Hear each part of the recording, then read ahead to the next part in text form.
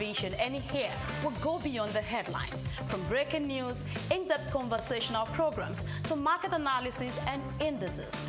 From policies affecting growth to unique documentaries, from live event coverage to bespoke productions, we'll deliver content that connects you to the world. At SOUQ News Television, we provide news surrounding business, economy, and development, infomercials and jingles that stand out, short and long-form documentaries crafted to international standards, independent production spaces with full technical support, special coverage for individual and corporate events, a special form of documentaries through our prestige package, Immortals, where we tell your story the way you'd love it, and business support services tailored for small enterprises. SOUQ News TV, powered by FemWatch Limited, also home to the Isle 95.9 FM Lagos and Kasua 99.7 FM Kano, and Emirate News Television Abuja, together forming Africa's trusted media powerhouse. Storytelling, coverage, and connection that matters. SOUQ News TV, your home for business, economy, and development. Hello Nigeria, hello Africa. Yeah, this is Sound Man. Keep watching SOUQ News. My name is Babalola from Excel LED. Keep watching SOUQ News. My name is Shepherd Michael Adewale Onofuye. I enjoy you all to watch, always watch SOUQ News TV. Hi, I'm Tom Bogaballs, and please keep watching SOUQ News. Wale Seriki, SLG Lagos Island East, SOUQ News, keep out watching them and keep a lookout for them. They're up and coming, and we're proudly to be affiliated with them. You alone where they make me go crazy. This your love in the cool of my brain. You're my medicine, I need you all day. Yo, it's Blackface Nigeria, and you're watching SOUQ News TV. Keep it locked on this dial, don't change it. You know what I say? Blackface Nigeria, love no bad. Take Nigeria because it's the mind that needs to first of all be rebranded. Idris said he's going to be putting Nigerian labor, Nigeria content and materials first. If we say Nigeria first and it is just us down here that, you know, are pushing that agenda, it's going to be a big struggle. Do you think Nigerian firms, Nigerian organizations should start looking at getting their staff involved in this market or buying to keep for their staff? Within this side, let's also learn citizen diplomacy. See something. This is SOUQ business landscape. Welcome back. It's still SOUQ business landscape, and we want to say thank you. Now, before we went on that particular break, we're looking at the issue in Venezuela and how it's affecting us. We're looking at a drop in our revenue based on our projection, thanks to what we normally export to the United States, who happens to be one of the major buyers of our crude, and we're looking at approximately $3 billion at stake. Oipre, the fair one, was looking at possible ways of showing up and making up for that $3 billion. That is what we're still looking for. Because at this particular juncture, we need solutions. We need a budget that will work, and for us to get that done, we need a revenue that will account for what we've projected and budgeted for. So, Priye, just give us your last submission before we go to our next story. Okay, so currently now the Brent crude is selling for about $60-61, between $60-61, and the West Texas Intermediate is selling for between $56-58. Therefore, recently in the Nigerian crude still sold within, still went for about $78 recently. Bonny Light? Yes, Bonny Light crude still went for about $78.6 per barrel in the global market, outperforming the global benchmark like Brent crude and the WTI. We know that there is no gainsaying the fact that we are going to be affected. However, this is the time, that is why this is not the time we would have done that 1,000 months back. I wanted to say 1,000 years back. Back, but it's not late. We need to start expanding local domestic refining capacity. We need to do that. When you say we need to do that, these are not things you do in a month or 6 months or a year. It's, you plan, you forecast, you get it done. But right now, if we have done that a decade and a half ago, yes, we would have gotten somewhere very, very laudable by now. And also, put yourself in the president's shoes right now. And Ojulari, who I don't think anybody wants to be in the shoes of Mr. President and Ojulari at the moment. Let's try Ojulari right now, because he must provide solutions. Yes. What will you do? What will be your immediate short-term plan? Short-term plan? Well, I don't know. But it's obvious that we need What will be your immediate short-term plan? We need to diversify our export market. That is it. Now, diversifying export market is long-term. We have crude in our hands. What will be your short-term plan? Long-term, we have crude in our hands. Yes, we have crude that we are we approach others who we've been selling to before, and for others who we can't sell, who we've not been selling to before, for them to increase. To increase what they are buying from us. Yes, because we're not going to force them. That this is market. We need to sell. And like I said, if the East, including Africa, everyone, if WTI is still selling between 58, 57 or around 50, 51, and the Brent crude is between 60 and 61, and ours recently still sold for 78. It's not 78 anymore. No, well, you recently sold for 70. Of course, we know that it's not going to be 78 anymore with recent happenings. However, we're not going to go down that way. Yes, it doesn't gainsay the fact that we're still going to lose. Oil prices crash 50% from yes, but I think at the moment, the United States will not just want to crash the oil, go in there and just destabilize the market and crash it. It will give them a way, it will be, for lack of a better word, better than what they've done actually. So you agree that what they did is not good? No, what I mean, you just said it now. So calm down. You agree that what they did is not good? What you need to be specific about what they did. Better than what they've done in that context of words, in quotes. So in that sense, in that specific sense, we cannot say that we need to look inward.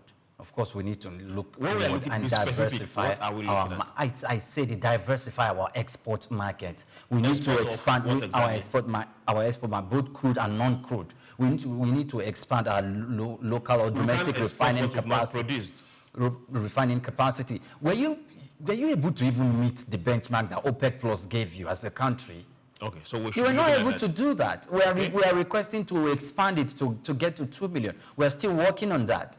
So I think we should. The quota that we over the years have been sending to the US, if that quota should drop, what should we do? Obviously, it's going to drop. So what should we do? We should be asking Ojulari that. Okay. While he takes himself off the picture of Ojulari, we will tell ourselves this. We need more refineries, definitely. And we will show better if we refine and sell finished products. We will make more money and also have more jobs in our hands. So let's encourage the BUA, let's encourage the other smaller modular refineries to come upstream faster because we really need them. Then also, let's tell ourselves some basic truth. No matter how the West paints and gives a media narrative, Africa can buy African crude. Africa can buy African finished products. Yes, we can. So let's also explore that particular venture. Then for OPEC, what is OPEC doing? That's what we are waiting to see. What is OPEC going to say when Venezuelan crude hits the market? They should not wait. Now, OPEC should have a delegation that should be on their way to the United States to go speak with Trump. Because while we were on break, you said something. If Donald Trump said he's going to flood the market with you said Venezuela was doing about 1 million barrels per day before now. Theirs were not specific. They were never meeting. They were not meeting. And they have the capacity to.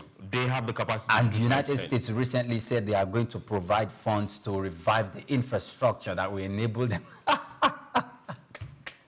That will enable them to, to have the capacity to be able to develop at the level which they are expected to.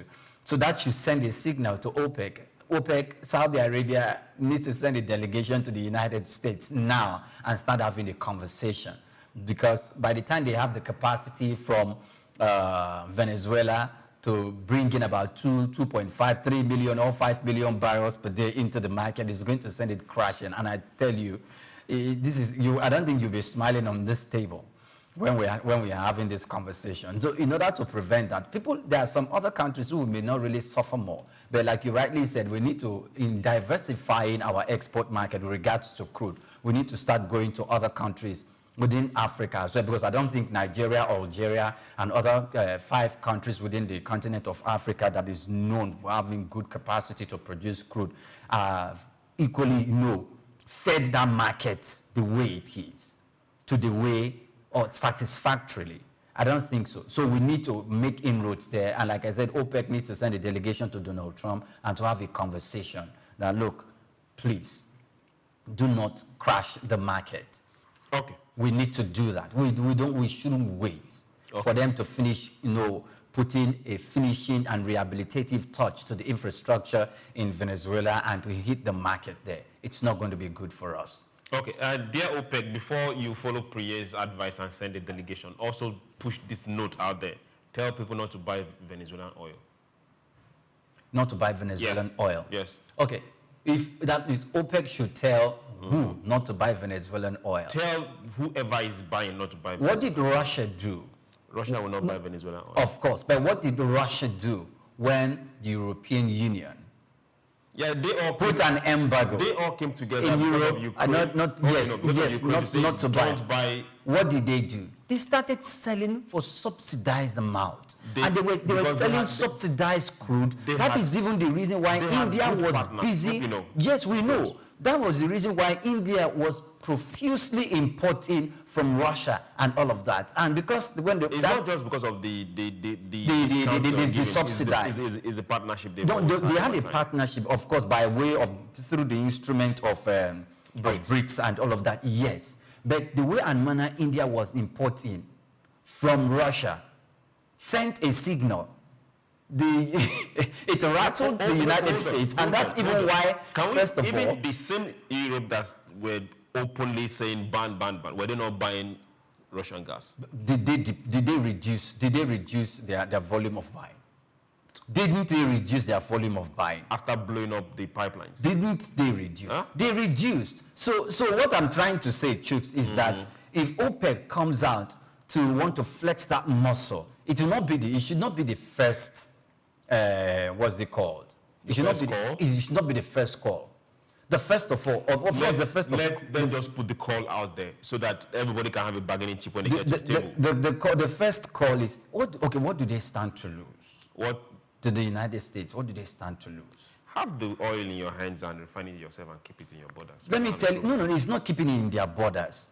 Remember, India has reduced the quantity and the volume they buy from Russia. Guess who they are buying from? They're not buying from the United States. Hold on. They are buying from the United States. Of the tariff regime. Great, because the nations, they need to stay afloat. And because they need to stay afloat and they feel they don't want to flex muscle with the United States, they need to be on the safe side now at the moment. They are equally, they reduce the volume they are buying from Russia. They are buying from the United States, and they are buying from other countries. They are equally buying from Nigeria. So the United States, by virtue of its influence, can equally start telling some of their allies to increase or to keep buying, to buy from them, because now they are going to have more capacity and more volume of oil to flood the market with.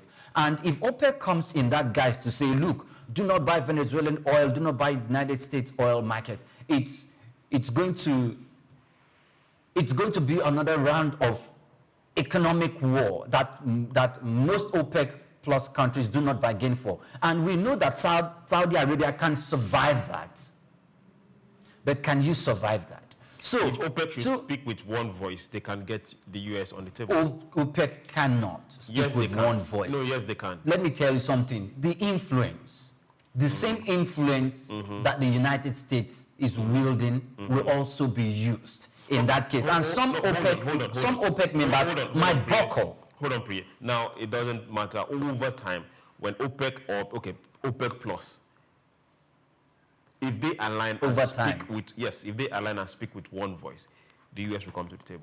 Let's not give them that. They didn't have the issue of Venezuela at hand at that particular moment in time that had threatened their economic strength and their economic power. They have always had issues with Venezuelan oil. No, always. But you also said that Venezuela have not been meeting their OPEC quota. Of this same issue. If they have not been meeting their OPEC quota, that means OPEC stands to gain, and countries like the Saudi Arabia and others who have the capacity to get more crude out there, they are the ones that stands to gain. Not even Nigeria, which has not been meeting its OPEC plus its OPEC quota. Let's get to see what OPEC is going to do, because they have options, but before they start flexing authoritative muscles before OPEC OPEC gets into the boxing ring with Donald Trump, first of all, they need to negotiate. They need to talk to him that, look, don't flood the market. I'm not saying OPEC should negotiate from a weak position or they should be spineless before the United States. No, they need to first of all negotiate that, look, please don't flood the market because you are going to do this, that, and the other to the economy of nations who are even your allies, and you do not want to do that. If that is the route you are going to go to, you are going to end up making more enemies for the United States. I know probably Trump will not want to listen to that, but he might want to listen to the voice of reason, because that is equally another avenue to bring OPEC to table. And it's going to be trading conditions, both from OPEC and the United States. But if that is not going to be the case, and both OPEC and the United States, or maybe OPEC and Trump in this specific case, will want to knock arms together, who stands to lose? Is Saudi Arabia going to lose? Will Nigerian lose? Who stands to lose? Both sides, though. But let's not think that one particular side of it has the ultimate power to this kind of issues. No, I'm not talking about power. I'm talking about influence. It doesn't matter the influence. OPEC has a call of duty right now, and we expect them to really wield that, because, as I tell you, winter is coming. Yes, winter is coming. But if Donald Trump can wield the influence of the United States to break through to one of the most populous nations in the world, and with irrespective of their strength, through the instrument of tariff and other diplomatic instruments, to make them cut down on the subsidized fuel that they've been getting from Russia, is interest. Then that is the same influence. Is interest. Interest should be driving everyone. India had to cut down on the amount of crude they were taking from Russia because of interest, national interest, because they also have a whole lot of trade going on with them and the United States. Yes. So they also want to protect to a particular extent. And they know that it's also affecting their economy in one way or the other. So it's all about interest. It will get to a particular point when the US will also have to think and look and say, okay, if we continue in this path, it won't be productive for us. Because of the price influence of consumer goods are going up there, hope you know. Yes, because of the influence, because of the relationship the European Union has with the United States. When Donald Trump comes with that product into the market, are they going to buy? Well, that particular question will be theirs to answer. Great. They are still depending on Russia. I know the reason why you're not buying, why you're not answering that question. Of course, you know, because they are going to buy. And you know Nigeria has had trading partners in Europe that we are supposed to be supplying, and that is going to result. Are they still buying Russian gas? Are they still dependent on Russian gas? Okay, I hope you're not expecting me to answer that question. Okay, great. But let's just know that everybody needs everybody. So while we look forward to issues being resolved, we on this side as Nigerians, ours is more of concern to us, because that is where our interest lies. And the thing that will affect our revenue and our budget, we will stand firmly and say, hey, let's get something done about it. Now, revenue generation. Apapa Custom records 2.93 trillion revenue in 2025. Up 24.3%, the Nigerian Customs Service, Apapa Area Command, generated 2.93 trillion in revenue in 2025, marking a 24.3% increase over the 2.35 trillion recorded in 2024. Public Relations Officer of the command, Isa Suleiman, disclosed this in a statement on Wednesday, describing the performance as a significant boost to national revenue. The increase of 573.2 billion underscores the command's central role in custom operations. The performance reinforces Apapa's command's position as the nation's leading revenue hub.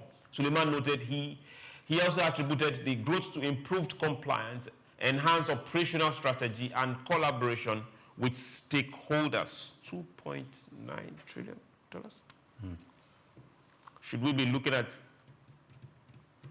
×2 or ×3 in 2026?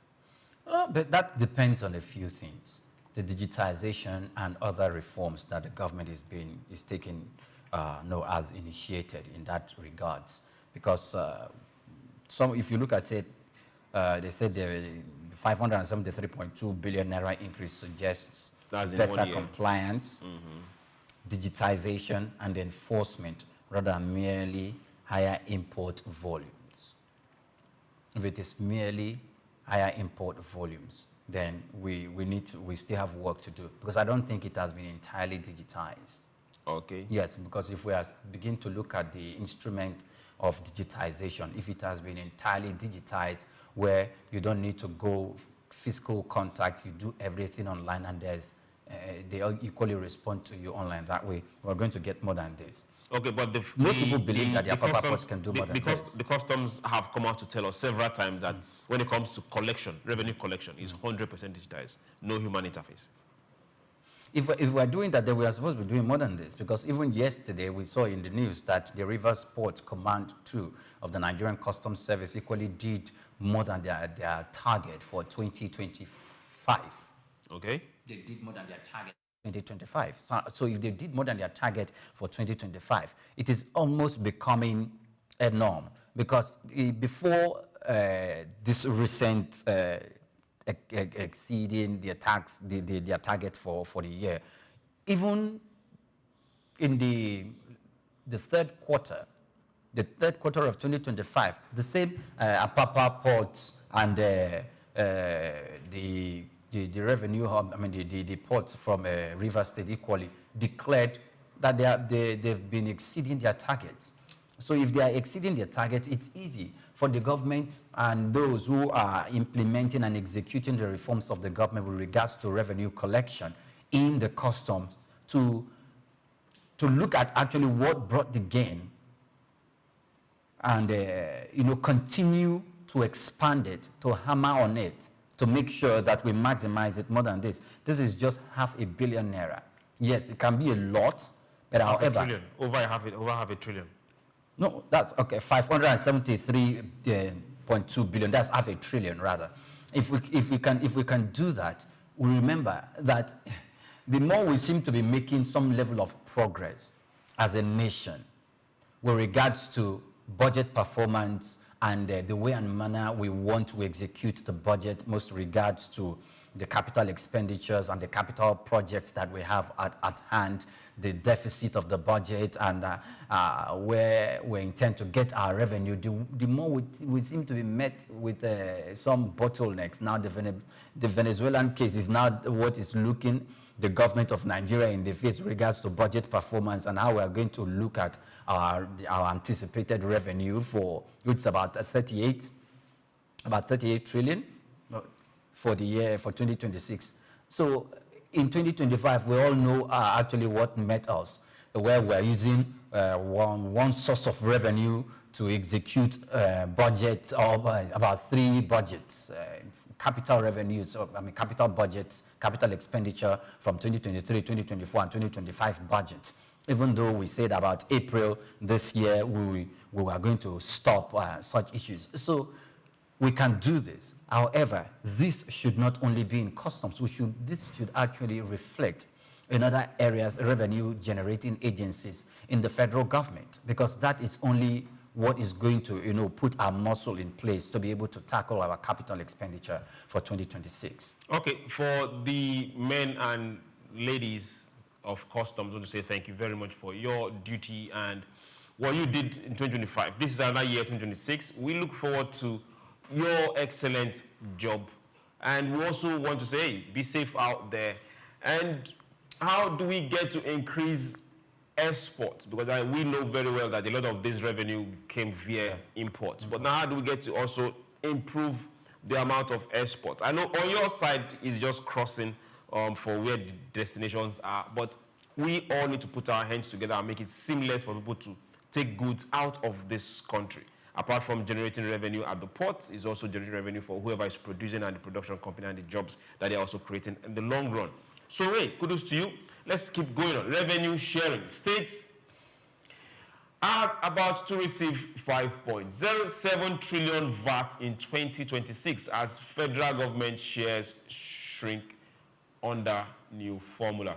The 36 states of Nigeria are projected to receive 5.07 trillion in value-added tax, that's VAT. That's revenue in 2026, following the implementation of a revised VAT sharing formula under the National Tax Act, according to report. Details of the revenue distribution are contained in the 2026-2028 medium-term expenditure framework and fiscal strategy paper recently approved by the Federal Executive Council. The new arrangement, effective from January 2026, that is this month, reduces the federal government's VAT share from 15% to 10%, increases state share from 50% to 55%, and retains 35% for local government. The revised formula is expected to significantly boost fiscal capacity at the subnational level and rising expenditure needs, especially in health, education, and infrastructure. Analysts say the shift reflects growing emphasis on fiscal federalism and improved revenue allocation to support grassroots development and reduce over-dependence on federal transfers. This is good news to states. But some other states are also going to stand up and say, okay, good and fine. If we are going to share this, we produce more of this particular VAT. Some states don't even agree to some of the things that VAT are paid for, yet they are going to share in the VAT. We've gone past that particular stage. Oh, we've not. It's something that should come up for discussion again. No, it is. Because we need to be responsible as subnationals. Okay. And if we say we are running a democracy, you don't have to like alcohol. You don't have to take alcohol. And if there is a law telling people that, look, you are free to eat or to do whatever you want, if there are religious institutions there that are going to be, do what they normally do, they shouldn't pester or force people to doing things. They can only talk to them. Alcohol is not good for your system. It's not good for your health. So stay away from it. And they are appealing. But if they are not, if the people goes ahead to do that, then that is their business. However, if you are trying to implement it as a state law, then you should not enjoy from what is coming from it, the finances and the money by way of fiscal federalism. Then you should be completely out from it. Because, jokes, let's take a very good look or cast our minds back. By the time you start analyzing the body languages of past administrations, presidents, either from the northern part of the country or from the southern part of the country, when it comes to tax and VAT or making laws with regards to revenue sharing and allocation, you see their body language tells you what the North wants and what the South wants. It's as if what the North wants is that let's begin to empower the federal government. The federal government was taking 15% from value-added tax. This administration came by virtue of the tax reforms, is now taking 10%. If this is going to go through the curtains and the scissors of reforms again before, after 2027, if it's going to go through reforms again, this might go down from 10%. Okay. If it's from the north, it will not go down from 15%. In fact, I dare tell you that a review or an amendment or a reform might even take it up to 20%. So you know where the north lies and where the south lies. Let's even come to the issue of state police. Before we get to the issue of state police. No, so we are not going to have that as a discussion because we don't even have it here. So I'm just telling you the positions that either the north or the south will want to have in a thing like that. Okay. But for this revenue, 55% for states, this is good. If 55% is coming from states, now it's coming to states rather, and about 35% to local government chooks. 35% of VAT is going to local government. You know, there is no excuse anymore.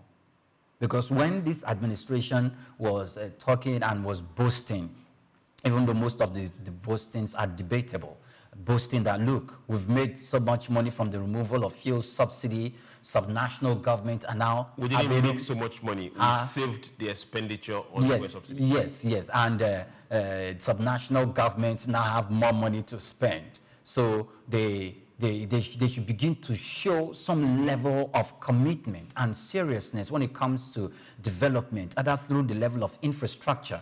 It comes to development in terms of building schools, healthcare centers, in terms of other social amenities that makes life easy for Nigerians. Have you been seeing that? If we have not been seeing that, then we must equally balance criticisms and accusations, which are right in any democratic setting, the way we level it up. And we must make sure that these critical fingers must be pointed at the three tiers of government: the federal, the state, and the local government.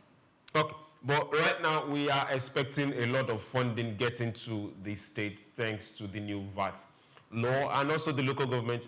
Hope you get yours directly. That's what the president is advocating for. Now, let's still talk a little bit about funding before we move ahead. It has to do with education. Alausa says all federal scholarship payments have been settled up to 2026. Dr. Tunji Alausa, that's the Minister of Education. He has come out to clarify that all Nigerian students, all on federal scholarship, have been fully paid up to 2024 budget year. That particular statement aims to address growing public concerns following viral social posts from students in Morocco under the bilateral education scholarship program who alleged payment delays, homelessness, and lack of medical support. Alausa said the ministry is reviewing the complaints and reaffirming the government's commitment to the welfare of Nigerians studying abroad. Now we get into a commitment of our scholarships, and this is not the first time we hear discrepancies when it comes to payment of some of these scholarships. But I think this should be something that should never ever happen. If you offer a citizen scholarship, whether internal or outside the country, that person should not have issues having those scholarship monies paid directly, or having to wait, or having to get sent out of school, because we've seen that happen before outside this country, for these scholarships to be paid. And the minister has said, hey, up to 2024, we've paid. What about 2025? What about 2025? Okay. So if that has been paid, I think it would be good if some of our students are going through this, what I call it, disappointments when the scholarship has not been paid. I think there should be, even before then, there should be some form of interface between the government and those institutions for where the students are schooling. Because if we have direct intervention coming from the Federal Ministry of Education, and which is an extension of the federal government, interfacing with these schools out there, I don't think they will be in a haste to chase out the students or to give them what is due them. They most likely won't even get the student involved in any of these conversations. Just the way it is, it comes as a first line of charge. When the budget for education comes, this should just be the first line of charge that you take care of in these several institutions. And it's not too much of a commitment from the government, because we're talking about human capital development. This is what keeps a country running and keeps a country growing. Now, imagine some of the great businessmen or some of the fantastic innovators that we have. Now, I want to delve to a specific aspect of this conversation, but probably it's too early. Some of them didn't even study abroad with scholarships. Their parents sent them abroad, or probably independently they won a scholarship on their own and they went abroad to study, and they worked there for a while, and they feel that, look, with what I have, I can come back to Nigeria and I would do better. Because this person, while schooling there and working there, has not only learned about the working environment, the person has learned skills, has learned how systems are formulated and how they are run in an ideal society, and how they need to provide services in a society with diverse, homogeneous people. So they know. And if they're empowered in that regards, probably from the savings they made and all of that, and they come back to start companies here, back in Nigeria, that in itself is almost as good as having a multinational coming into the Nigerian space to invest or to build up a manufacturing hub. So what I wanted to look at the other time that I said probably it might be too early is that government sometimes should take up the Lee Kuan Yew model, where Singaporeans were intentionally sent out abroad to go understudy those functional systems. A lot of Nigerians are also intentionally sent out abroad. To go understand it. Do they come back? That's where the issue is. So if they don't, so this is the easy. It is so easy. What is the agreement for each of the scholarships? If there were agreement in the first place, is getting into. These are things we need to start asking ourselves. So agreement on the part of the government and agreement on the part of the recipient of the scholarship. Also get to ask ourselves, are these scholarships really on merit? Okay, so there are two. So these are two things we need. When I made reference to this Singaporean issue, this is what I was trying to paint out. Students sometimes people are sent to school, to university to study. And whilst they are studying, there are opportunities for scholarship coming from the federal government or coming from some oil companies here and there, and some students apply for it, and they get it and they move. Fine. That is not the scholarship, that is not the only aspect of scholarship that we should use. What I mean intentionally, by way of policy, a specific kind of scholarship is coming forth. And it is targeted. We also have that coming from the PTF. But these ones are specifically targeted in the sense that policies and documents are written around it for the courses and the subject matters for which that you should study. It's also there. When I mean these conditions, if it is not complete, because this is a national agenda. So conditions if you are going into this particular scheme, you are signing an understanding with the government, and you will come back. Your program takes 5 years.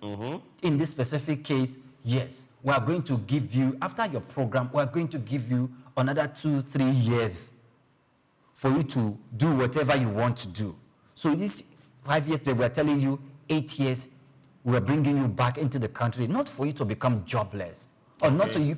We are strategically positioning you, whether it's in the power, whether we're bringing you to the Ministry of Works, we are taking you to the Ministry of Information, Communication Technology, we're bringing you to specific and strategic areas, we're bringing you to the Ministry of Space and Aeronautics, we're bringing you to aviation, we're bringing seats, because we know the kind of institutions we are sending you to, and we're bringing you back.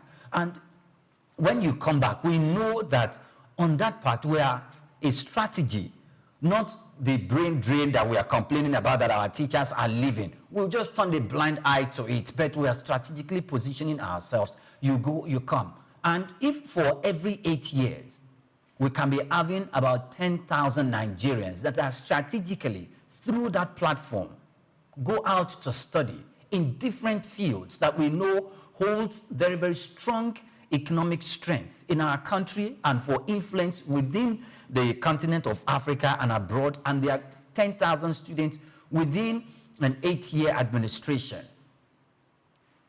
4 years administration.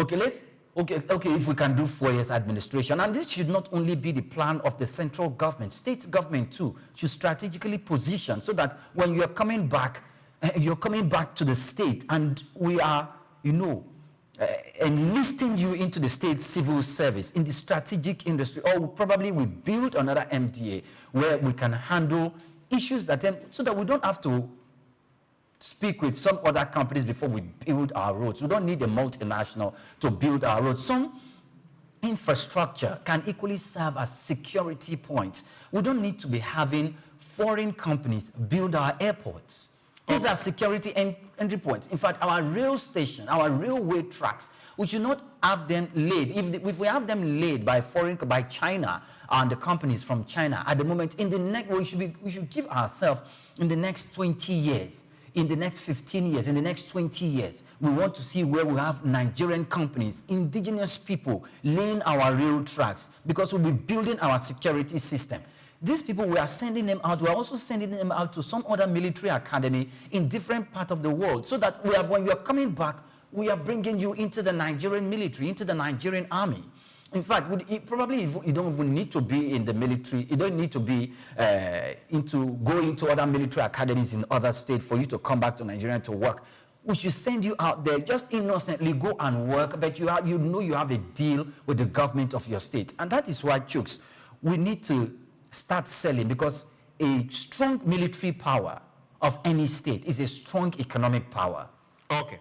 I will take that. Yes, and we need to start looking at where we give a different ideology and orientation to the new generation of Nigerian youths that are coming, for them to put forth country first. Country first. And if we are going to be telling the young Nigerians that we're having at this moment in time to put their country first in their thought, in their actions, whenever they are thinking about their career, you need to also start looking at the yearnings of the young Nigerian. What does he want? What does he want? Okay, when a young Nigerian between the ages of 15 and 25. Can I pause, you know? Okay. Okay, thank you very much. To everyone out there, this particular story stems from our dire need for human capital development. So if we send people, and if we agree and say we are going to send you on a scholarship, whether it's a school in Nigeria, a school outside Africa, please, like Priye said, like Oyin Priye said, there is nothing difficult in the government interfacing with the institution. That is key. So whether you've paid or not paid, as long as the institution knows that they're in direct contact with you, that student, that Nigerian citizen will not be bothered. So please, let's take this, let's handle that, and not just coming out to tell we've done this, we've done that. No. Let's know that you care about the person himself that is in that institution. And like Priye said, we need human capital development to the next level. We can't keep depending on outside intellectuals to solve our problems. We have to develop it in-house. We'll go on a very short break. And when we return, we'll talk some more on power. Don't go anywhere. Take Nigeria, because it's the mind that needs to first of all be rebranded.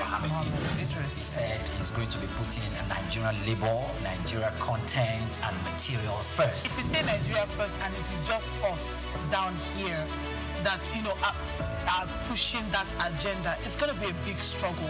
Do you think Nigerian firms, Nigerian organizations should start looking at getting their staff involved in this market, or buying to keep for their staff? Within this side, let's also learn citizen diplomacy, see something. This is SOUQ business landscape. With the theme, leveraging customs enforcement to enhance revenue generation with transparency and accountability, an ICPC perspective. The lecture, held at the Federal Operations Unit, Zone A, Ikeja, brought together officers of the Nigeria Customs Service and top officials from the ICPC. The Public Relations Officer, A.O. Hussaini, opened the event by introducing dignitaries, followed by welcome remarks from Comptroller M.S. Shuaibu, head of the Federal Operations Unit, Zone A. Assistant Comptroller F.A. Owoniyi, convener of the session and Zonal Head of Operations for Zone A and C, underscored the significance of the Anti-Corruption and Transparency Unit, ACTU, which represents the ICPC within the Customs Service. There was also a brief remark by Mary Omonoya, a Principal Superintendent at ICPC, representing the Resident Anti-Corruption Commissioner, Chukura Alexandra. My honor to welcome you all to this important engagement on leveraging customs enforcement to enhance revenue generation with transparency and accountability.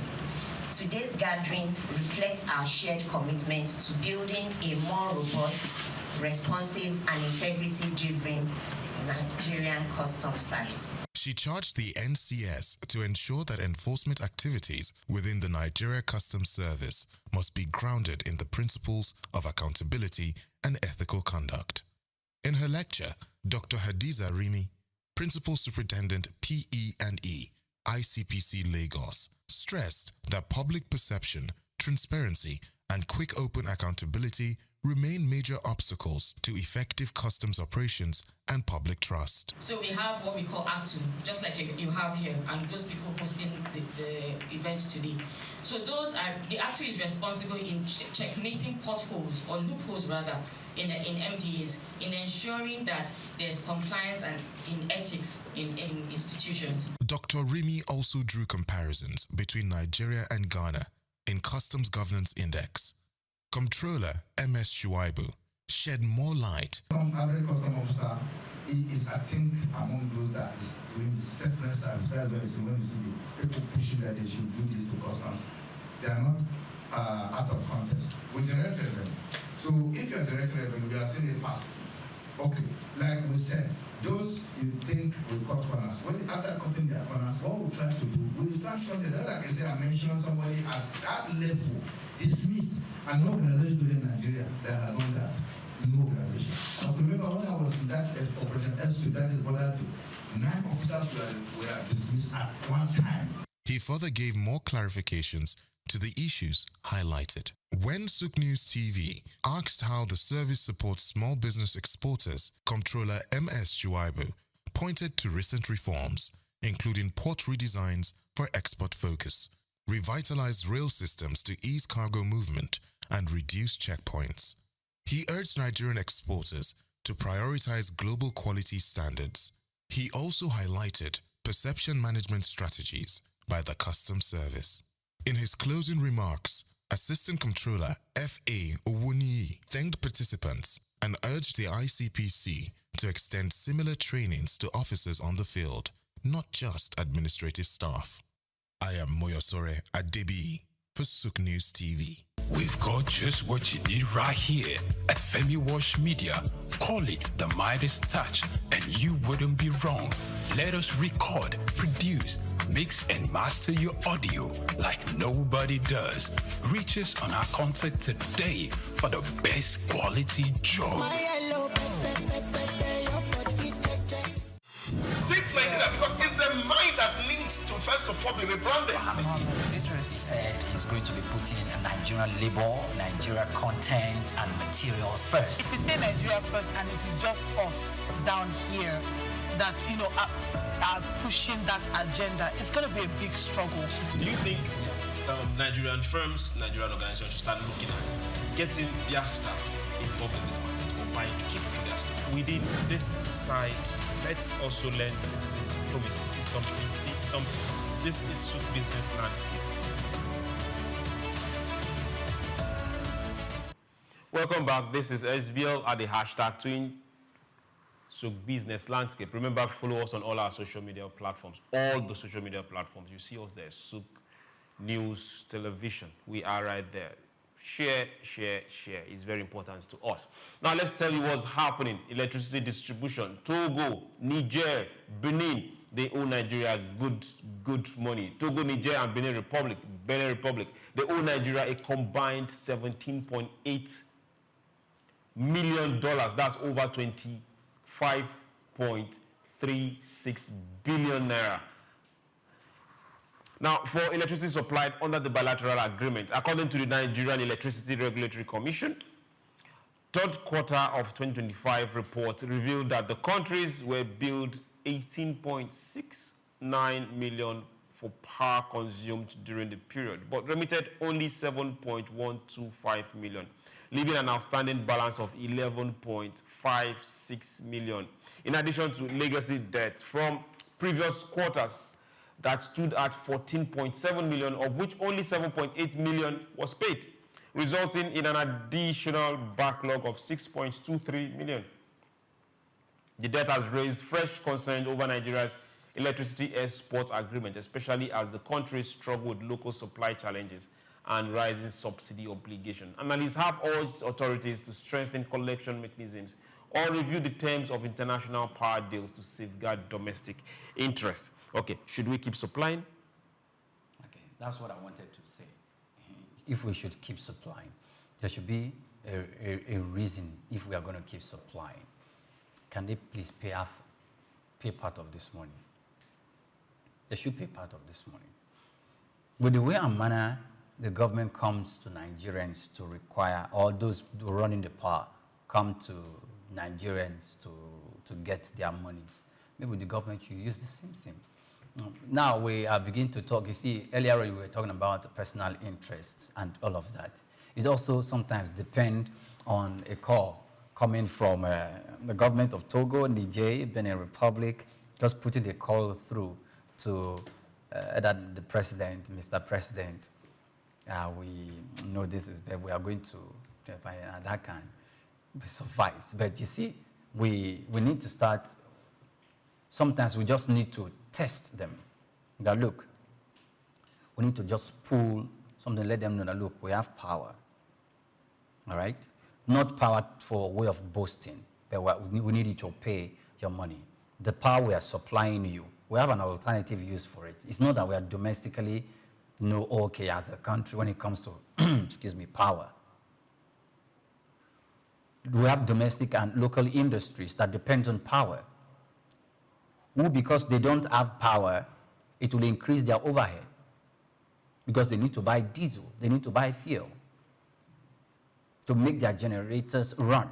And that is going to increase the price of the goods that they are manufacturing or producing and transfer the burden of it to the final consumer. And that in itself depletes the purchasing power of the man. So what increases inflation. So what's the best way of approaching this nation? Sometimes maybe we should just shut it down. In the agreement, can you shut it down? In the agreement, are you allowed to hold for this long? Well, we have to revisit those particular payment plans. And agreement, yes, because this is obviously a weak enforcement of bilateral agreements. On whose side? On Nigeria's side or on their side? Of course, we are going to look at it from our own part. It's a weak enforcement. Okay.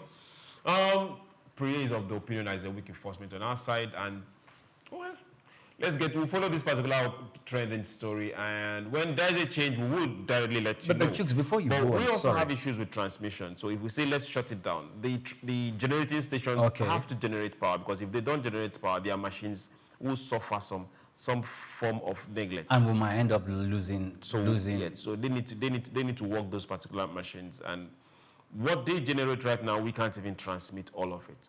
So Chooks, that's why when a Donald Trump thinks a certain way and acts a certain way, sometimes you look at it that it forgets the interest of this country is looking out for, and if some other countries are going to suffer for it, sometimes they will turn a blind eye. If we are supplying power to some of these countries, do you know that the manufacturing industry in that country is in our hands as a country? So what are you saying exactly? Yes. It's in our hands. So if we can, that means by way of enforcement of this, just by putting it out for a week, can shut that down. And no, I'm not saying that is what we should do. If we do that, that means their manufacturing is off for a week. Or those specific aspects of the economy that runs on the power that Nigeria supplies. Okay, Pri, I want you to hold on to your humanity. So to my humanity, of course we're holding on to it, but I think it's also good to reciprocate that by also showing some form of forthrightness to pay up. Yes. Even not for everything, at least pay some part of it. We owe something. We've been singing this song since last year on how much these countries are owing. Let's even ask another question. What is Togo doing for Nigeria? What can you do for Nigeria? What are we importing from Togo that we don't have, that if we do not get it, we are going to suffer somehow? What are we importing from Benin? Yes, they are. We are importing workmen, craftsmen from both countries. No, we're not importing them. They are coming here to make ends meet. Yeah, and they are not paying tax. So we need to put that into consideration. Yes. So you're telling them. No, of course, we are still brothers. Okay. I want to believe Mexico just have a border with the United States. And I don't want to mention some other countries have borders with the United States. When they work in the United States, they pay tax. And yes, I know. But and when they came in, you can see some of the allegations that the Trump administration put forth that made the presidents in these nations to have to be on their toes. So sometimes we are not going to punish. We don't have time. Yes, we're not going to punish them, but we're just going to let them know that. Need more people to sit up and do their job. Those whose job that's quite an ambiguous statement. Of course, let's just be more specific. There is a department whose job is to follow up these monies. So let them do their job. And sometimes, okay, it's fine. Okay, good. Now, cross-border travel, this is more of a public service announcement. The federal government is granting duty-free temporary entry for personal vehicles by international travelers. Yes, now the government of Nigeria has introduced a new procedure allowing duty-free temporary admission of personal vehicles brought into the country by international travelers. The Nigerian Customs Service has announced the policy applies to non-commercial vehicles used for purposes such as tourism, business, diplomatic missions, or personal visits, and permits are initially allowed for an initial stay of up to 90 days with a possible 30-day extension. However, now note this: these vehicles must not be sold or used for commercial purposes while in Nigeria. Are you going to monitor? That's where it is. When you are coming in, they are supposed to be tagged and they're supposed to have a plate number. So those particular number and tags should not change. Okay, some of these companies in Nigeria that either assemble cars or manufacture cars in Nigeria, you know them, know some of their names. They run a lease. They have a lease arm of those companies. You come into the country, you need a car to drive around, you are going to lease cars from this organization and from these car manufacturing entities. Okay. We are stopping their business from thriving. No, see, this particular policy is not open to everybody. It's open to international travelers, it's open to tourists. Great. I might want to go to Ghana right now and I don't want to go via transport or flight. I drive my car. So yes. Ghana knows that, okay, if I'm driving my car, okay, good enough, at the borders, I pay a certain fee, toll. They know very well that my car has been tagged, and I have maybe 2 weeks for that car to spend in Ghana. And after 2 weeks, that car should leave Ghana. I can't sell it there. We can only do this if we have the facility, the digital facility to tag, monitor these vehicles wherever they go in the country. We know when they came into the country, whatever state they are, and whenever they are going to leave, and the time duration they are going to spend in the country, and they leave. If we do not have it, it's going to be abused. And that is why the government should not just run into doing that, so that we can allow the other companies, the other manufacturing. The government can do that based on this. As long as they say you're not going to sell the cars. If you're selling a car, you would need to pay custom duties. So for every single car that has been tagged as coming in via tourism or via it was going to be tagged. Oh, yes. So for every single car, this is where, just like you said, technology. You can't get a custom papers on any of those kind of cars because they get into the system.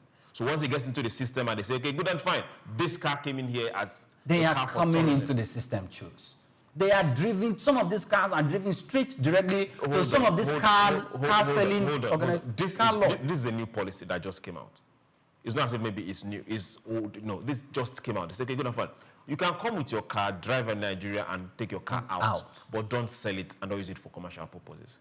But people still bring in cars from outside Benin, Ghana to sell here. Yes, they pay custom duties for those cars. Yes. Then for those that come in illegally, after maybe 2-3 months, the custom will now catch you. This is going to be used by those people who bring these cars. Let's see the positive side of it. Let's look at the positive side. Some of these cars, when they are being shipped, they are not shipped directly to Nigeria. That Nigeria is their destination. Then they go to Benin Republic and they go to Ghana to offload the cars there. Then those whoever import the cars will get someone to drive those cars from there down to Nigeria, and they can use this policy to just drive the car into Nigeria and take it straight let's look at the positive. To Austin's apartment and park it there at Austin's garage, and Austin is not going to pay any form of duty. Dear Priye, let's look at the positive. Remember very well, some of these persons, a former minister of the Federal Capital Territory, son was caught driving a specific car that was used for a Formula One that duty was not paid. Duty was not paid. It doesn't matter the car. And if you know the price of the car. Hold on, Priye. Let's always look at the positive side of things. Great. Now, is this good for our economy? Yes. Do we want people to come in, drive their own cars and leave? Yes. But now, is the duty of customs and other agencies to make sure that these cars are not sold here? Is the duty of the police at the end of the day to make sure that these cars are not used for commercial purposes? So let's always look at the positive side and say that, is this policy workable? If we put our minds to it, yes, it will work. Let's see what's happening. Now we're looking at the policy side of it. Let's see what's happening from. Let's see what's happening from the From the social media aspect of it, this Venezuela matter, that's coming from Praise. Yes, Praise also accusing Chooks of putting words in Priye's mouth. Priye is an adult. Nobody can put words in his mouth. Venezuela is also there. Love Praise is saying, first time he's seeing Priye laugh on set. Priye, congratulations. Keep it up, Priye. I think everybody is loving on you today. I just hope it doesn't tighten foreign exchange flows. The chances are huge. Now, the U.S. move is shaking everywhere. This is coming from Ike Chukwu. Thank you very much. Gospel Merchant said Nigeria didn't save money from the fuel subsidy. Okay, now on the scholarship story, scholarship is an opportunity that most students would definitely opt for. Toby is here and he's telling us, well, these are monies that need to be collected. This, of course, depends on the agreement, not public for proper engagement. Okay? Power is critical to national survival. Definitely, this is coming from our own oracle. So when Priye and Priye say we should cut out them for 1 week, that's what I say. Hey, let's see your human side of it. Now, let's also, this is coming from Ima. Okay, from Ima Olisa. Yes, there is need for an overhaul of the status quo if we must attract more foreign investors. We agree with you. Now, let's look at Petrol Regulatory Authority. This is where we are going to. Dangote is withdrawing his petition against former NMDPRA against Chooks' uncle. Oh, he's not my uncle? Yes. Okay. Now, we'll be ending with this particular story. Now, Africa's richest man, Aliko Dangote, has withdrawn a petition he filed with the Independent Corrupt Practices and Other Related Offences Commission, ICPC, against Ahmed Farouk, the former chief executive of the Nigerian Midstream and Downstream Petroleum Regulatory Authority. Now, the ICPC disclosed the development in a statement titled The Investigations of Dangote Petitions Against Engineer Farouk Ahmed of NMDPRA continues, confirming that despite the withdrawal, the anti-corruption agency will proceed with its investigation into the matter. Okay. It's not even started. Now, this is Dangote as a person has said, okay, good and fine.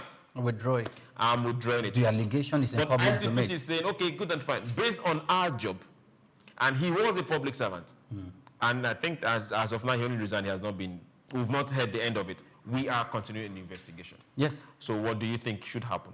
Continue investigation. The reason why investigation should continue because we need to have, we need to start cutting down, or if not completely eliminate men who are stronger than institutions.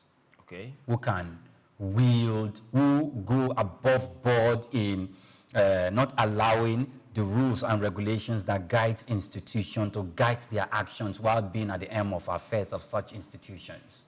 Okay. We need to go beyond that because that's one of the reasons why Nigeria is not making progress economic-wise and why we don't have institution independence. Is when you have strong men who operate in certain positions, who can even look at the law, when you look at the regulatory aspect that says this institution must carry out its duties, this, that, and the other. And we have some strong men who will come and just overrule it and do their own thing. They should be subject to the government and to the governance of the institution. In that way, we can ensure institutional independence and subject everyone working under that institution to those laws because it governs everyone, including the man at the helm of affairs.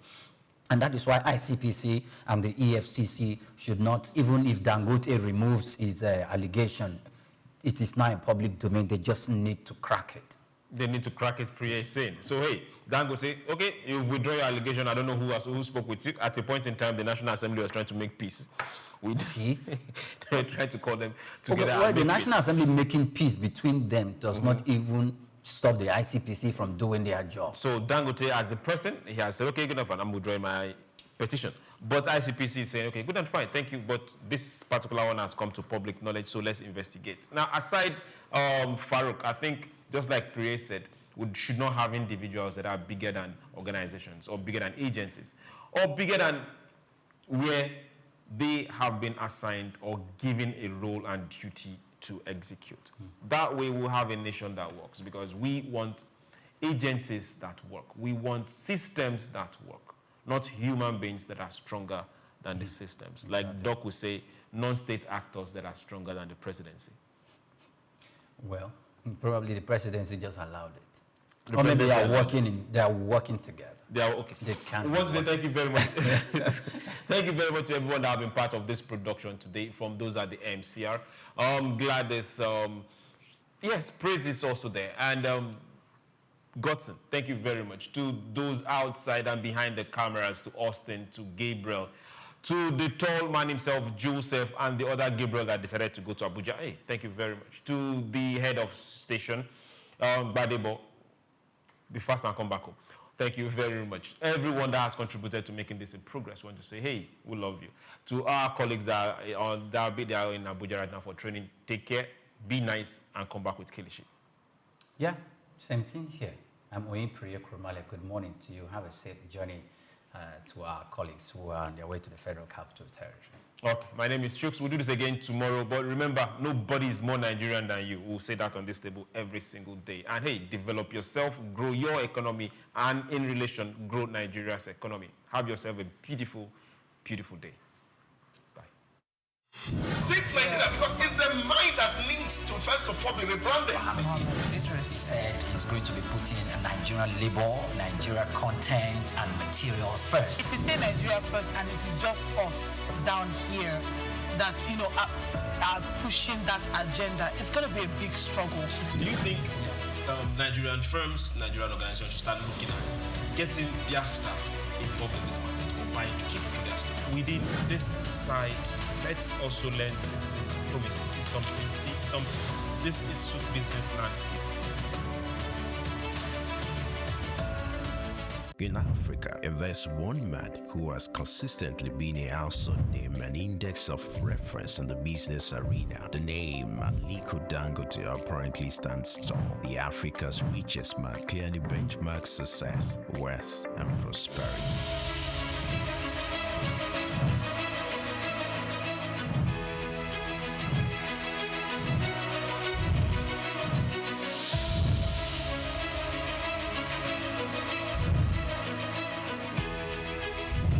His unofficial love and passion for business are quite phenomenal. These can be traced to his background. Born in April 10, 1957 to Maria Sanusi Dantata and Mohammed Dangote, his maternal ancestors were prosperous caravan traders under British colonial rule, and his grandfather, Alhaji Sanusi Dantata, was a commodity trader. Dangote's grandfather was heavily involved in his upbringing and helped ignite his entrepreneurial spirit. For Dangote, one would ever assume his wealth was handed out or easily channeled, being an offspring of Dantata, or his success didn't come through daydreaming. Dangote complemented inherited fortune with deliberate hard work and innovation to pave his way to the top. Those who knew Dangote while growing up will not be surprised at his outstanding success. At age 8, Dangote uses pocket money to buy sweets, which he and others sell for a profit. Everything big in life starts from little.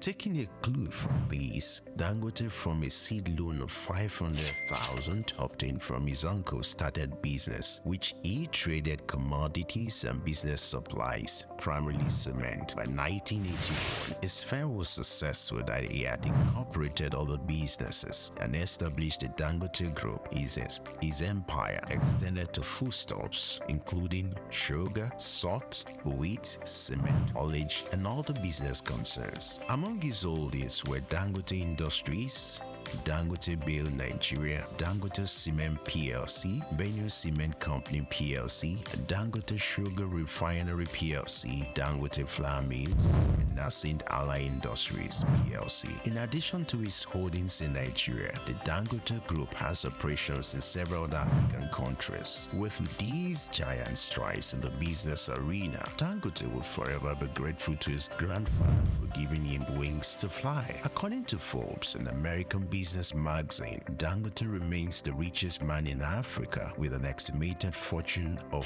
$13.9 billion. Dangote is one Nigeria, highly decorated with honors as well. His urine service and huge investment also got him both local and international recognitions. Like the Guardian Man of the Year in 2015, he won the 2016 African Business Leader Award organized by the African American Institute. Dangote Dangote was cited as one of the top most influential Africans by the New African magazine in 2015, 2017, 2018, and 2019. He was recently conferred with the prestigious award of the National Order of the Lion by the President of Senegal. When it comes to breaking jinx, Dangote has it in full measures. He took his pioneering and jinx-breaking adventure to another dimension with the unveiling of the $20 billion refinery, widely adjudged as the largest single-train petrochemical refinery in the world. The refinery has the total capacity of 650,000 barrels of crude oil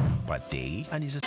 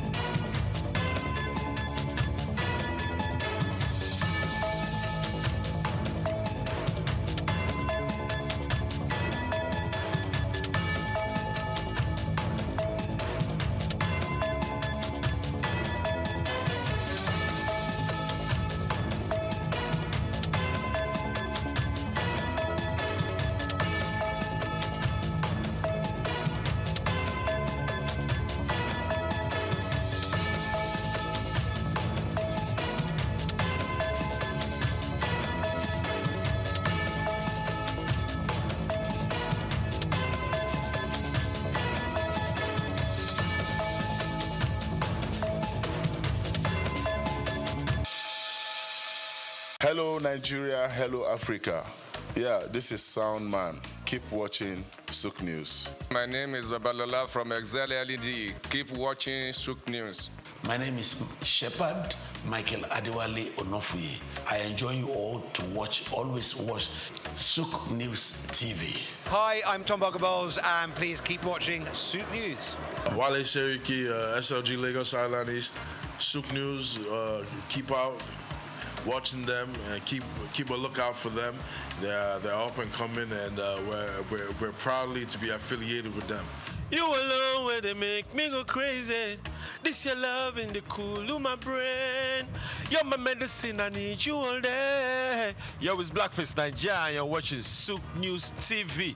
Keep it locked on this dial, don't change it. You know what I say? Blackface Nigeria, love on the bad. Known as the father of African literature, Chinua Achebe was born on the 16th of November 1930 in Ogidi, now Anambra State, eastern Nigeria. He was born to Isaiah Okafor Achebe, a teacher and an evangelist, and Janet Anenichi Ilegunam, a vegetable farmer. Achebe has reshaped the global understanding of African identity through the power of storytelling. Raised during the twilight of colonial rule, Achebe's education was steeped in both Igbo tradition and the Western values of post-colonial Christianity. As a student at the University of Ibadan, he became fiercely critical of how Africa was portrayed in Western literature. Achebe believed that Western literature often painted Africa as a dark and primitive continent, but he sought to tell the African people's lens. In 1958, Achebe's groundbreaking novel Things Fall Apart shattered colonial narratives through the tragic story of Okonkwo, an Igbo warrior. Achebe illuminated the complexities of African culture and the devastating effects of European colonization. Things Fall Apart became more than just a novel. It became a symbol of African resistance against the oppressive narratives of colonialism. Achebe was not just a writer. He was a passionate advocate for African self-determination, and his political activism made him a critical voice in the post-colonial era. Even after a life marked by personal and political struggles, including a car accident that left him partially paralyzed. Achebe continued to inspire. He taught at Bard College and later Brown University, where his influence reached new generations of writers and thinkers. He was married to Christiana Chinwe Okoli and they had 4 children. Sadly, he died in March 2013 at the age of 82. Chinua Achebe's legacy endures in his novels, his essays, and in the countless voices of African writers who follow in his footsteps. He gave us a voice, a story, and a vision of Africa that is ours to share.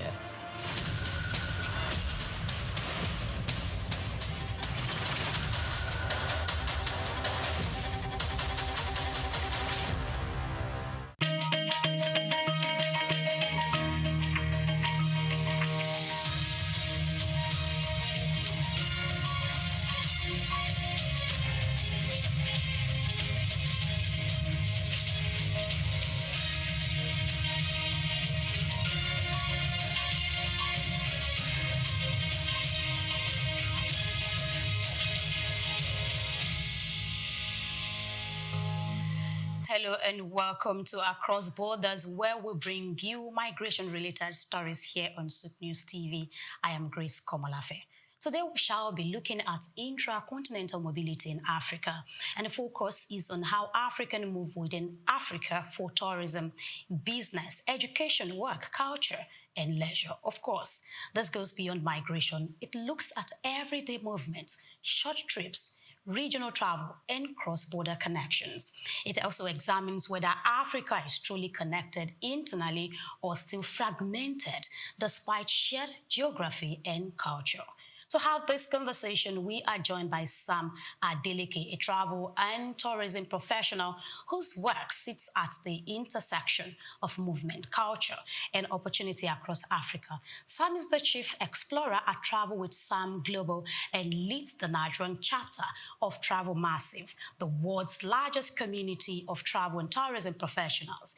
He is a recipient of the Ooni of Ife Royal Leadership Award and has worked on destination marketing campaign with tourism boards and institutions across Africa and beyond, including Dubai Tourism, Rwanda Development Board, South African Tourism, and the United Nations World Tourism Organization. Today, Sam joins us virtually to explore the theme, African Movement Unlocking Intra-Continental Mobility. But before the conversation begins, let's go on a short break. When we return, the conversation will start. Please stay with us.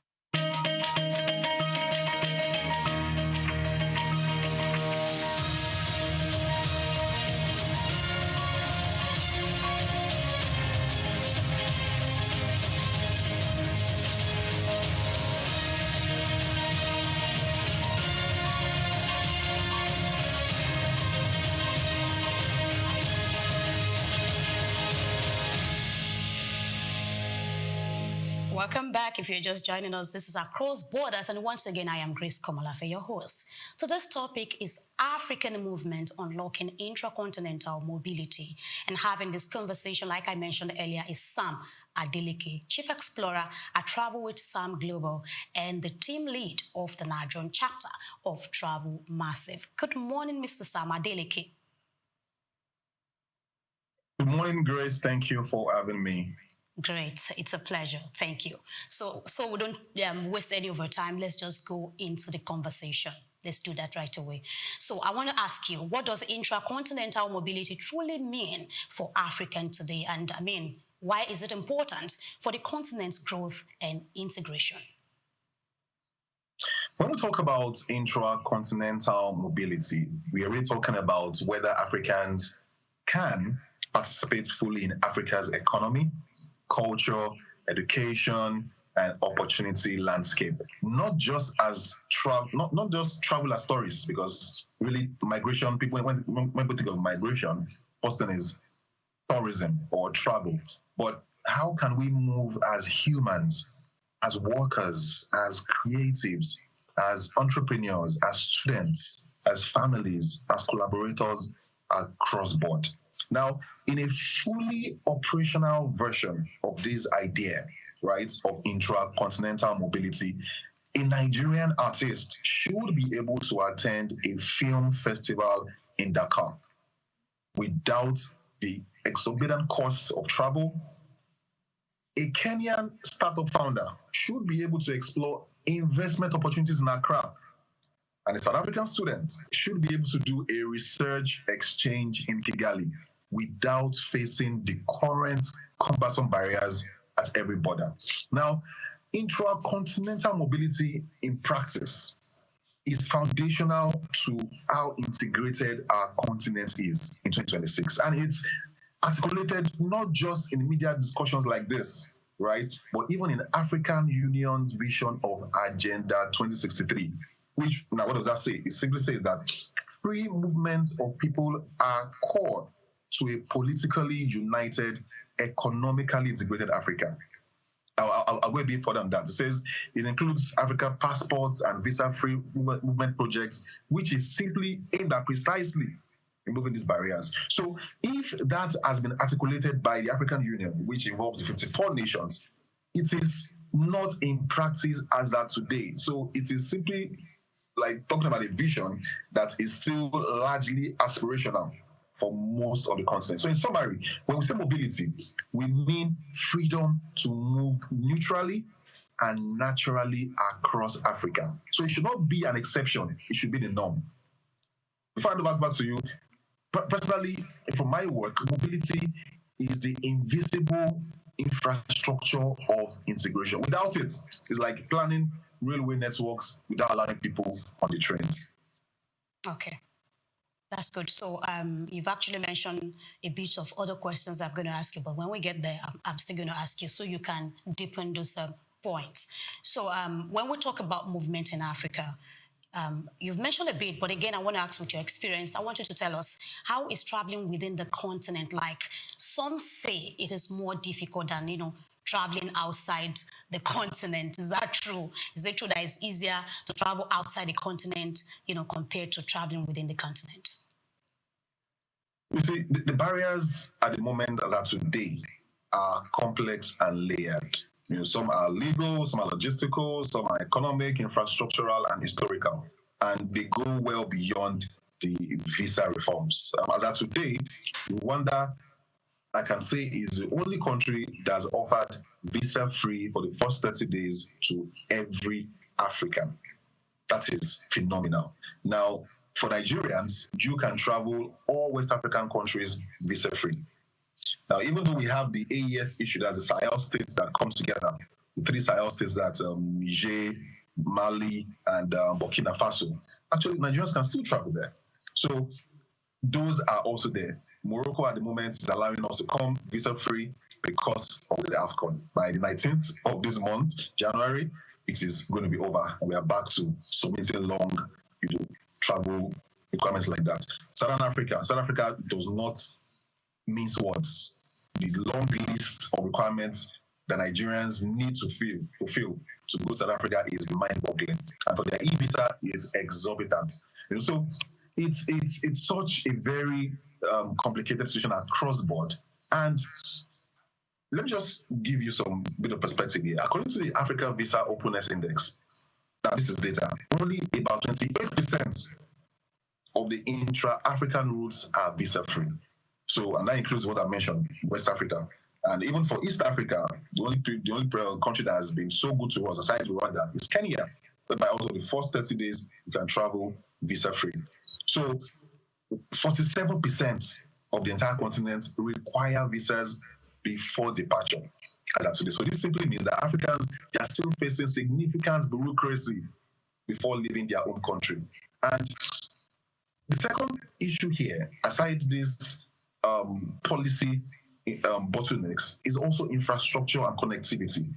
Now, many of our continental cities, the major cities, even lack that national carriers that can ensure that you go straight, for example, from Lagos to Lesotho. Only few countries have this. You have Air Tanzania. You have that does Tanzania, and just started that just November, December, right? We do not have countries like Togo countries like Ghana, countries like Liberia. In fact, well, I don't want to mention 54 countries, but sometimes some of these countries are connected by other global airlines. So you have a situation whereby KLM or Qatar and other global airlines that are flying from Nigeria have to go to their country first as a hub before they go to the African country. So sometimes to travel within Africa, you have to go outside of the continent. And I'll give you a practical example. You want to go from Nigeria to Kenya. The cost of a direct flight is so expensive that you decide to take a cheaper flight, which is, for example, a global airline, and then you have to go outside of the continent before coming back to Kenya. So the result of this is our continent aspires to unity, but we are still behaving like a patchwork of disconnected islands when it comes to human movement. So the government here, because this is about governments, and these guys meet ECOWAS, they meet at the EAS, they meet in the north, and they have the African Union.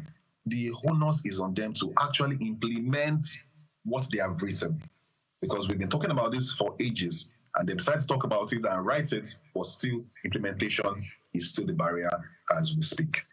Good. Okay. So in a way, you've actually just answered the next questions, because a lot of people talk about the challenge they face, the barriers. They talk about the documentation, they talk about the cost of travel, they talk about the visa restrictions and all of that, finding it very more difficult within the continent, even, than going outside the continent.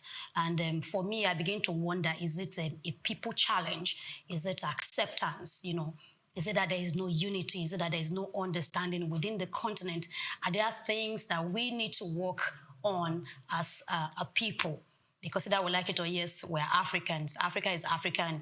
One way or the other, we should be able to agree and make things even more easier for us. So, but in a way, you've been able to clear that. So let me talk to you.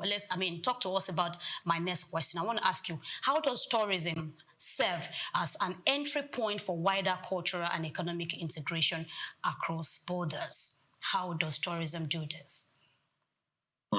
So let me just also talk a bit about the previous issue, because it's also about governments resisting institutional trust. Because even in relationships, human relationships, boy, girl, boy, relationships, generally, if trust is broken, nothing else matters.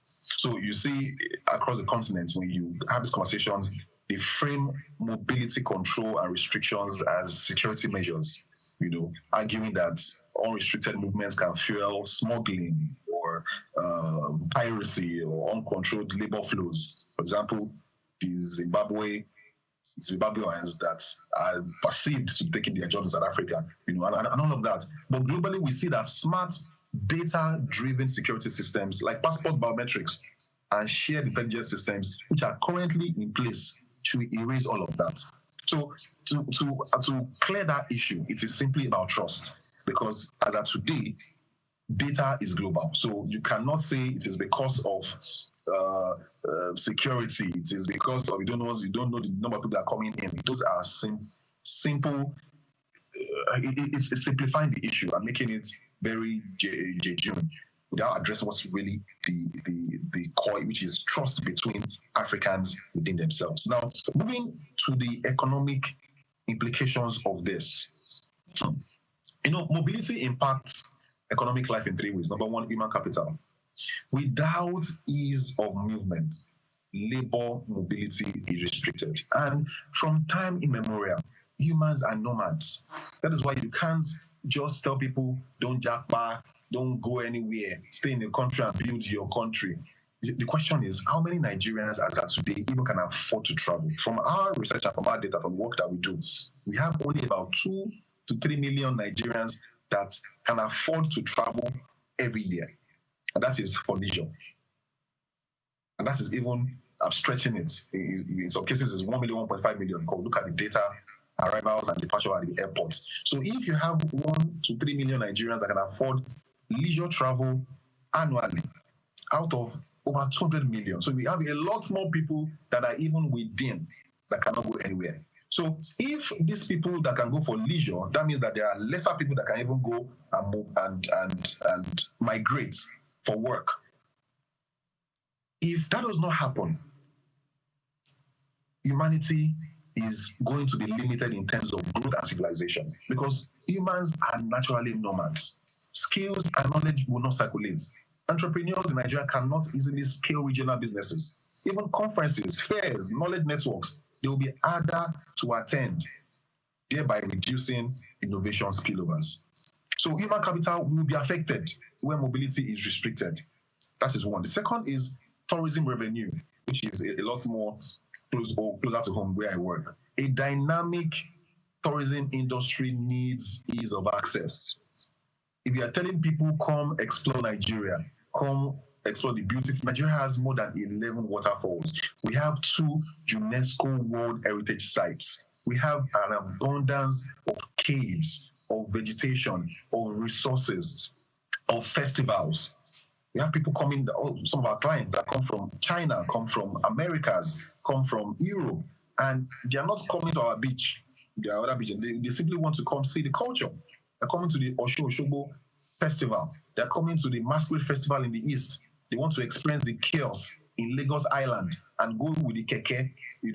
That is what people want to come and do. So if people who are outside the continent and within the continent are having difficulty coming to the country, then the results are very obvious. Right now, airlines and hotels within Africa are at a competitive disadvantage, mainly because of fragmented policies that results in these higher prices. For now. Okay, so good. That's very key. I like the fact that you've been able to talk about the interest, and how even other people from the other continent, they come into, Africa to see what we have, our culture and all of that.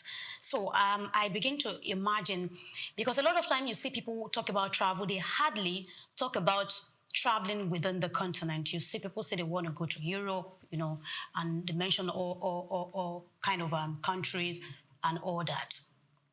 Is there a thing of interest, like probably as Africans, we are not so interested in Africa? Is there an issue of development? Is there an issue of just wanting to explore? Why do we see a whole lot of Africans, rather than wanting to stay within the continent and develop, we see them wanting to push outside? What do you think? Because it's your field, you work with people every day, travel every day. So tell us, what do you think the challenge could have been?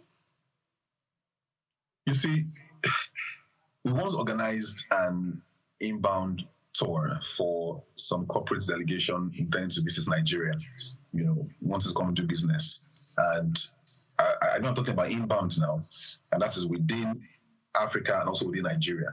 Now, guess what? This delegation, they wanted to do 4 African cities within Africa. So these are Africans as well. And by the time, and the plan was to do 10 days of this travel, do Nigeria, do Ethiopia, do Tanzania, and then do Kenya. By the time the visas were processed and flights were coordinated, and we had to go through detours like hubs, like Addis Ababa, and we had to go through Doha, we literally lost 2 days of productive travel. Now that trip became more about surviving logistics than about doing business. So the perception again that Africans do not want to travel Africa is false. It is. The real core issue here is the logistics. To be honest, I will not shy away from the fact that there are also some passengers about Nigerians. The other day, a Kenyan client of mine wanted to come to Nigeria because we just want to exchange. I'm going to do some work there, and we're going to host this individual and organization. And guess what? This person was telling us that, Sam, are you sure that the airport in Lagos is safe?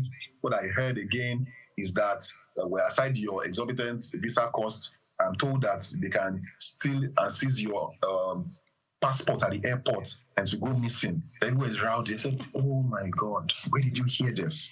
Oh. It is 100% false.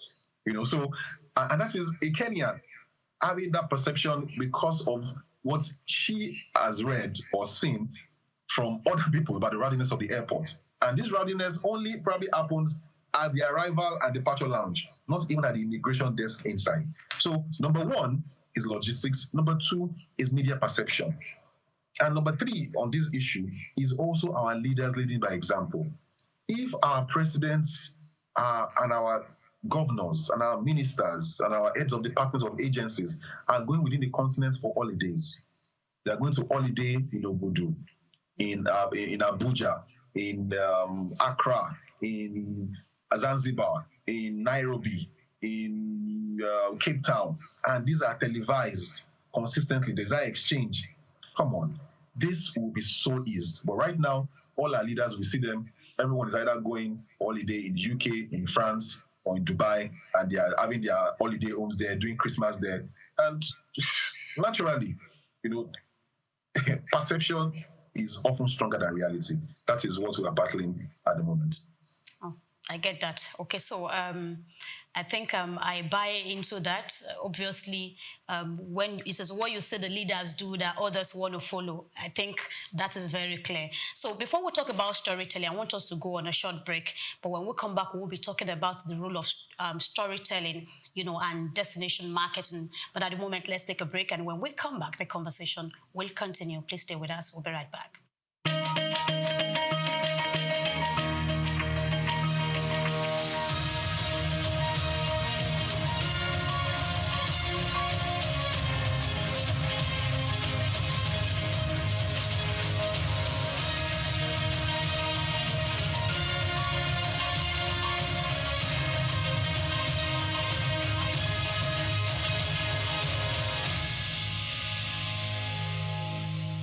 Lesotho, a country like no other on the African continent, and in fact, like no other in the world. Nestled entirely within the borders of South Africa, Lesotho holds a unique geographical distinction. It is the only independent nation on Earth located entirely above 1,000 meters in elevation. Its lowest point, at 1,400 meters above sea level, is higher than the highest points in countries like Netherlands, Denmark, or even the United Kingdom. This extraordinary altitude earns Lesotho its nickname, the Kingdom in the Sky.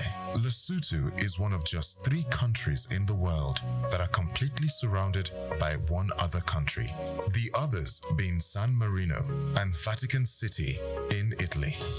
But unlike them, Lesotho is not a microstate. It boasts a proud population, a strong cultural identity, and a landscape marked by rugged mountains, deep valleys, and fast-flowing rivers. What also makes Lesotho stand out in Africa is its climate. While much of the continent is known for its warmth, Lesotho regularly experiences snowfall, especially in its highland regions. In fact, it is home to Afriski, Africa's only ski resort south of the equator, drawing tourists who seek winter sports in an unlikely location. But Lesotho's uniqueness goes beyond geography and weather. The Basotho people are known for their iconic wool blankets, worn with pride across the country. These are not just for warmth, they are deeply symbolic, representing milestones, rites of passage, royalty, and social status.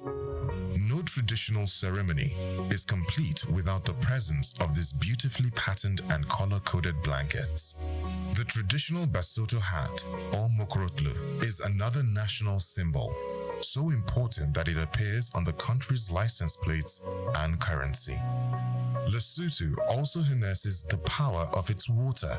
Its Lesotho Highlands Water Project exports fresh mountain water to South Africa while generating electricity for domestic use.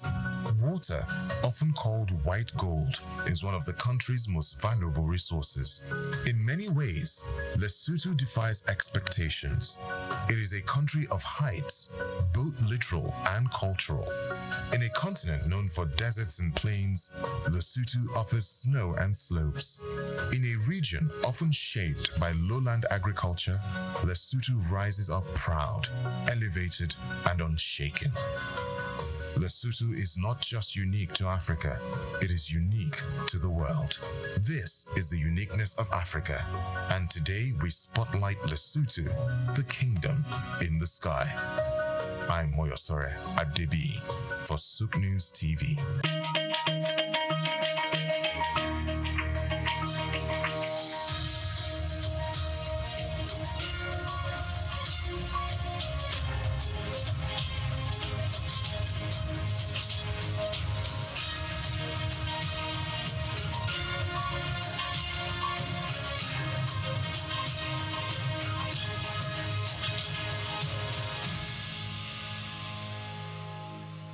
Welcome back. If you're just joining us, this is Across Borders, and we've been having a wonderful conversation with Sam Adeleke, who is a travel expert.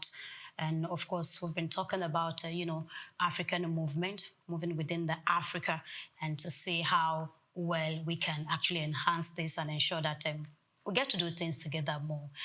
So, Sam, we'll just get back to the conversation. I mentioned earlier that we'll be talking about storytelling and destination marketing. You will agree with me that storytelling is a key tool, when it comes to giving ideas, sharing information.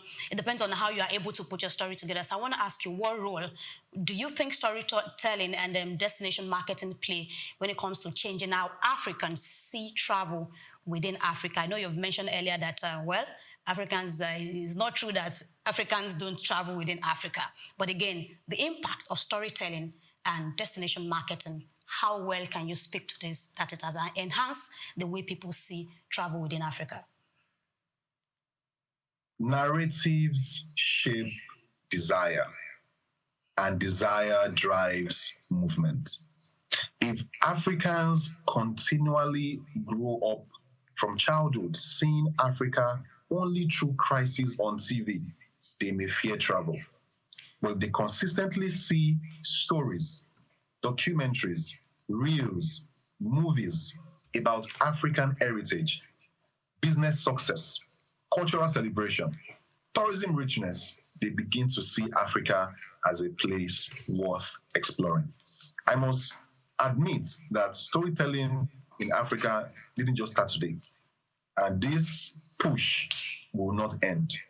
As far back as 2016, that is 10 years ago, I was in Ivory Coast. Now, this is a purely French country. I was in Abidjan, the capital. And while in my hotel room after my work during the day, just looking at the TV stations that were selected by the hotel. The first one was a dedicated channel to Nollywood, Nigerian movies. These were spoken in English, but translated or transcribed to French. Was the main, in fact, there was another channel again dedicated to another set of Nollywood movies, which simply projected the beautiful image of Nigeria through our stories. It dedicated that channel, transcribing English to French. Now, that didn't just happen in Ivory Coast. Even far away in Kenya, I was in Lamu Island, one of the small islands in the country, and also people were asking, "How are you Nigerian? How is Mama Peace?" That is Patience Ozokwo. How is JJ Okocha? How is Akia Popo? They know these people basically because of the stories that we've been telling through our movies.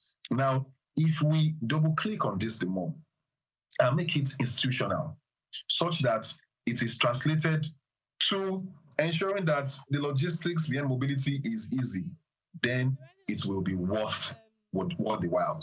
What we have right now is storytelling that is not matching logistics. The only country that is doing that so well, that is getting it right, is Rwanda. Rwanda spends at least $50 million annually on marketing. They are on the sleeve of Arsenal. Visits Rwanda. So the Premiership, everyone sees it. And they have their own national carrier. So they can do direct flights from where you're coming from. They are connected to all the continents, straight to Kigali. They're also visa-free.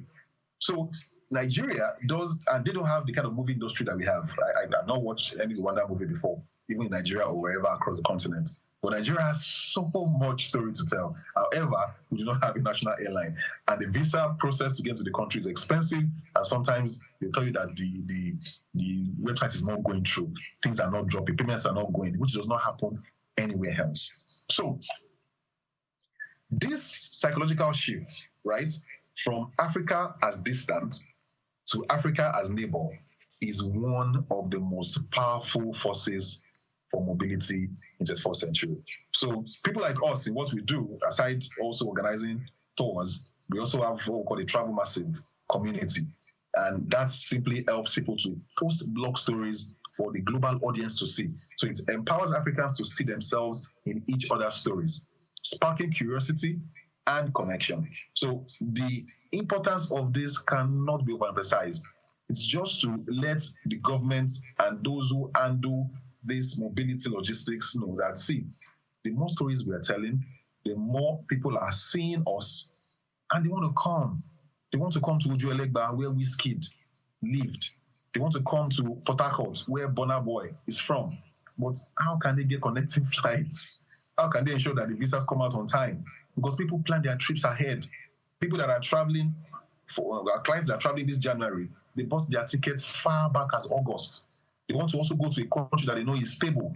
They don't want to go to a place whereby they'll be told that things have changed. They can't come again, cancellations and all of that. So that's predictability. And the fact that they want that certainty are some of the things that need to come alongside our storytelling. In summary, we are doing a good job with storytelling, I can assure you. We have lots of creators.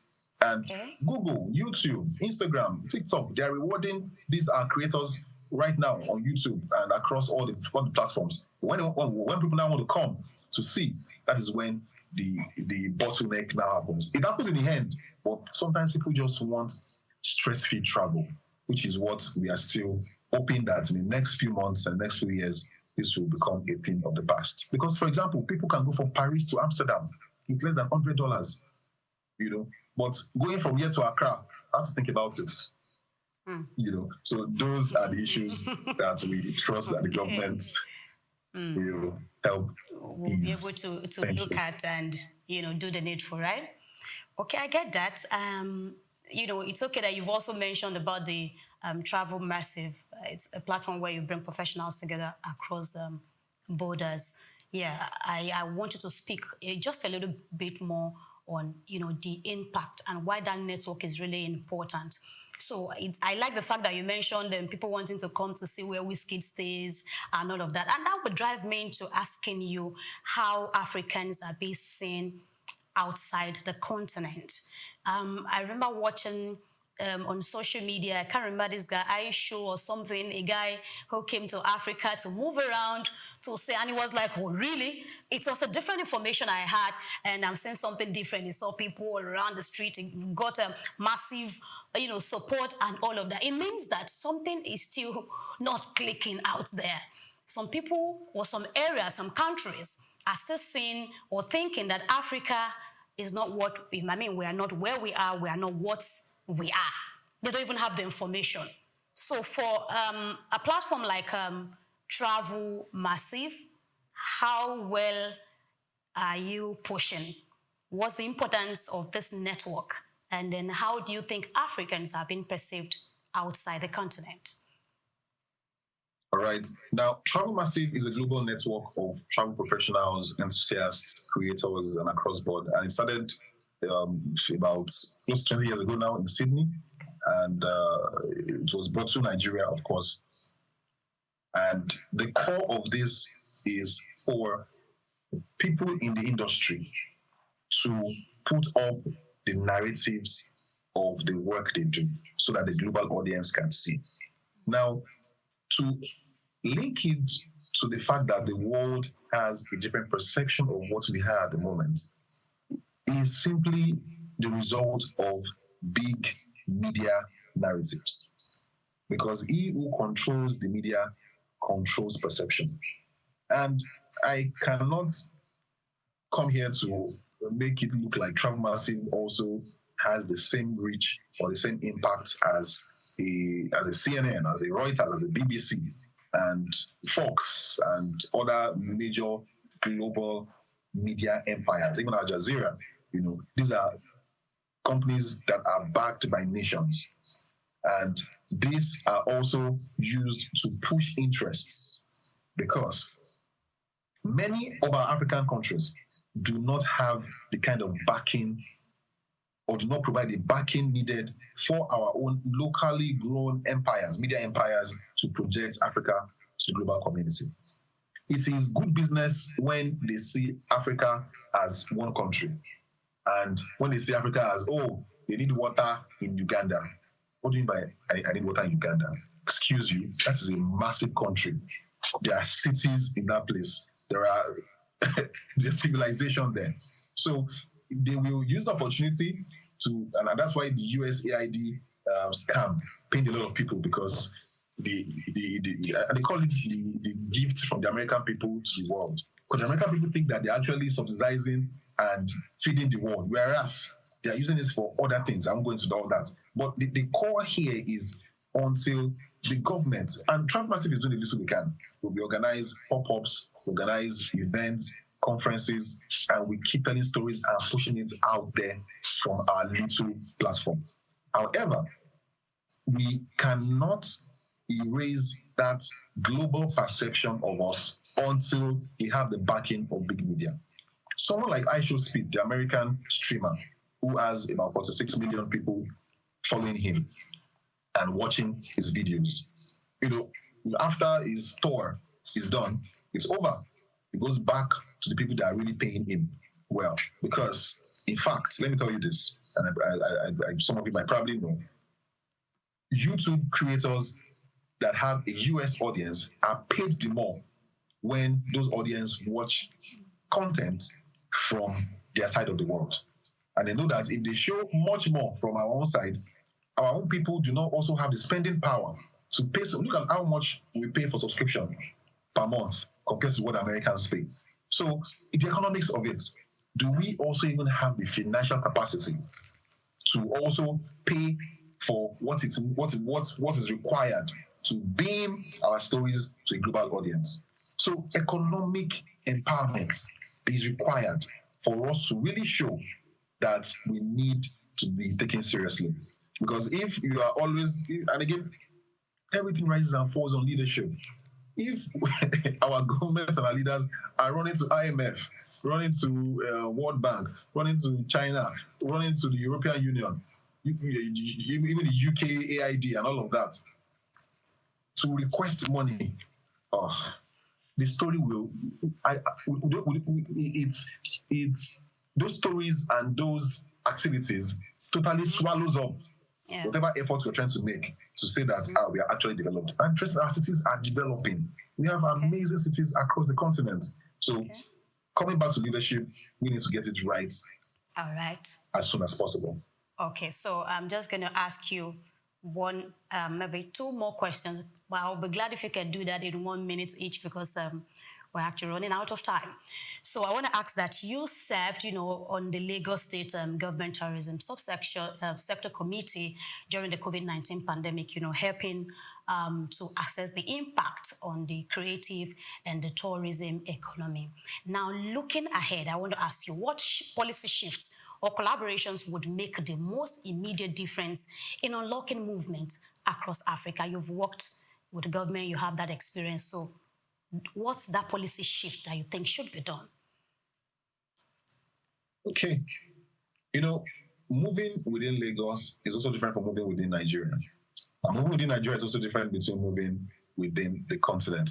Now, the first policy shift that we will advocate for this mobility to be much more seamless is for the government to subsidize mobility.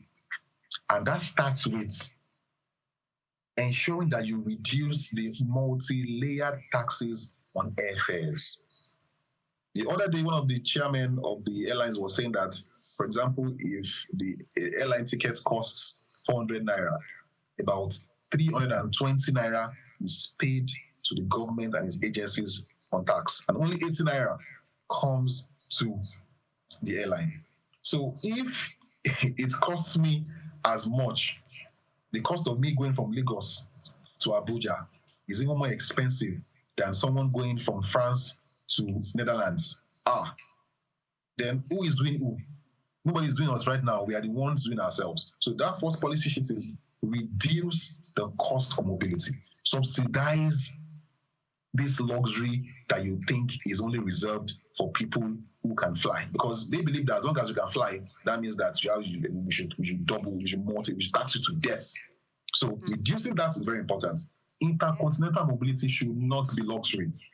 It is the circulatory system of unified Africa, starting from Lagos, starting from Nigeria, and across the continent. Okay, so thank you so much. I just wanted to give us your pattern shot. What's that one or two information you have for us that I've not been able to ask you? Just share with us in 1 minute as we wrap up. Well, travel Nigeria first. Start with Lagos. Start with Abuja. There are a lot of amazing places to see.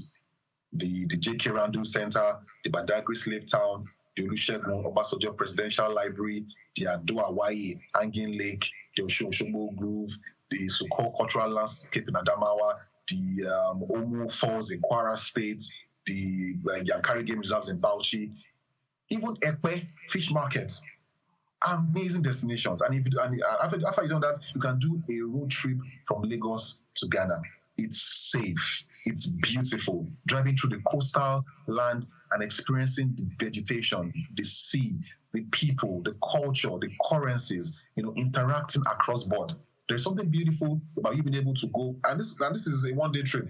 And you can even do 2 days. Go from Lagos to Benin Republic, to Togo, to Ghana, spend a day or two, and then come back. So you can literally do 4 countries in 1 weekend. Go on a Thursday, come back, or on a Friday, come back on a Sunday, go back to work on Monday. So it is not expensive to actually experience this continent. But start from Lagos, start from Nigeria, start from West Africa. This is visa-free, and this is cheaper compared to flying for now. And that's it. Unlocking movement within Africa goes beyond travel. It speaks to opportunity, identity, and how Africans connect with one another. As conversations around borders, mobility, and integration continue, voices like the one you've just heard, Sam Adeleke, reminds us that the journey towards a more connected Africa is not just policy-driven, but people-driven. Until next time, don't forget to follow us via our social media platforms at SOUQ News TV. On behalf of our Cross Borders team, we are saying thank you for joining us. My name is Grace Komolafe. Have a great day.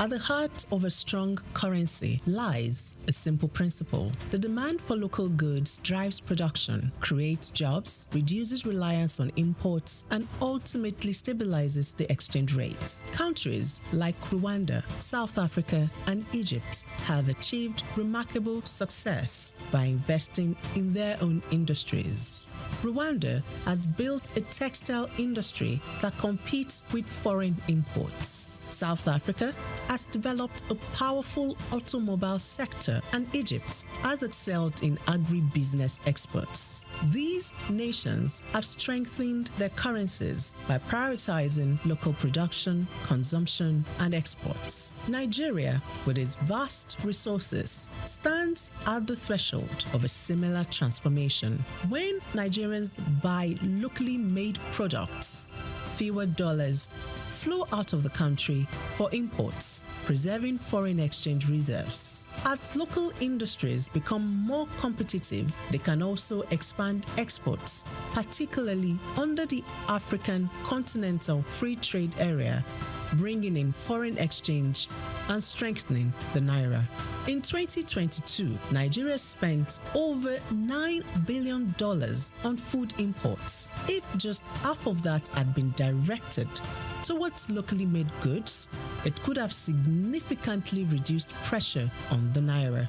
The key lies in industries with the potential to drive economic growth: agro-processing, textiles, automotive, technology, and leather goods. Nigeria is already a leader in agriculture, but to fully benefit, the country needs to move beyond exporting raw commodities to processed goods. Products like cashew nuts, shea butter, palm oil derivatives, and hibiscus flowers command higher prices internationally. Ghana earns about $2 billion annually from cocoa processing, while Nigeria's cocoa exports lag far behind. With investment in food processing plants and the branding of agricultural exports as premium African products, Nigeria can bridge this gap, reduce reliance on European imports, and tap into Africa's fast-growing middle class. The Nigerian fashion industry has also gained global recognition, but the country still imports billions of dollars in textiles. In 2021, Nigeria imported over $4 billion worth of textiles, while Ethiopia, using local cotton, earned $110 million from garment exports. By boosting local textile manufacturing and using Nigerian cotton, Nigeria could reclaim a significant share of the $15 billion Africa fashion industry, positioning cities like Lagos, Aba, and Kano as textile hubs. Nigeria's automobile sector also presents an opportunity. The country spends over $8 billion annually on vehicle imports. In contrast, South Africa's automotive sector contributes over $12 billion to its GDP and employs more than 100,000 people. By implementing policies that support local vehicle assembly and production, Nigeria can reduce import dependency, create jobs, and become the region's automobile hub. Nigeria's tech ecosystem, home to fintech giants like Flutterwave and Paystack, is already Africa's largest. If Nigerians prioritize homegrown software solutions, the country can reduce capital flight and strengthen its tech industry, making Nigeria a global player in technology. The leather industry, particularly in Kano, also holds significant potential. While Nigeria produces some of the finest leather in Africa, much of it is exported as raw material. If we focus on producing high-end leather goods like handbags, shoes, and belts, Nigeria can meet local demand and expand exports. Ethiopia's leather exports exceeded $133 million in 2022, while Nigeria's remained under $50 million. By branding and exporting premium leather products, Nigeria can become Africa's leather capital, boosting the naira through increased foreign exchange earnings. To strengthen the naira, Nigeria must prioritize investments in infrastructure, improve product standards, enhance branding, and implement policies that favor local manufacturers. Consumers must also consciously choose locally made products to create jobs and drive industrial growth. The success stories of Ghana, South Africa, and Ethiopia show that this strategy works. It is time for Nigeria to invest in and promote made in Nigeria goods, solidifying and strengthening the naira for a more self-sustaining and prosperous economy.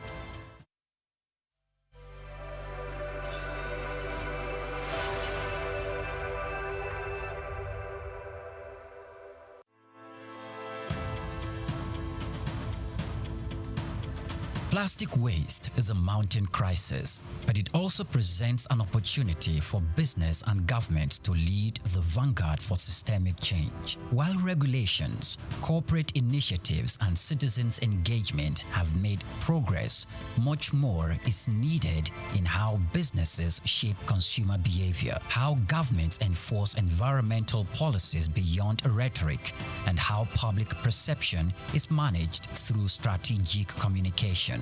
For decades, Nigeria's reliance on single-use plastic sachets, bags, and food packaging has grown, driven by affordability and convenience.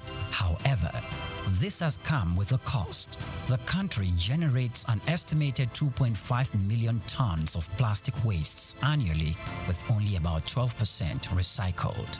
In urban centers like Lagos, Abuja, Ibadan, Port Harcourt, waste is a leading contributor to clogged drainage systems, flooding, and environmental degradation.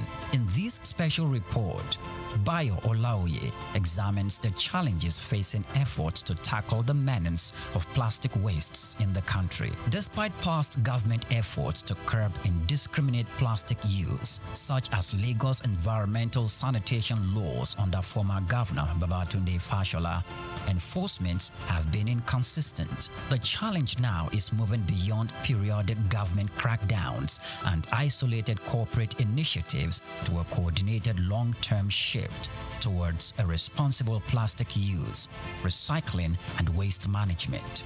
Leading Nigerian manufacturing companies are taking active steps to integrate recycling and responsible disposal into their operations. Key initiatives include investing in recycling hubs, with Coca-Cola of Nigeria, Nestle, and Guinness setting up plastic recovery and recycling hubs, creating an ecosystem where post-consumer waste is collected, processed, and refused. Retailers and distributors are being encouraged and in some cases incentivized to set up collection points where consumers can return used packaging for responsible disposal. There is also brand-driven consumer education. Organizations have introduced citizen advocacy campaigns to influence individual waste disposal behavior. This kind of messaging, when amplified by large brands, can have a ripple effect in shifting cultural habits. Beyond environmental responsibility, investing in circular economy models enhances long-term profitability, strengthens brand equity, and aligns with global environmental, social, and governance standards. To effectively shape consumer behavior and stakeholders' engagement, businesses must leverage communication strategies that go beyond compliance reports. Employees should be active participants in sustainability efforts. Companies can integrate sustainability training, incentivize waste reduction, and implement office-wide plastic reduction policies, engaging suppliers, investors, and partners in sustainability commitments such as reducing excessive packaging or co-investing in recycling solutions to create an ecosystem-wide impact. Mass communication campaigns, social influencers, partnerships, and media collaborations can help educate consumers on practical steps for responsible plastic use and disposal. While Nigeria has engaged in international climate and sustainability conversations, the government must go beyond policy declarations and foreign aid incentives. The priority should be local, long-term economic and health benefit, rather than reactivate bans that are often poorly enforced. The government can provide tax incentives for businesses, investing in recycling infrastructure while enforcing stricter regulations on reduction and disposal, expanding waste management facilities, establishing more government-led recycling centers, and integrating waste picker into a formalized economy can improve efficiency and create jobs. The administration of Governor Babatunde Fashola demonstrated that when the government takes waste disposal seriously with clear penalties for violations, Citizens, pay attention.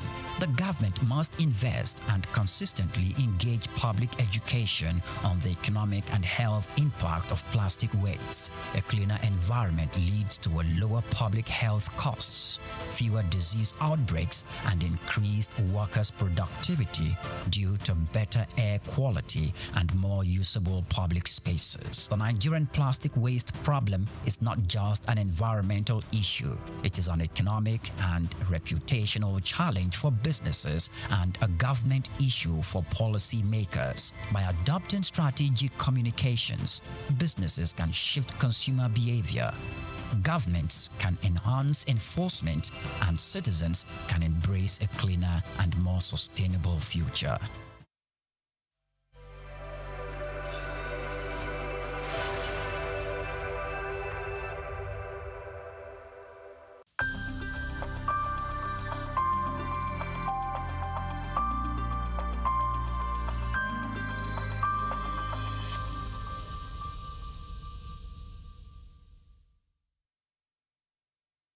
Well, you already know my name is Steve Omojafor, and my middle name is Bamidele. That was the name that my parents gave me at birth, because it was like they regarded themselves as not Lagosians. It is Providence that brought them into Lagos, and I then happened to be born here at Odo Street in Obalende. And in fact, we had it, we didn't go to Mercy Hospital then. There was a little home along Odo Street run by a very experienced nurse, Mama Nurse, that's what we, So I was born in that little place and grew up from there. Like I said, my middle name is Bamidele. My parents probably said, well, we have had it here, but this is not home. As at that time, you will go home with us. No problem. So I started off at St. Matthias Catholic Primary School on Louis Street. And I was in St. Matthias from 1953 till 1960, when we finished with our primary school leaving certificate. Then from there, an extra year at Holy Cross School. We did that extra, they call it prep class. Prepare yourself to go to the secondary school. And from Holy Cross, for 1 year, I moved on to St. Gregory's College, Lagos. Now, growing up in Lagos was one of the best things that happened to us then. Life was good, life was easy, life was safe, life was like everything that a young man could aspire to. We went to school with scholars bus, which was virtually provided for free. When scholars bus was not available, it was fun walking from Obalende, firstly to St. Matthias, and then from there to St. Gregory's College. Life was good, life was safe. You could go out any time of the day. You could play from house to house. Parents knew each other very well. And so, in fact, when you were late somewhere on your street or in your neighborhood, you could sleep there because they would send a message to your home that Dele is here, so don't bother. The next morning you wake up, have your bath, have breakfast, return to your home. There was this community life that we all lived. Parents could discipline children of their friends, okay? Not like these days, you dare not touch any other child. The parents will come and, do a battle with you that I didn't send my child to you to be flogged or to be beaten. So it was a very beautiful life. So went to St. Matthias, went to St. Gregory's College, and then from there to University of Lagos. We were brothers keepers. School was fun.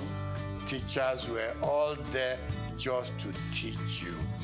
And there was no messing around. There weren't any bad habits that people could be developing along the line, you know. So that was my life growing up.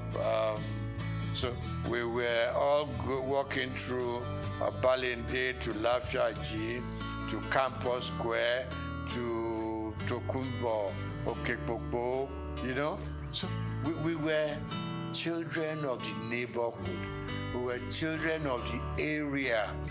So I'm never ashamed to say I'm an area boy in Lafiaji, you know. Today it has become a taboo, but then we were proud of our origin.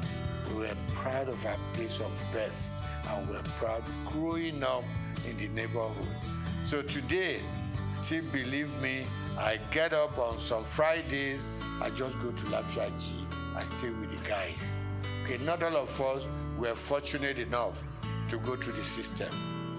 Okay, so those who, in quote, we left behind, we still, a lot of the time, we still talk to them. We still relate to them when there are problems that we could fix. You know, we help out. Because, I mean, it wasn't their fortune to be able to have gone. I know some dropped out, you know, on their own volition.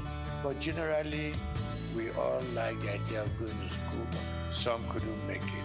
But we still relate to them. We are still friends. So I'm not surprised I leave Holy Cross Cathedral and I just hear people call me my names. And I know these people are those who knew me when we were growing up.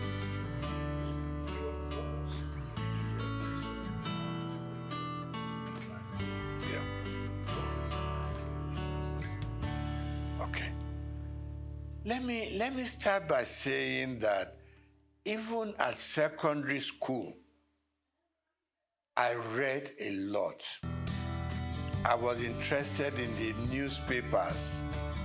And a lot of the time, I read something, there was always this beautiful column of letters to the editor.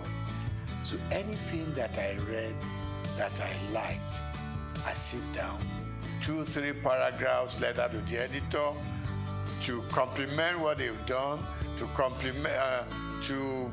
criticize what I didn't like, and these things were published, and I liked it. Okay, you open the papers and you just see, contributed by Steve Omojafo, or some will call me Bamidele Omojafo. So that kept me getting interested in the media. So when I left secondary school, after higher school,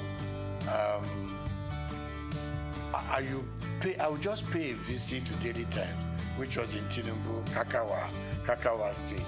I just pay a visit there, you know, and I got talking to people. They would take me to the newsroom, you know.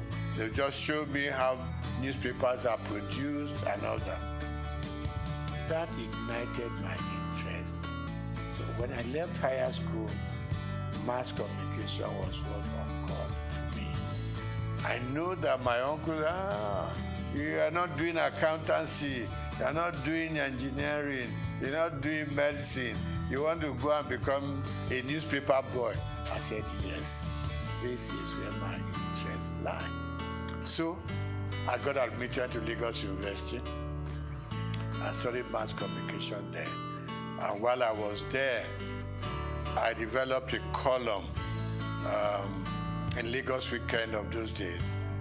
Every Friday I was contributing. And I was writing under the name of Akibodilon. Now, Akibodilon itself is a name that I picked up in a drama group. Because we had a drama group that we produced all kinds of little plays here and there at J.K. Randall Hall, you know. So one of the roles I played was Akimbodilon. So when I started writing my columns in Daily Times and Lagos Weekend, I just used that pen name, Akimbodilon. So I did the program and I started writing for Daily Times campus news, things that happen during elections, battle between the male and female, problems with the tutors and everything. So it became a very regular program. In fact, I inherited the program from late Golabo Ogusawo, you know, who was my boss in the Daily Times. So I did that program for 3 years. It became very popular. It got to a point, Vice Chancellor would call me to say, there's a little thing going on in the university. I hope you have covered it for your paper. And I said, I'm not even employed there. I'm just writing, you know. So I left the University of Lagos, had all kinds of jobs that one could do, but I headed for Daily Times because I just had developed a path for myself, and that is journalism. Okay. So while in the Daily Times, worked with Lagos Weekend, went to Daily Times proper and worked there. I was a columnist, I was a sub-editor, and also a reporter. Combined everything. So that was where my interest grew and grew, and it was very painful when I had to leave the Daily Times organization. And what did I go to? Linters advertising. When I walked into Linters, and I said to the chairman managing director, and I said, I want a job. I said, just like that? I said, yes, sir. You know, then it was easy to communicate with people. We're not too many, so they listen to you. So he said, what are you doing now? I said, I'm a sub-editor at the Daily Times. So why are you coming to advertising? I want to broaden my space. I want to broaden my experiences. It took about 3 months, and I got a job in Linters. And I remember Alhaji Babatunde Joseph, when I was going to leave, said, look, Steve, where are you going? I said, I'm going to Linters. I said, well, we do the same thing. They package programs commercially. Here we do our papers and we go sell, you know. So I said, okay, sir, let me just go gather some experience at Linters. And Linters and Daily Times were just 5 minutes walk from each other. And I said, sir, if the editor needs me for anything, trust me, I will spend my time and money, do write-ups for Daily Times. So I was like working in advertising and still writing for the Daily Times. You know. So that was my life. From Linters, we set up our own company known as Roosevelt Advertising Limited. And Roosevelt, was formed by 3 partners, you know, two friends of mine. 3 of us were at Lagos University at the same mass comm department. So we came out, and I left Daily Times to set up Roosevelt. One of my partners left Cadbury to join us, and Akodusi left AdMark, another advertising company. So 3 of us came together and we set up Roosevelt. We call ourselves second generation agencies because before then we were the Ogilvy, the Linters, Grant Advertising, and so on. So we set up a small shop in Surulere, and it grew beyond our own imagination. From Roosevelt, we set up a second line agency called McCann, STB McCann, got affiliated to a company in America, McCann Erickson. So that was how it all went on. Now, I didn't do banking and I didn't work as a banker. The interesting story is that one day, while still at Roosevelt, no, STB McCann then, I got a phone call from somebody I've never met before.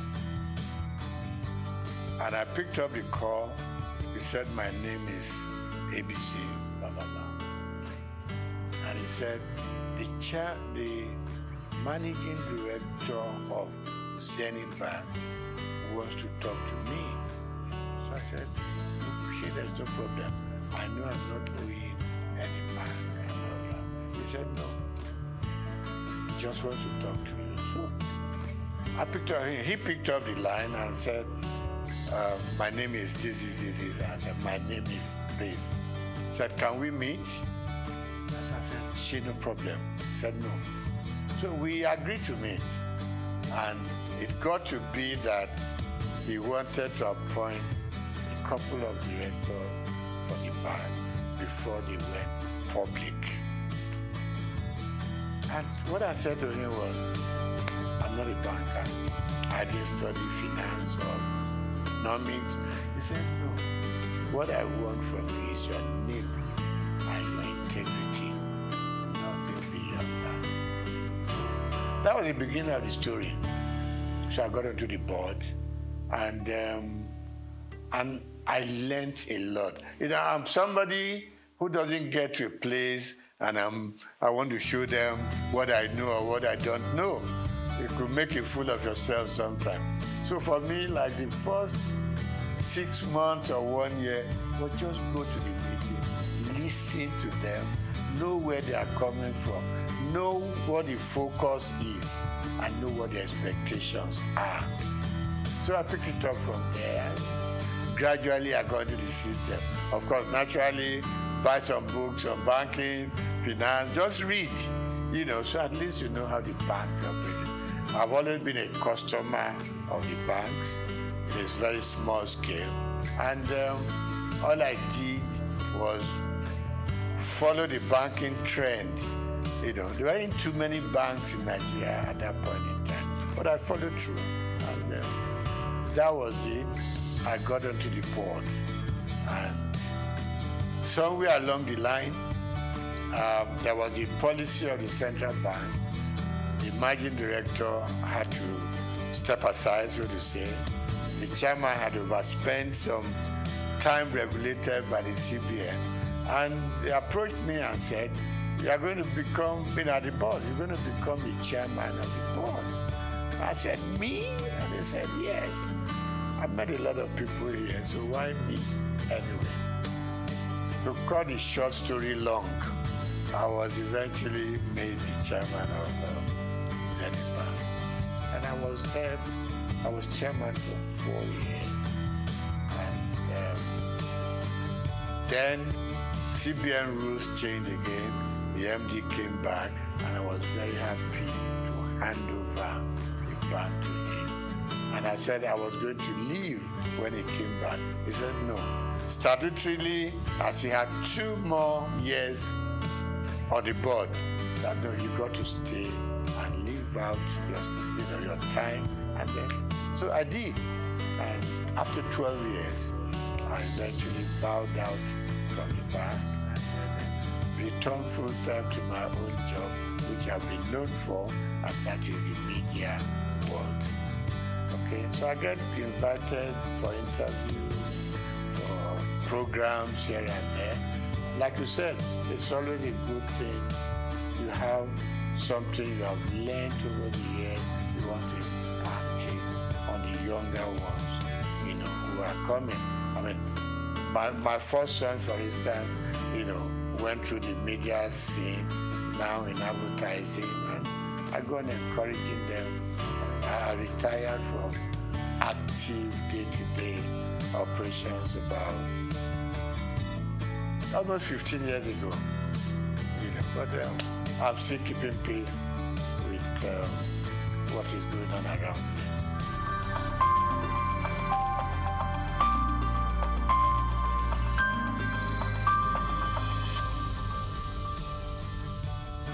Yeah. I mean, the society itself is very dynamic. There's been a lot of changes over time. I mean, I look back to during my own time in the newspaper world, and I can count just about 4 or 5 newspapers then. Okay? Morning Post, Daily Times, The Express, and a couple of others.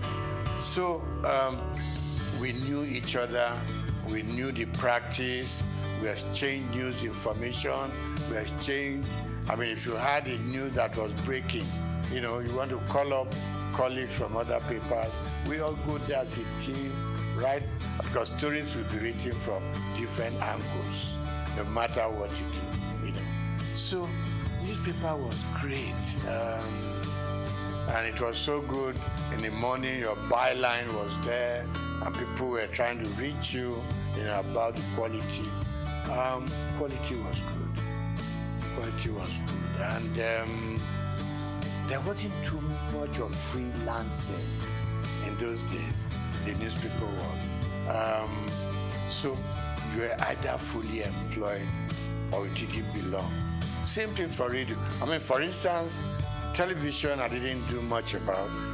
While in journalism and in newspaper world, I was writing for radio. Okay, interesting stories. I had there was a name to this program, the Oddities, Odd World. So you were picking up things that were odd. People that didn't imagine what they were. It's not something that was very common. So we went on doing that. So newspapers were growing, radio was growing, television was growing, and out-of-home media was also growing. And talk about the dynamism of the system. Suddenly,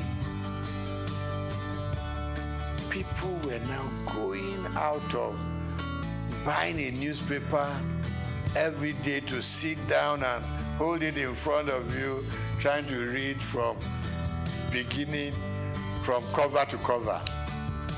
Other forms of communication came on.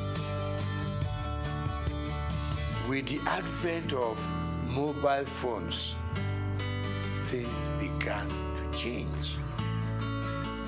In our own time, it was the phone you put on the desk and you were dialing it, you know. A lot of the time, you could never get across, okay? Suddenly, mobile phone came onto the scene. And news coverage was transformed completely from what it used to be. Okay? So now, people on their phone could reach out, you could touch Germany, touch America, touch all parts of Europe, just sitting down in your office to gather information, gather news, what is new, you know?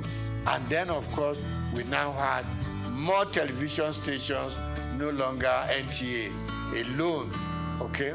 Now, with the new stations, things were just expanding.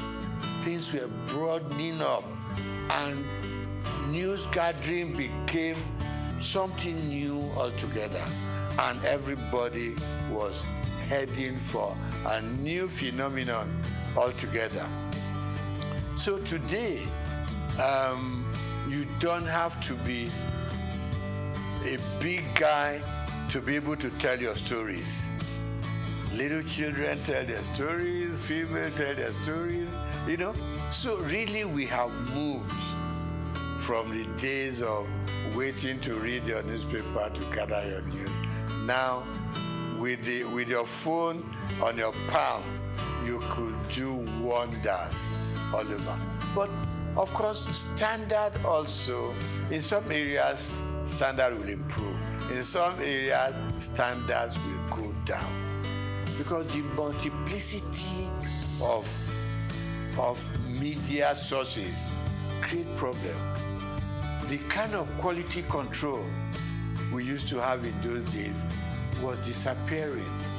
And people can build up stories without even being there to know if it is factual or not. So of course, the turmoil that we are going through in the media space now is better imagined. But I still believe that for those who have structures like the one you are building up now, will enable people to know that you've got to check, you've got to cross-check, okay? We have laws that control what we say, what you do, what you publish.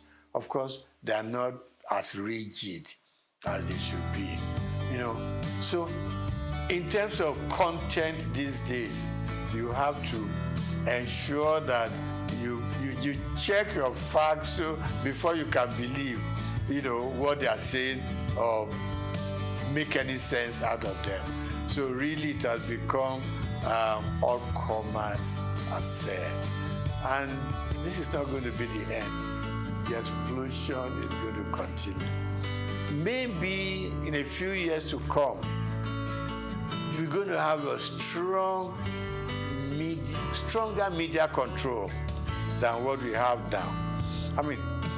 People are building content. You go on YouTube, you go on all kinds of media, and you are getting all kinds. What you hear from your WhatsApp is different from what you're going to get in your YouTube. You go to Instagram, people are selling themselves with all kinds of stories. So really, for me, we've gone through the era of sanity. Yeah? And I hate to say, we've gone into the era where anything you can think of, say it, write it, do it. And for the consumers, it's like you either take it or you leave it. But it's good that we can now reach out much, much widely. Thanks to our mobile news. We talk to people in any village in Nigeria.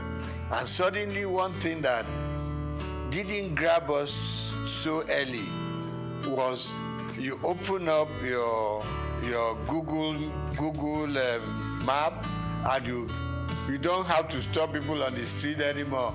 Show me where I'm going. Just go to the app, and it leads you to the front of the house you are going to. So we have a lot of improvements, and I think it's going to be improving some more. All we just need to watch is to ensure that we remain truthful and we remain factual, so that we don't mislead people on the street, particularly people in the rural areas. One day you just see everybody running helter-skelter because somebody posted in news that is not correct. So we need to watch that and put some more control. But I like the growth in the media space. Let's get back.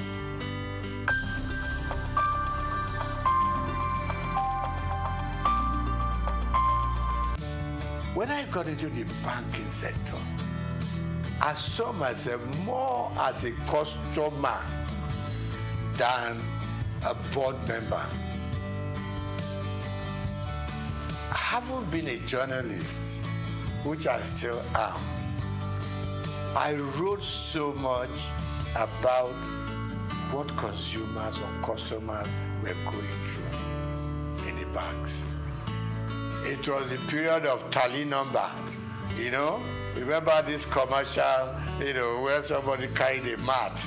I said, what are you carrying a mat in the bank? I said, I want to lay down here because I know before I get my money, I will have slept once or twice and woken up, So I was very consumer oriented. When I got into the banking system, a couple of times my board members will ask me, are you on the board or you are still a customer? I said, first and foremost, I want to remain a customer of the bank who will come into the bank and get properly served, who will come into the bank and feel like human,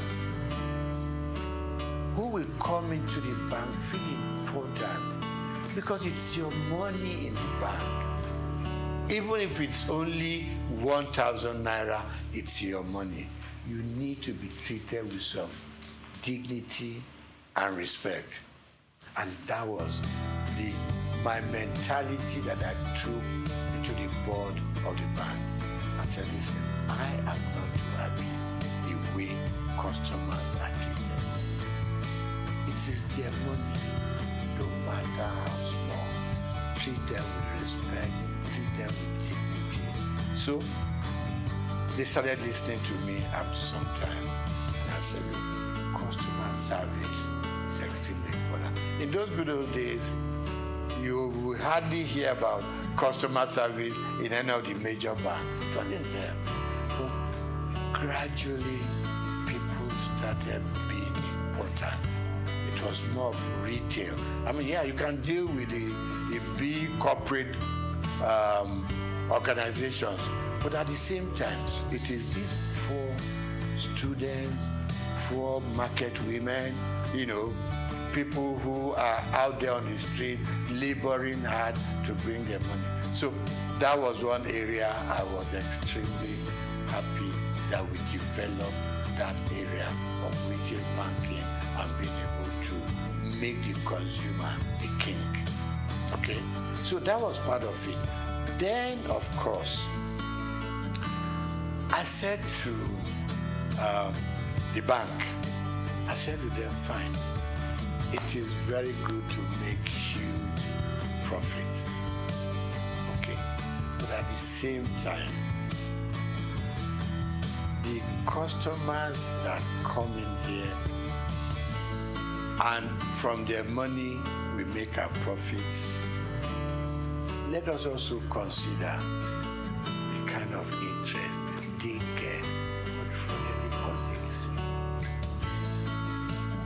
Today, when the banks take your money to deposit, okay?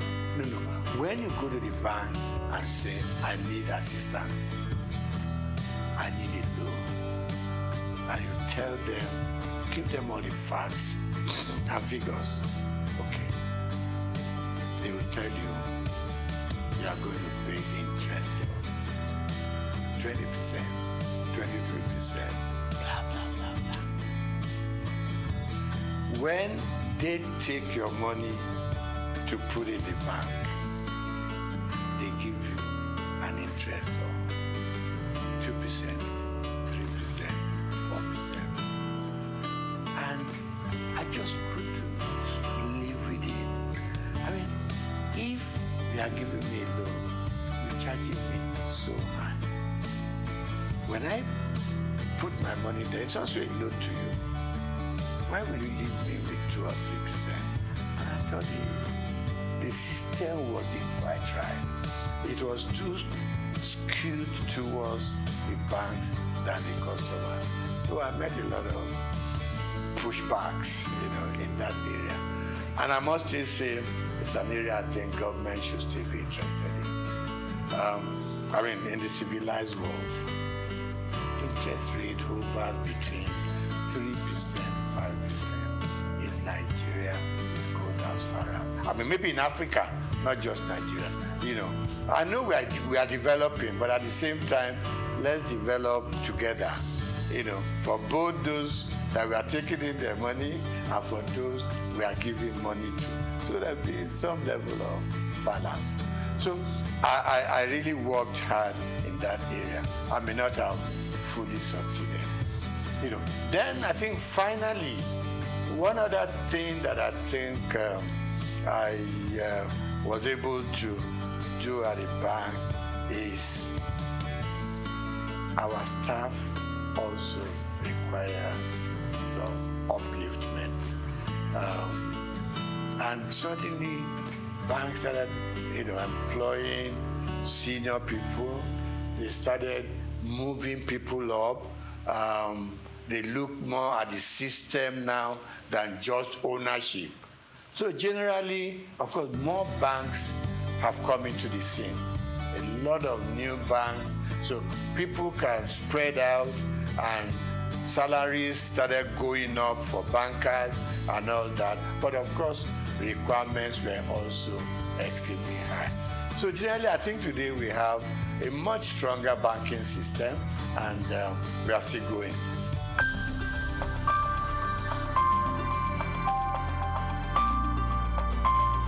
Now, the banks for a long time have been let loose to do whatever they want to do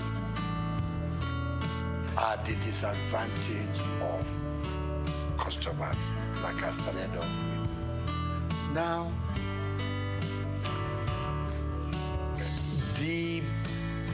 our leaders, and when I say leaders, let me point on just our presidents. The system was such that our presidents could do anything they like with the banks. It was almost an extension of the State House. You just pick up your bell and you ring, and you know, the governor of Central Bank will come shaking, because you had the power to bring him in and fire him. So he had to respect everything that the president wants. And it's wrong. This time around, I can say, even in some parts of Africa, you couldn't run the central bank the way we run it here.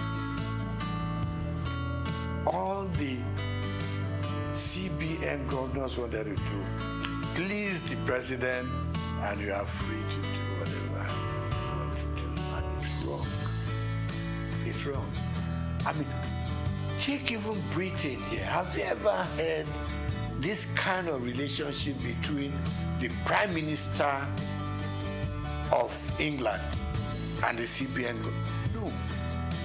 Everybody has his mandate. In places, in climes like that, the president doesn't call up the central bank governor.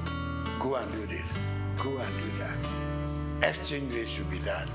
Change your policy to be done. I mean, that's part of the problem we've had in this country. So the last government and their CBN just ran this country to their whims and caprices. You leave your monetary policy. In fact, you were running both monetary and fiscal at the same time. You took the Minister for Finance, for instance, and you have no dealings with him or her. You ran their own programs for them, and you did things that they should do, but they couldn't query you because the president, had your back. So a lot of things went wrong. And the result is now here for all of us to see.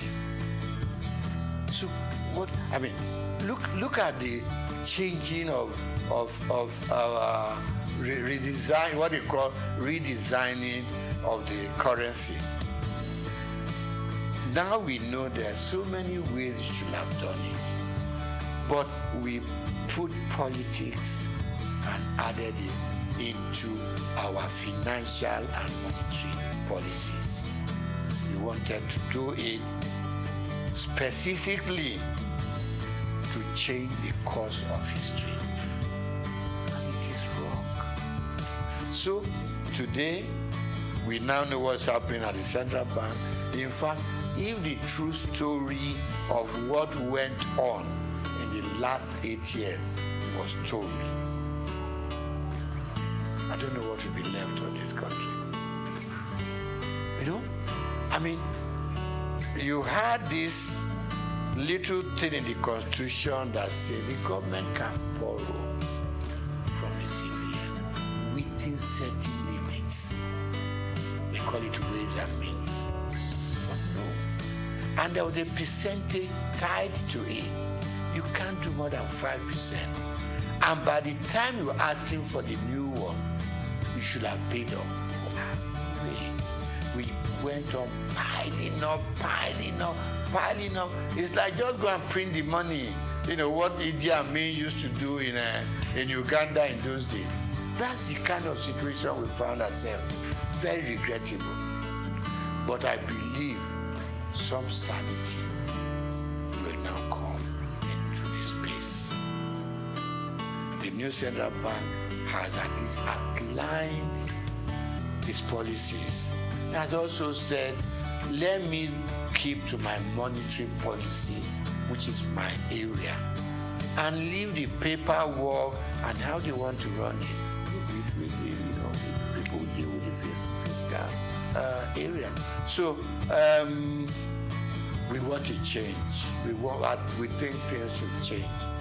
Now, before now, we borrowed without thinking about how are we going to pay? Who are we leaving this debt for?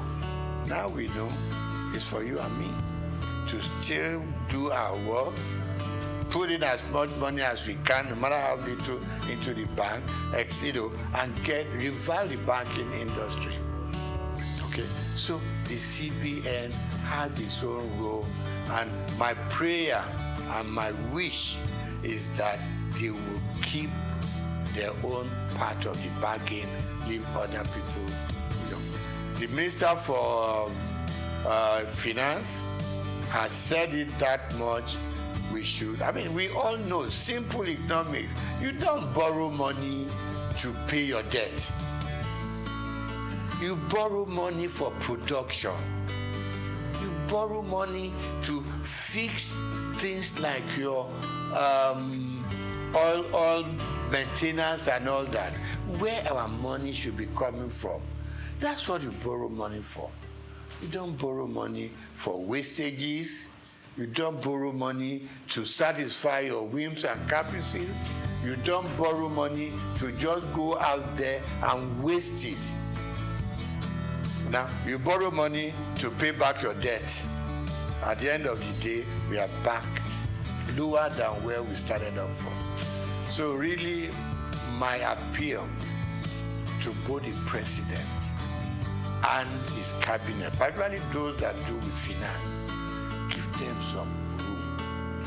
You put them there because you think they know what they're supposed to do. Give them the space. If it goes breathing down their neck, at some point, it will just be, president said so, president said, even things that the president did not say, president said so, and it's got to be done. And we are running a country, even when you run your home, you are able to sit down with your little income and plan. Every day we are being told, if you earn this much, use this little bit, keep the rest in the bank, because you never know about tomorrow.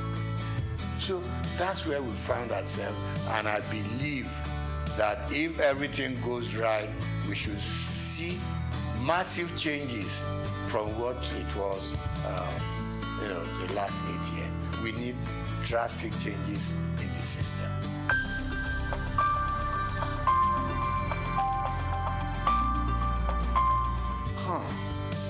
My mom in Abalinde used to say to me, when I want to be lazy, he will make sure you do what she wants you to do. And he will remind you that hard work doesn't kill.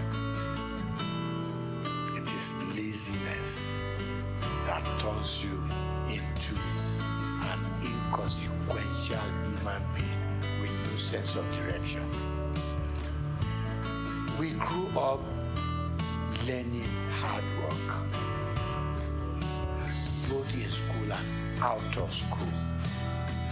I, for instance, hawked on the streets of Lagos with my mom. You leave St. Gregory's College, now not primary school, St. Gregory's College. You come back. My mother was a textile seller. Got it, probably went to Balogun, pick up. When I come back from school after my lunch, get a basket full of cloth, which I put on my head. And we go from street to street. My mother is carrying her tape rule and another measurement stick, and we'll go round Obalide, Igoshere, Bamboshe, Oshoji, and we were selling. From there, she graduated to owning a shop in Balogun. When I leave school, I was her accountant, so to say, bookkeeper. All the things they sold, I make, keep the records and everything. I helped her take the money to the bank. It was Barclays Bank, what was it called then? Yeah, Barclays Bank, before it became Union Bank in Balogun. So I have learned how to trade. I've learned how to make money. I've learned how to deal with customers. Plus that, I was also a bread seller. Somewhere along Strachan Street off Igoshere, there was a big bakery owned by the Lawson family. To be able to get enough bread, you got to get there between 5 and 6 in the morning. Okay? So let me cut it short. We learned to work hard. And that working hard continued with us up to where we are today. We also were very straight-minded in terms of what we wanted to be. We played pranks, so we went out to play football, we went out to, to play with the girls and everything. But at the end of the day, you returned home. And our parents didn't spare the rod. They didn't. You came back later than expected to. They would lie you on the floor and dealt with you. So the combination of the kind of upbringing and the kind of training we went through home probably kept us where we are. And like I said to you before we started the interview, you knew that if you finish your primary school, secondary school is the next thing. If you finish secondary school, you don't know what you were reading for.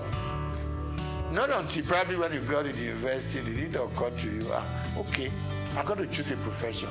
But all along, we just did it because that was what the system and environment asked for. So, secret of success, hard work, hard work, hard work.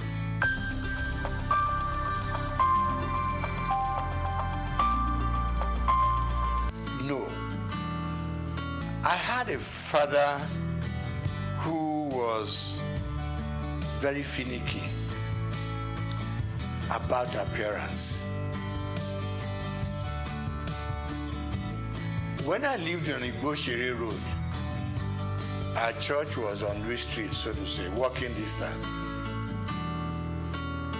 He taught me how to wear full agbada right from primary school, secondary school. I mean, today, you just wear Buban Shokoto, you go to church. Never was that happening. It's got to be full. Right. Then from there, by the time you got into, my father died while I was in university. Before then, he was always having this very thin bow tie, not this bigger one, bigger sizes now. Thin, even when his dress is khaki and khaki, he still had it on. So I admired him, but initially I was on my long tie, up till a point, and I look back at some photographs we took when we were in the secondary school, and I thought, no, let me go back to those old days. Some people tell me it makes you look old. I said, I don't mind, but these days I have just acquired that fashion taste, which has suddenly become my, what do you call it? Become what I'm known with. And I enjoy it. And I encourage people, once in a while, put on your bow tie. It makes you look good, makes you look impressionable, it makes you look a serious person, and it makes people take a second look at you.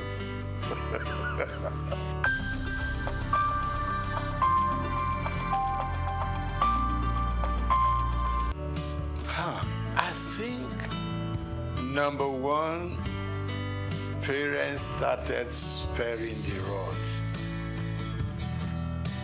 Call it civilization, call it growing up and all that.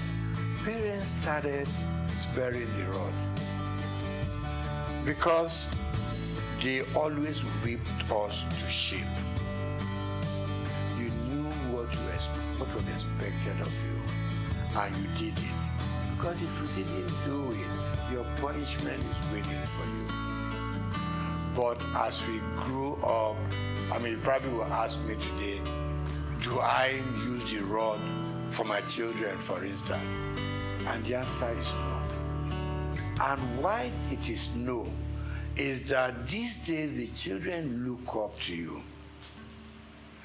They are more exposed than what we were. More exposed. They know what daddy does. If you show them a bad example, they will repeat that bad example. If they know that when daddy wakes up in the morning, before he goes anywhere, he needs time to say his prayers. They too unconsciously will copy you. If they know that when dad goes out, he comes back certain time. It doesn't come in at 1 a.m., 2 a.m. Subconsciously, they too will know there's something that this old man sees that doesn't make him go out all night. So they copy from us. But then, like people say, I don't know how correct it is, that these days people are so busy looking for money. They're all over the place. They abandon the home to nannies and housemates and all that. And the children a lot of the time are on their own. But people like you and I, for instance, probably had housemates in the house. You see, but the work that the housemaid does, we were also made to do it. Right? Washing our plates. Staying in the kitchen to see how things are prepared. They took us through it, even if you didn't have to do it yourself.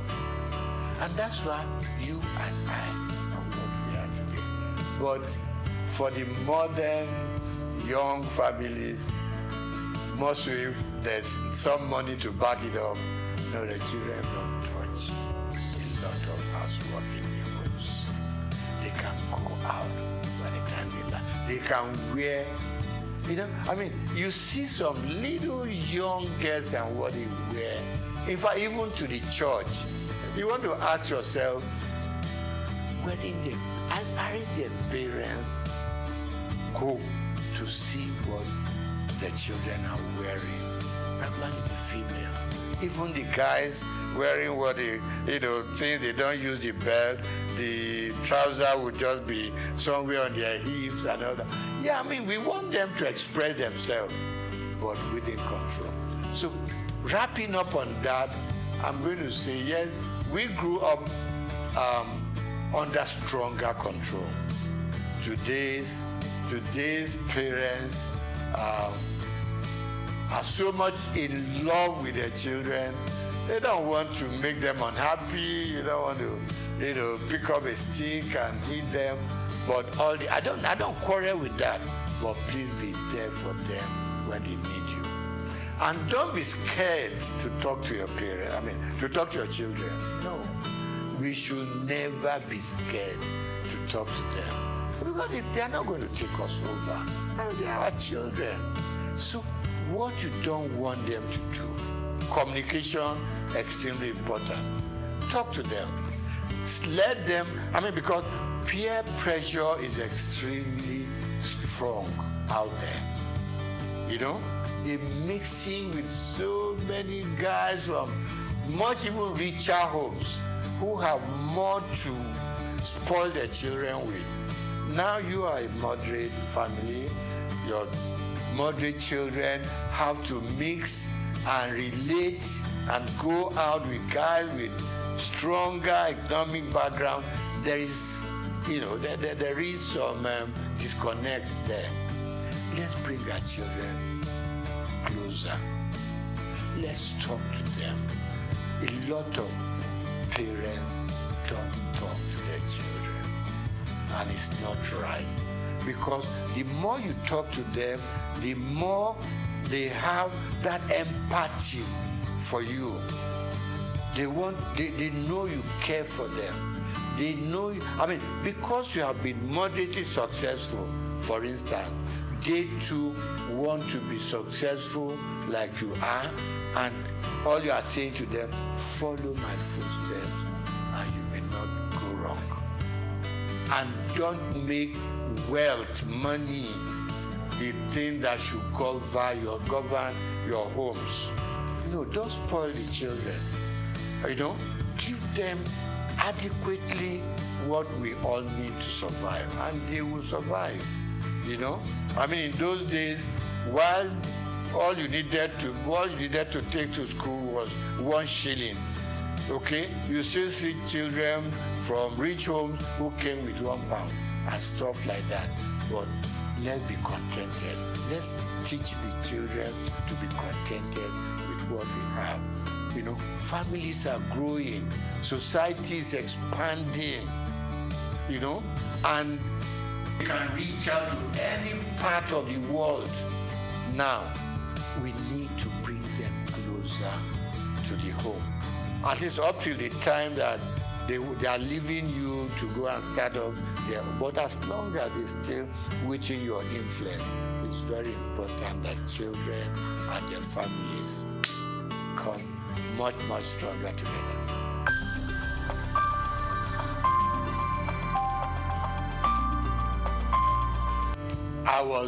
I'm going to start with sports. I was an avid squash player. Okay, back in school, a bit of football, a bit of tennis, and all that. But when I started growing up seriously, I loved squash. And I played squash until I was over 50. Okay, and the doctor said, slow down on squash. So today, I do my swimming. Okay, I still do my swimming 2-3 times a week. Okay, and then of course I walk. There's this thing that keeps on saying, if all you can do is walk for 30-40 minutes a day, okay, and then of course I'm an avid fan of football up till today. I wish we could develop a local league so that I could slow down on my European Premier League sessions. So I love football and I love lawn tennis up to now. Now, favorite color, subdued. Okay.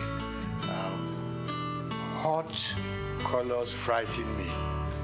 Okay. And if you have to do it, just make it minimal. When I pick my dress, for instance, you got to know you want the kind of shirt you want to wear to match the color of the tie you want to use, to match the color of your suit, so it doesn't run riot. So it's extremely important. And I said to my friend, just Google it. What color matches this and what color matches that? So you don't become like a Christmas tree, on the road. That was the third one. Food. I grew up enjoying my eba and amala. growing up from Obalinde, okay? So I do my eba, I do my amala. Rice, occasionally. But then these days, from age 70 upwards, oh, the doctors are screaming, watch what you eat, what the quantity you eat. So my wife draws up a weekly timetable. Monday is this, Tuesday is that, Wednesday is that, and she manages to mix up a slightly heavy one and a slightly lighter one so that you have a good mix. With age, you cut down on a lot of things. Cut down on your booze, cut down on your champagne, you cut down on your wine, you cut down on your salt. In fact, it's like they're punishing us. But then they say that is the way to go to be able to at least live longer and enjoy more of life.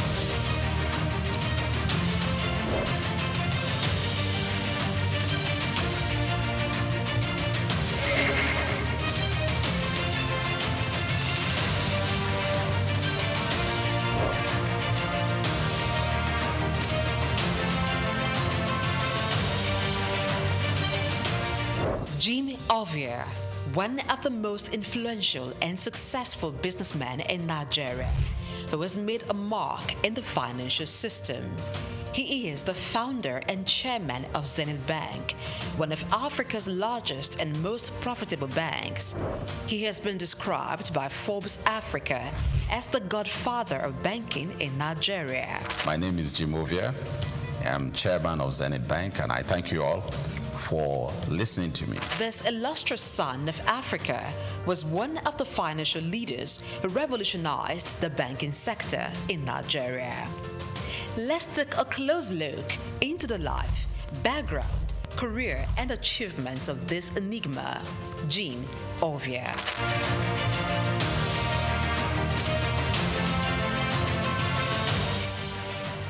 Jim Ovia was born on November 4, 1951 in Agbo, Delta State, Nigeria, to a large family as the second son of Chief Obi Olihe of Agbobi in Delta State. Being one from a humble background, Jim attended local schools as he had lost his father at the tender age of 4.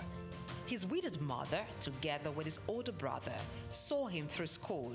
He had secondary education at Ika Grammar School in Agbo.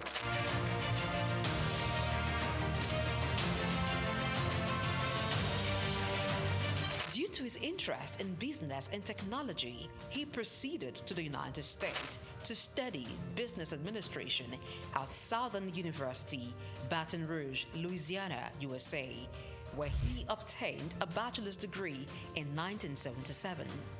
He furthered to University of Louisiana, Monroe, Louisiana, and bagged a master's degree in business administration in 1979. Jim Ovia is also an alumnus of the prestigious Harvard Business School.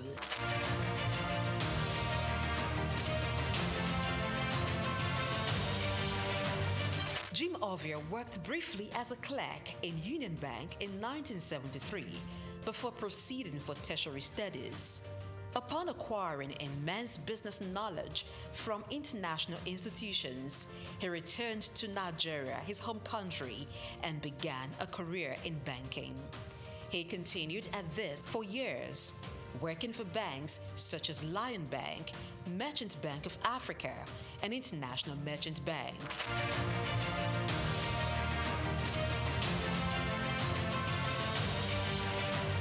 After many years in the banking industry, in 1990, Jim came together with some colleagues to found one of Africa's largest and most profitable bank, Zenith Bank. The bank was established with a vision to provide excellent customer service, innovative and technology-driven banking. Zenith Bank flourished as it drew customers who sought excellence in financial services. What started with an asset of $4 million and about 50 staff has grown into over $24 billion in assets and shareholders' funds of more than $3 billion as of June 2022. Zenith Bank is listed on the Nigerian Stock Exchange and London Stock Exchange. Jim Ovia served as Zenith Bank's Chief Executive Officer and Managing Director from 1990 to 2010, and then Chairman from 2010 to 2014. After a brief break, he returned as Chairman of the bank in 2016 and remains so till date.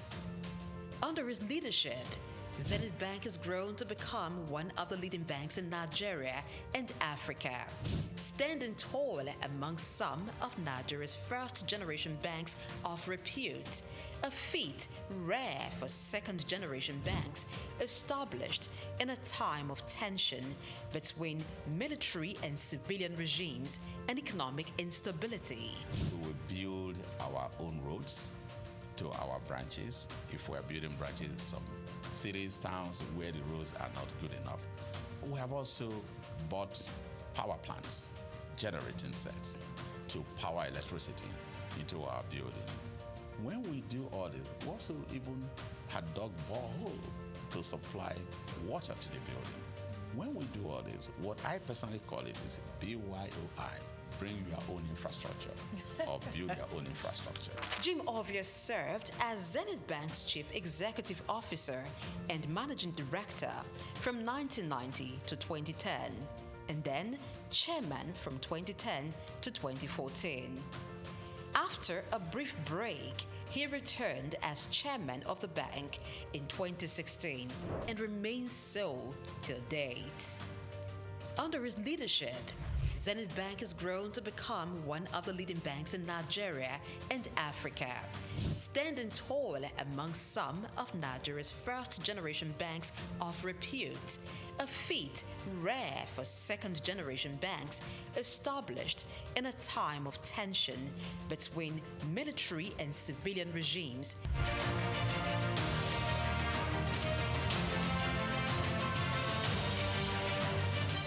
Bank has diversified its services to include insurance, pensions, stockbroking, and investment banking. The bank has won awards and recognition for its performance, governance, innovation, and social responsibility, inspired by its chairman's belief in giving back to community. Really, it's my special pleasure, my honor indeed, for this opportunity offered by AAI to be awarded in the category of Business Leadership Award for 2017.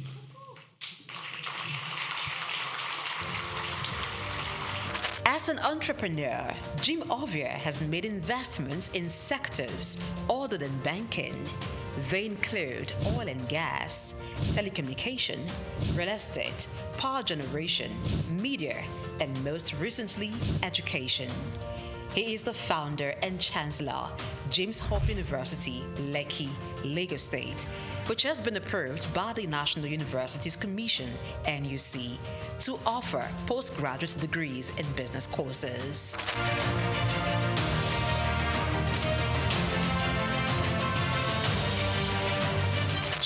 Ovia is a man who believes in giving back to society.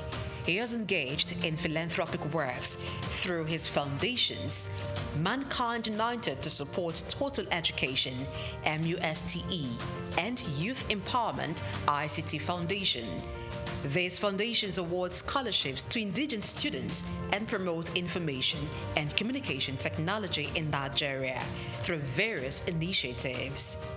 Ovia has made donations towards courses and institutions.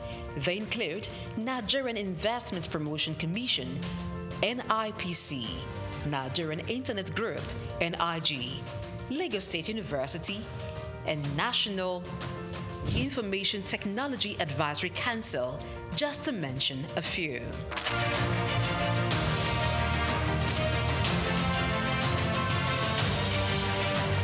In recognition of his contributions, Jim Ovia is a recipient of many honors and awards.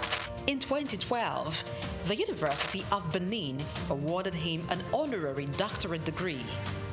Former President Muhammadu Buhari in 2022 conferred him with the national honor of the Commander of the Order of the Federal Republic, CFR. Also, in 2022, Jim Ovia was conferred with the National Productivity Order of Merit, NPOM Award, by the federal government of Nigeria.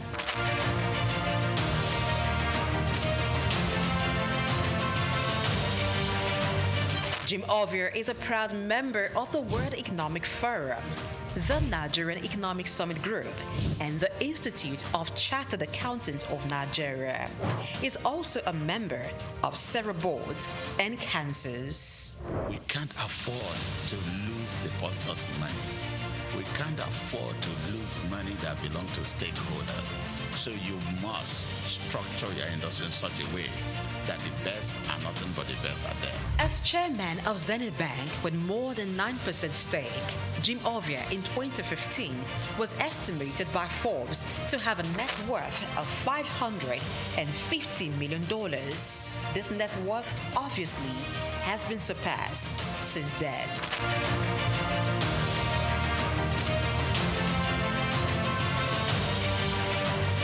Jim Ovia, as a business person, founded 5 companies. They are Zenith Bank PLC, the Quantum Group, Visaphone Communications, Quantum Luxury Properties, Civic Center Towers, and Cyberspace Network. Jim is member, Honorary International Investors Council.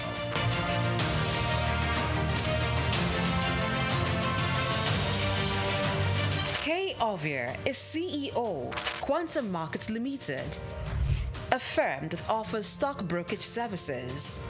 She sits on the board of several organizations and is chairman, board of directors of Cyberspace Limited, a leading software engineering company. Cyberspace Limited is one of the pioneers in provision of internet services in Nigeria, providing network and software services. Kay, being at the head of a tech giant in Nigeria, teamed up with her husband, Jim, to strategically deploy robust IT infrastructure at Zenith Bank, which resulted in the development of digital products and technology-driven banking in Nigeria. Kay is an alumnus of Enugu State University of Technology, SOUQ, where she holds an MBA in management. She is much given to philanthropy, with several initiatives to transform lives, particularly those of the underprivileged. One of her projects targeted at children and youths, Star Rising Talent Hunt, aims at discovering and projecting hidden talents.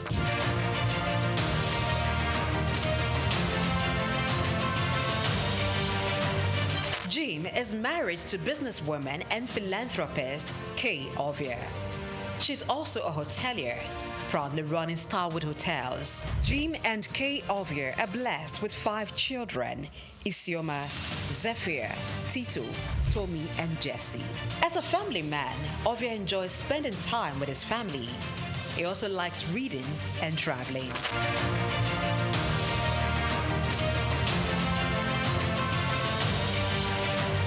In order to pass on his vast wealth of knowledge on business and finance to African entrepreneurs, Jim Ovia authored a book titled Africa, Rise and Shine.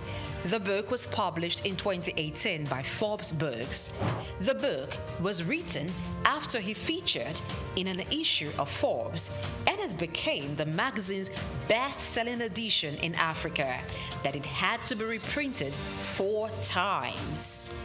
The book, Africa Rise and Shine, paints the picture of his humble beginning from the small town of Agbo in Delta State, and against all odds, pushed through to become a global business icon while providing insight on how to conquer challenges in African markets, taking advantage of the opportunities.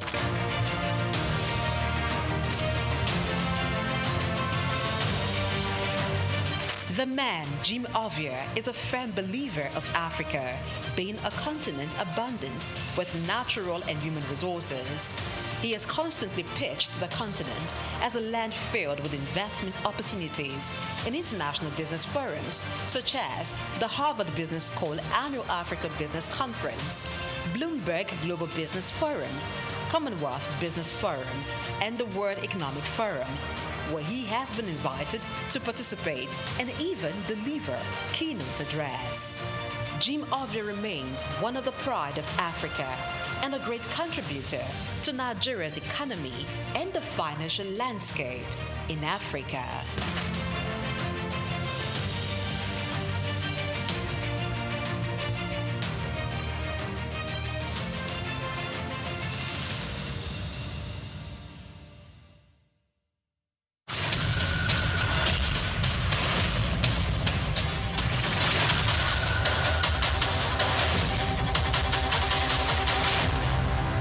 Hello Nigeria, hello Africa.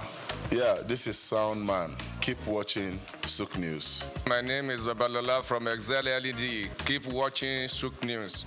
My name is Shepherd Michael Adewale Onofuye. I enjoy you all to always watch SOUQ News TV. Hi, I'm Tom Bogaballs, and please keep watching SOUQ News.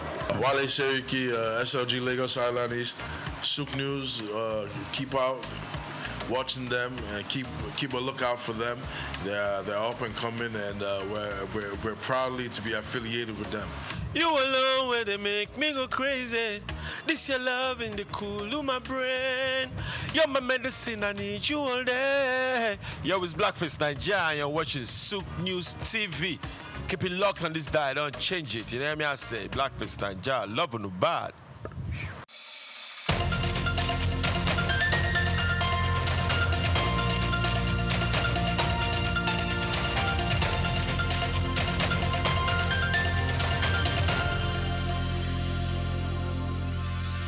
Hello and welcome to Just Africa, where we examine systems, ideas and technologies shaping Africa's future.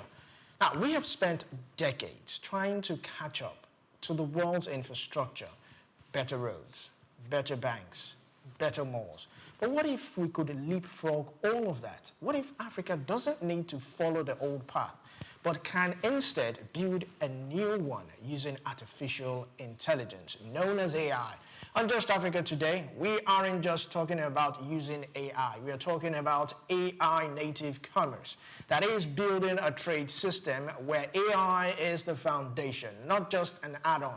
This is Just Africa reaching you live from Lagos. I am Olumide Shokoya. Don't forget you can also follow us, like, comment, and share on our YouTube page at SOUQ News TV. Now, today, we are talking about AI native commerce. Businesses built from the ground up with artificial intelligence at their core, from smart retail and predictive logistics to personalized marketing, credit scoring, and cross-border trade. AI is redefining how commerce works globally. But the big question is Africa ready to build AI native commerce ecosystems that compete globally? Or will we remain consumers of other people's intelligent system? We'll find out after this break. Stay tuned. We'll be right back.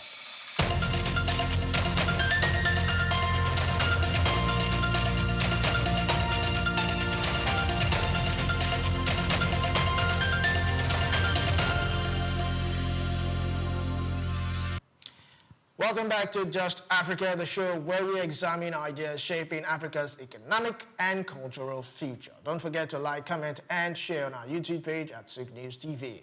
Africa's digital commerce ecosystem is evolving rapidly, but many businesses and developers still struggle to harness the full potential of AI-native commerce. So on Just Africa today, we will explore how African developers, startups, enterprises can leverage AI-native commerce to create scalable, efficient, and profitable platforms. Today, we are performing a high-stakes SWOT analysis on Africa's AI-native commerce. Joining us to unpack this robust topic is Samson Odo, founder, CTO, North Africa, AI native commerce specialist, full-stack developer, and multi-platform innovator. So glad to have you, Samson. Thank you. It's good to be here. You're welcome. So let's start off with the basic. What does AI native commerce actually mean? And how is it different, from simply digitizing, existing business? Right. Well, current digitized commerce is really fairly simple. You just have your catalog and you have people come make purchases, you record those purchases, and that's that. It's AI native commerce is more of an upgrade to that in the sense that you have this catalog, but it's accessible in so many different ways. Now, you don't need to visit the website to browse. It could easily plug in a product when you're having a conversation. For example, you're thinking of things to buy for someone's birthday, you just ask it, and then it gives you recommendations based off of what you already know, based off of what it already knows about you. So you now have this system where people can get direct recommendations that are fully personalized to their needs instead of just having them go on the website and browse manually. So it's a completely different system that, just gives you this freedom to make purchases, make sales as well, without the static systems we used to have before, where it's just you have an online marketplace and then someone has to visit the marketplace. Now, you don't even need to advertise or have people visit your store before they can buy from you. Quite enticing, I must say. So why is this conversation especially important for Africa right now? Well, it is because e-commerce is it's a very huge portion of our digital economy. So it's like having a conversation over who decides to own our markets. And I think that's a very, very important conversation to have, especially as technology evolves and these things get abstracted away to the point where, nobody really knows where the data is anymore. It's just, we want to buy something, we go and buy. But year over year, we don't know what's happening in the market. And it would be really bad if we have if we don't have any visibility into what's happening in our own markets. So. All right, so if I may ask, which sectors in Africa are already, showing early signs of AI native commerce? I mean, retail, fintech, logistics, agricultural services. Yeah, all of these sectors have already had some sort of AI plugged in. I think even Jumia has probably experimented with AI in logistics and things like that. So there's always been little tiny fragments of AI assisting these systems to grow. But now we're looking at basically building back from first principles and creating, more robust systems that would be enhanced as the technology developed. All right. So earlier on, you said that with AI native commerce, it does the advertisement for you, it does every other thing for you. So I have to ask, is AI adaptable to the African setting or culture, or will it have to be programmed, to adapt to the peculiarities of African business? Yes, well, that's what really makes or breaks these systems. It needs to be adapted to the environment. Otherwise, it just simply will not work. So in the future, we'll definitely see a lot of companies come up and try to create AI native commerce systems. And just like what you said earlier about leapfrogging, this is actually something that will force people to do that, because if you don't do it the right way, it simply will not work. So it will force people to actually go back to first principles, build things properly, build data collection systems, build analytics systems, and all of these will be what will actually help power the AI to give you effective recommendations. All right, so if I may ask, how can AI native infrastructure support African businesses in scaling efficiently? If, for instance, I sell shoes or I sell something, how can I want to scale efficiently, how can AI help me do that?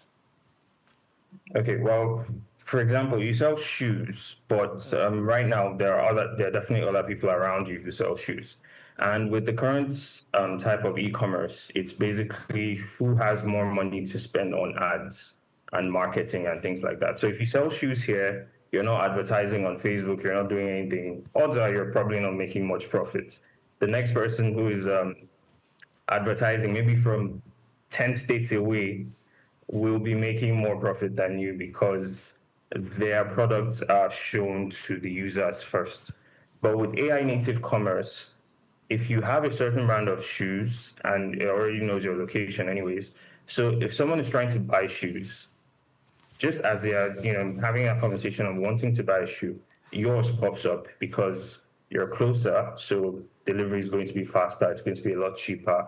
And since you're not spending money on adverts, that probably hasn't been factored into cost. So your products are a lot cheaper than that other competitor that would have beat you in the market just using adverts. So it now creates this, it creates a more integrated market where local retailers are able to sell more by doing less. Quite interesting. I would also like to still draw you back to the previous question I asked, talking about adaptability. So are there any key weaknesses or limitations affecting AI commerce adoption, in Africa? Absolutely, there are. The first thing would be the infrastructure. Right now, we don't really have a reliable enough infrastructure to build these things locally. Anyone still building AI infrastructure would have to build it, host it abroad, basically, build it on foreign infrastructure, hosting and all of that. And another issue we have is literacy, mobile literacy, and most people are just not used to this technology. So it's something that's going to take a while before you see everybody actually using this. So it's going to take a while to actually change consumer behavior from what they're already used to catching up and helping them use this new technology.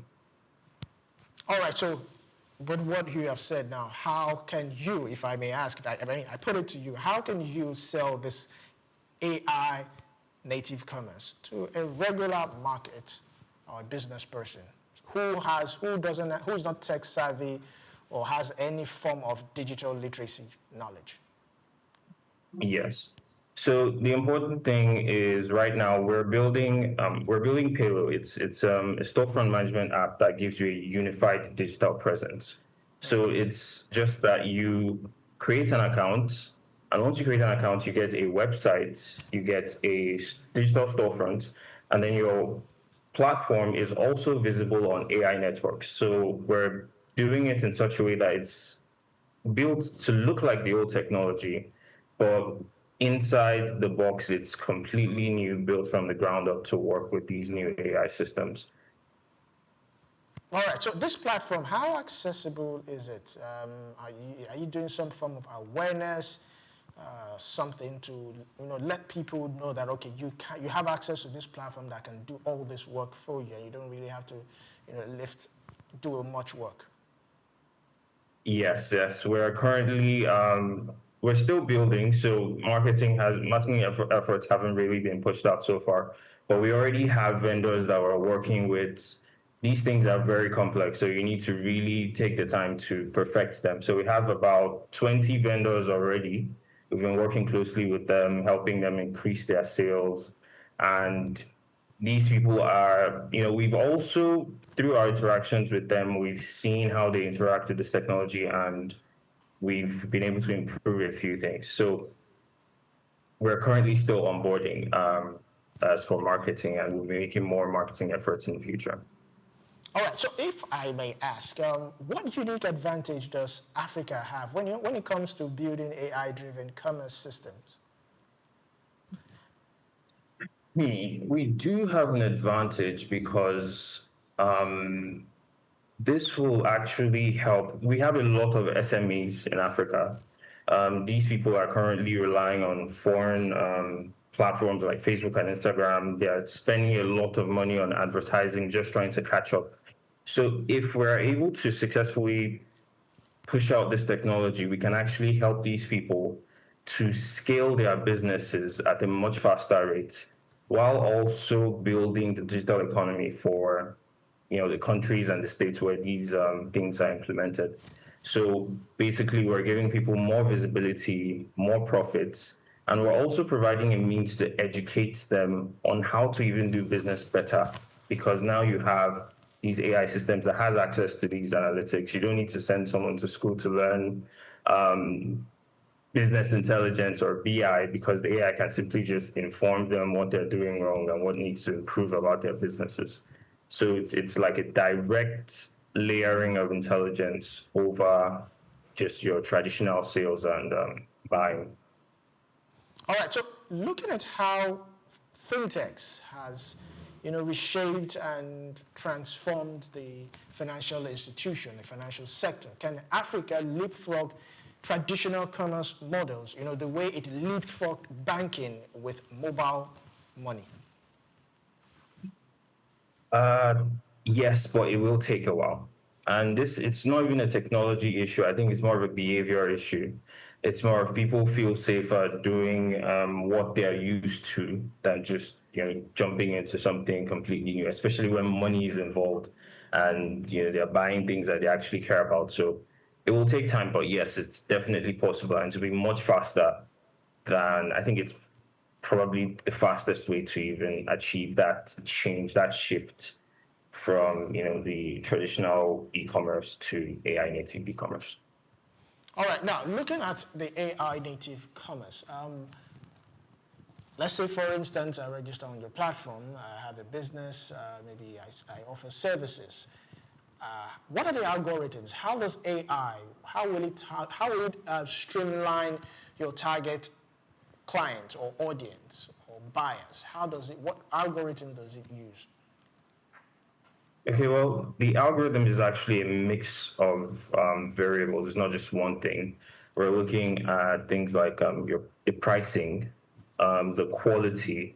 We're also going to be reviewing past interactions of the sellers to make sure we're giving you like the guaranteed best sellers, as well as delivery times as well. So it's a combination of things, and all of these data points are feeding in to give you like the best possible results at all time. So in your own case, how do you think, what are the best reasons to convince a typical person, at Balogun market that, hey, you don't have to, people believe in word of mouth advertising, that, if you buy something for me and it's good, you will tell the other person, and the other person will refer, and you will refer the person to me, and the other person will refer to me. So how do you convince these people that there's a more less stressful way of doing it, easier way of doing it without, word of mouth or any other thing? All you just have to do is, provide the necessary information, and, the AI does the job for you. Yeah, that's where arbitrage comes in. For someone at Balogun Market, at the end of the day, this person just needs more sales. They need to make more money. They need to sell more. They might not really care about the technology, the AI, or anything like that. So what we do is we let them know there's a way to actually sell more. And if this is a trusted seller and the quality has been, the product has been assessed for good quality, then this person's product can easily be referred to someone who would actually buy at a higher price. And to that person buying at a higher price, it's a lot cheaper than what they usually buy for that quality. So you see, where you're not you're able to actually sell at a good price to the buyer while also getting profits for the seller without compromising on the quality. So that arbitrage, effectively, by creating those data points, you know where you can get products from cheaper, where you can sell at the higher price, and it just sort of balances out. All right, you've been making reference to price, lower prices, cheaper prices. Does that mean that price also determines how well you will sell with AI? Is there any other way around it? Must I have to sell it cheaper to get more customers, or what other way how can AI package it, even if I do not want to reduce my price? I do not want to sell at a discount or at a loss. No, not necessarily. At the end of the day, it's still a free market. So price is definitely it's going to be a major factor. But what the AI will do is at least inform you of the prices in certain areas. Of course, it probably knows your cost price because you already provided that. So you will get the best recommendations for what is a fair price for that product at that point in time.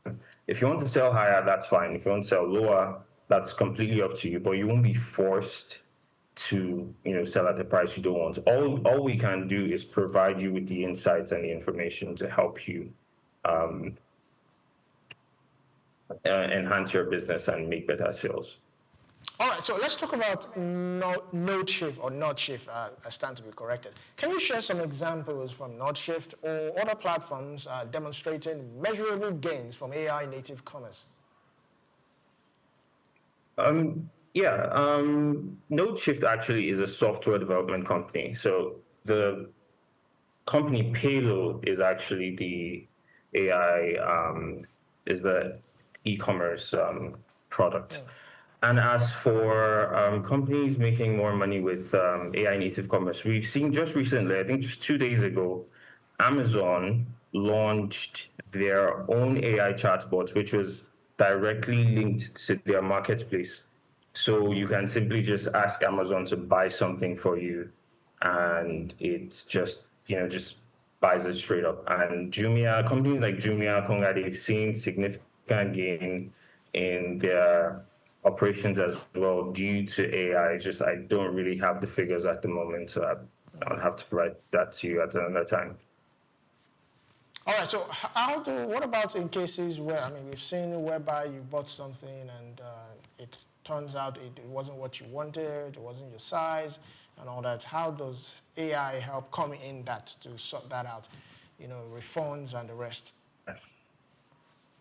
Well, that's the thing. Not everything is going to be AI. It's those would still go through traditional channels. Well, the resolution might be sped up by AI, but it's not just everything in the platform that is going to be AI. So when that happens, we have like a team for these dispute resolutions, and these things are marked. These things are recorded as part of like the vendor's history.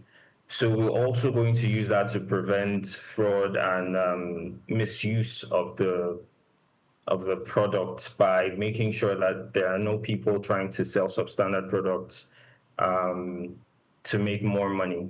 And if that happens, obviously, then there will be punishment for the sellers that are involved in those kind of things.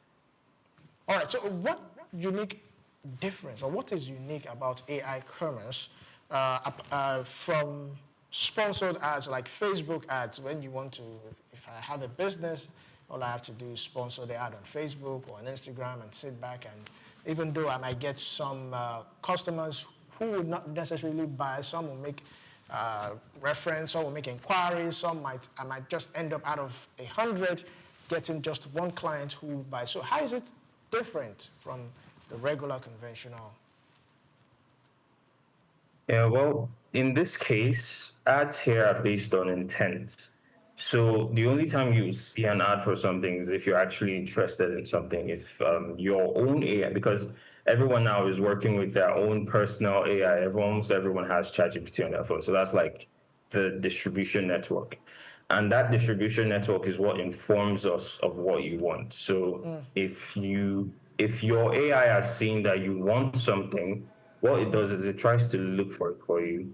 It finds our catalog, and then our catalog is able to now present that to you. So it's completely intent-based. It's not like you're trying to run sponsored ads and you're looking for buyers. No, those buyers are the ones looking for you. Our platform just helps them find you. All right, is there any sort of data privacy infringement? Because most of these days, you find out that on my phone, if I'm looking at a particular shoe, for the next 72 hours, I'll start getting shoe ads. And you begin to wonder why. Is it because I just saw a shoe that I admired and I checked the page, and now it's showing all types of shoes vendors? Yeah. No, that doesn't happen on our end. I've also experienced that. In fact, a few times I just say something around my phone, and then for the next few days, that's all I see. So that is, to be honest, I can't even tell you what app does that on the phone, because I think it's something to do with the iPhone itself, Siri, your assistant. So yeah, they are the ones that record the intent. We have nothing to do with that, but our job is to make sure that the sellers are available when they close in on that intent, when they decide this is what we want.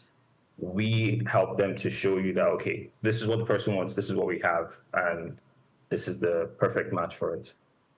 So we help close that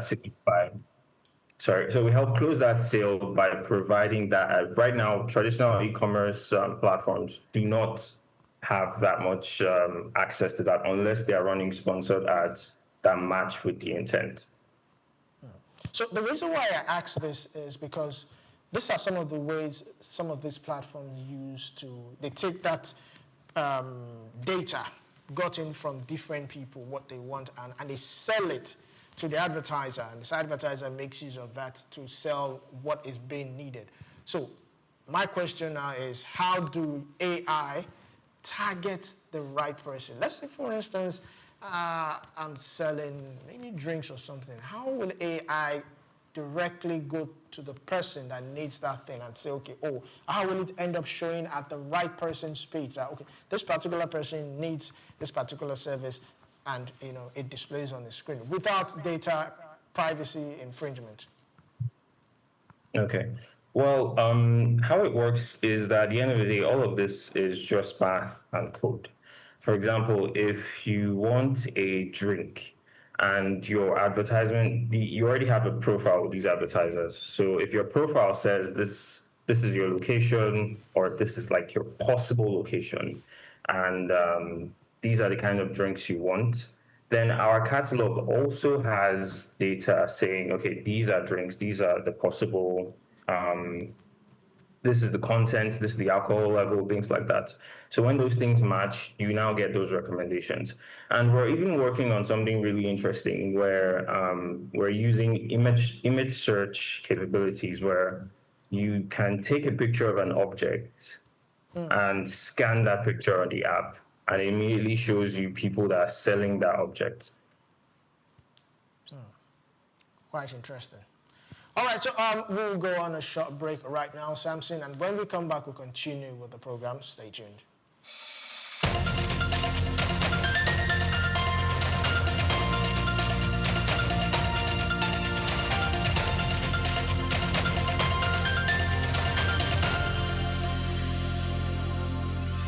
Human ingenuity has birthed remarkable innovations, none more so than the rise of intelligent machines. Computers, once more calculators, have evolved into sophisticated systems capable of mimicking human thought processes. Powered by artificial intelligence, AI, these systems are learning, problem-solving, and making decisions that were once exclusive domain of humans.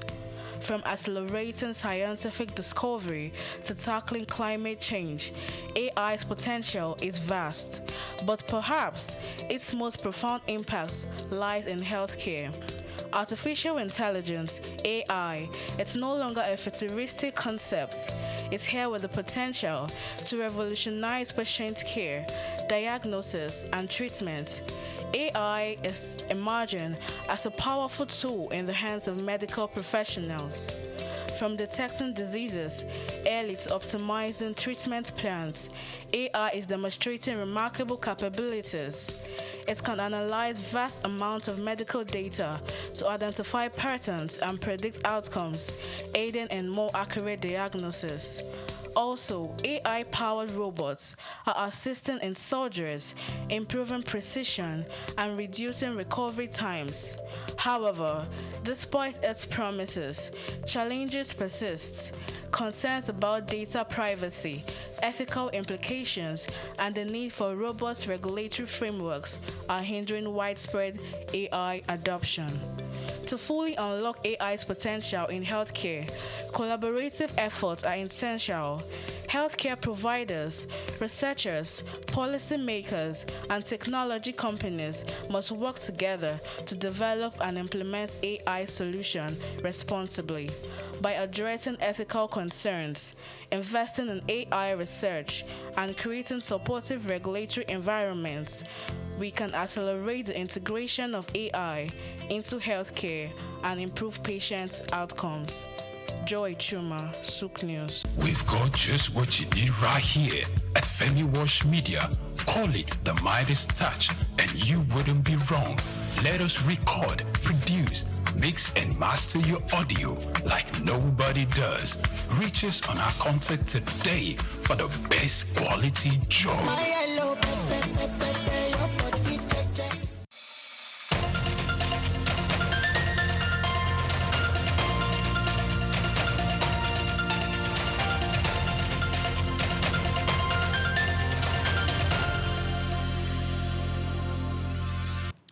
Welcome back to Just Africa. Today we're talking about AI native commerce, and we have a guest that goes by the name of Samson Odo. So glad to have you still on Just Africa, Samson.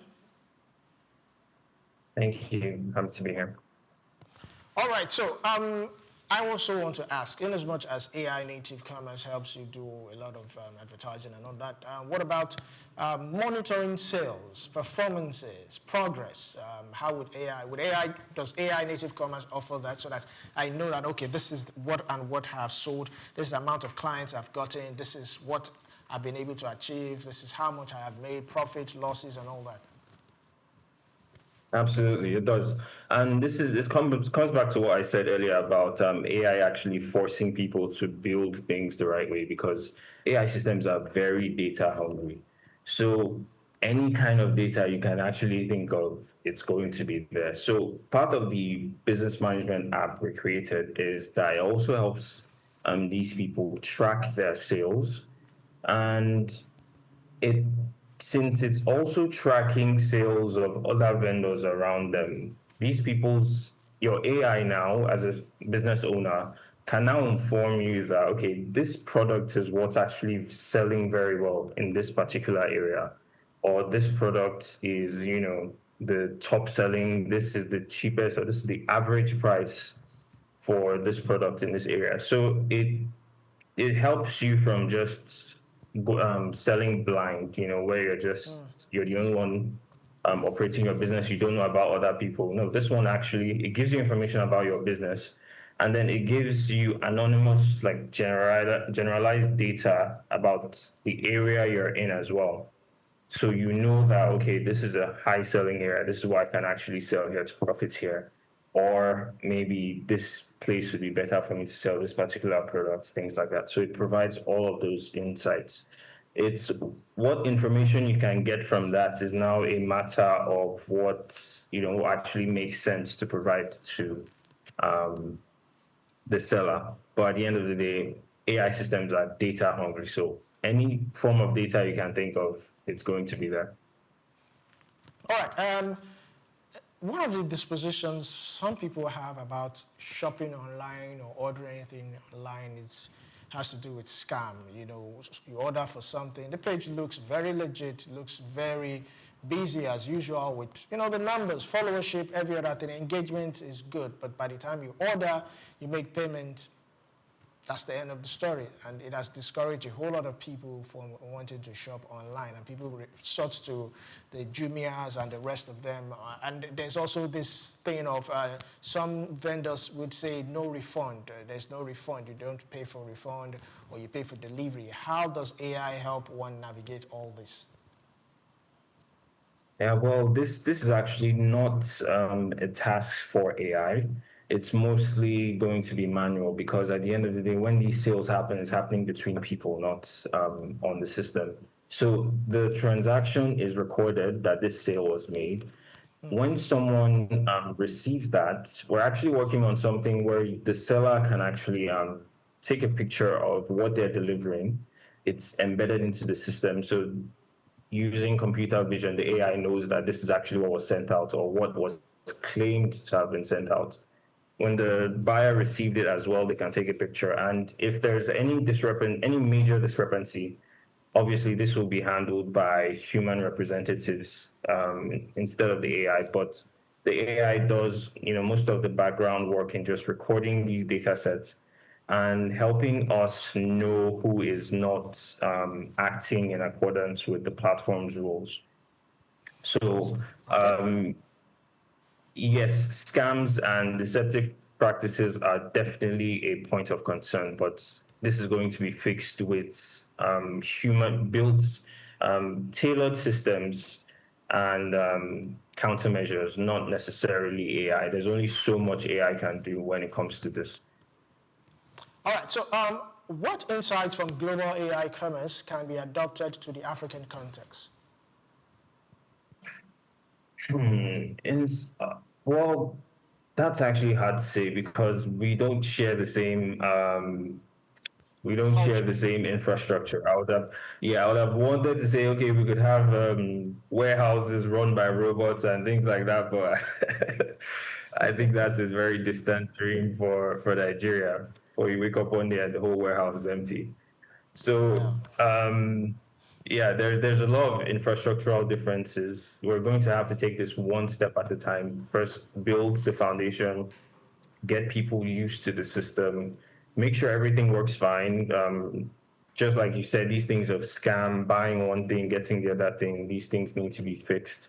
And then a very important thing as well is delivery times, because most people, when they buy it now, they want to get it now. And that's normal, that's expected. But our roads and everything are not really quite as they're supposed to be. So we need to find ways around that, and then we can now start looking at the bigger stuff.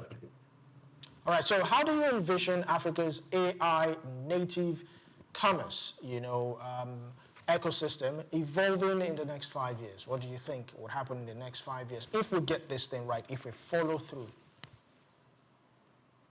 I think there's going to be a lot of growth in the next 5 years. It's looking very promising because 5 years is more than enough time to actually get this right. The only impediment to this is other sectors, the logistics sectors and other parts of the economy that would actually support this, because you cannot just have a booming e-commerce sector and then every other thing is lagging behind. Everything needs to grow at once. So if anything, that's the only risk I see towards AI native commerce. But on its own, 5 years is definitely more than enough time.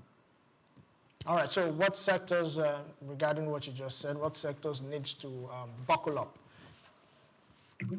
We would be looking at our transport sectors. I think that logistics covers that. Roads, we need to be able to make same-day deliveries, things like that. Fintech is growing immensely, so with the rise of open banking, it's very possible we'll see a boost in e-commerce, because now people might have access to better credit facilities, so they'll be likely buying more. And those two sectors are the most crucial for a booming e-commerce. Fintech and logistics. What about quality control? quality control is mostly an internal thing. It's between the platform and the sellers. The platform maintains a level of quality control. The sellers have to abide by that, otherwise they get infractions for not doing so. It's an internal thing. And yeah, I don't even think that should not take up to 5 years to cover.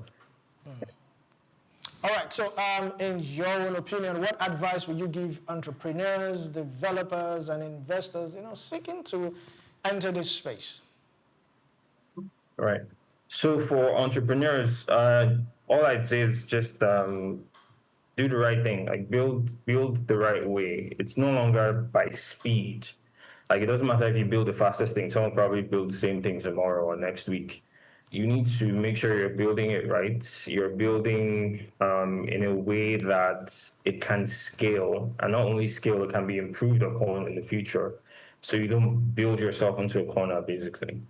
So for entrepreneurs, that's really it. There needs to be a close linking between the company face and the technological face, because you need to actually understand the technology behind what you're building. It's not just the vision itself. The vision relies heavily on the technology these days.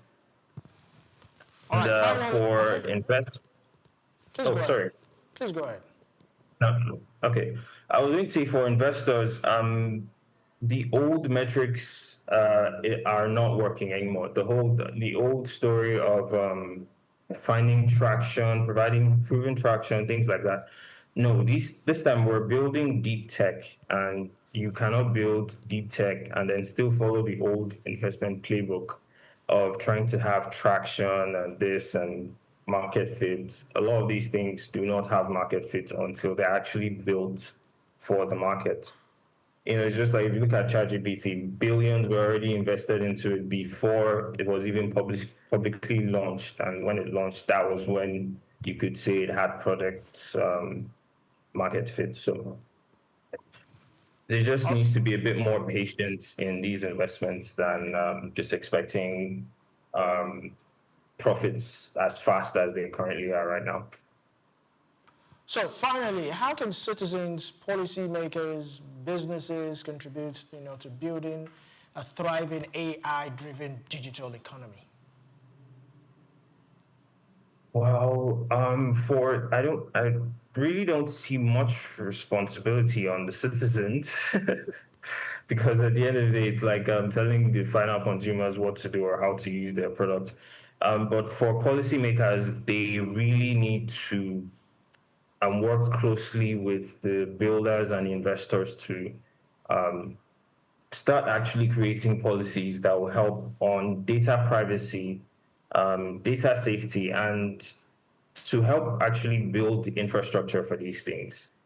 So we need more monitoring policies that will help bring up companies that can host these AI data centers and basically the technology we need for these things, because we cannot have AI native commerce in an environment where predictability is still an issue and things are going off randomly. There's nobody to be held accountable, things like that. It just will not work.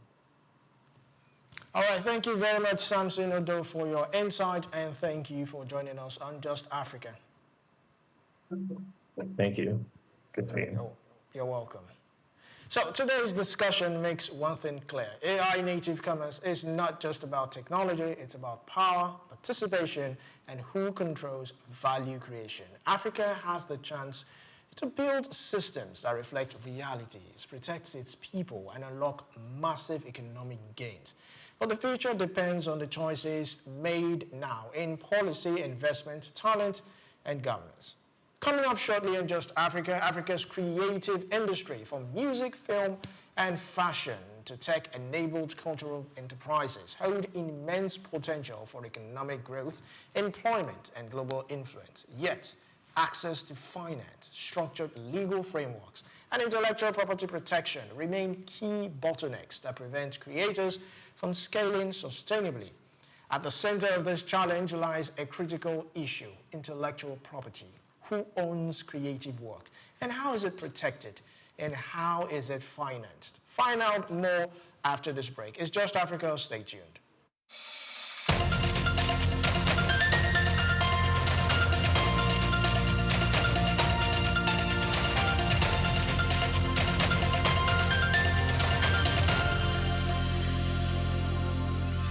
We've got just what you need right here at Femi Wash Media. Call it the Midas Touch, and you wouldn't be wrong. Let us record, produce, mix, and master your audio like nobody does. Reach us on our contact today for the best quality job. Augmented reality, AR, is a technology that merges computer-generated images with the user's real-world view, creating a composite experience. This interactive experience integrates various sensory modalities, such as things you can see, hear, and even feel, making the experience interactive and immersive. In recent years, the emergence of this transformative technology has seamlessly integrated digital and physical realms. This groundbreaking innovation relies on specialized hardware like smartphones and smart glasses equipped with cameras and sensors, AR software, and Apple's AR Kit and Google's AR Core. Then creates immersive experiences by overlaying virtual content onto the user's real-world environment. AR software such as Apple's AR Kit and Google's AR Core then creates immersive experiences by overlaying virtual content onto the user's real-world environment. AR's applications span diverse industries from gaming to education, healthcare, retail, and manufacturing. In education, AR enhances learning through interactive and dynamic experiences, while in healthcare, it aids surgical planning and medical training.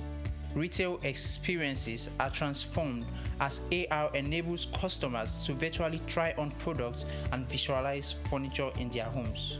Despite its potential, AR faces challenges such as technical advancements and user privacy concerns. Overcoming these hurdles will unlock even more seamless and immersive AR experiences, making it an integral part of our daily lives. As technology progresses, the horizon for AR broadens, promising a future where our interactions with the world are richer and more interconnected. Augmented reality is not just a trend, it's a revolution shaping the way we live, learn, and work. Goma Fortune, SOUQ News. Africa is on the rise, and at the forefront of its growth is a sector as old as civilization itself: agriculture. Once marked by subsistence farming and challenges with food security, agriculture in Africa is now experiencing a powerful transformation. From the fertile lands of Nigeria to the tea fields of Kenya, agriculture is driving economic growth and lifting millions out of poverty. African governments and internal investors are taking notice, pouring in resources to support smallholder farmers and expand sustainable farming practices. Digital innovation is playing a major role in this transformation. Mobile apps provide farmers with crucial information on weather, market prices, and crop management. These digital tools are empowering farmers to make informed decisions, increase their yield, and get fair prices for their produce. Now I know when it rains, I can plan my planting better, and I know where to sell my crops for a good price. It's really changing our lives. We are committed to investing in agriculture as a pillar of our economy. Our goal is to make farming not only viable but a source of wealth and stability for our people. African countries are also scaling up for exports, especially in high-demand crops like coffee, cocoa, and cashew. By focusing on quality, Africa is capturing a larger share of global markets. But the transformation goes beyond exports. Across Africa, new farming techniques and policies are helping to meet domestic demand and reduce reliance on food imports, contributing to food security across the continent. Women are also a key part of Africa's agricultural revolution. They make up a significant portion of the agricultural workforce, and initiatives are empowering women farmers with resources and training to enhance productivity. From subsistence to sustainability, the future of agriculture in Africa is bright. With innovation, investment, and resilient communities, Africa is sowing the seeds of prosperity.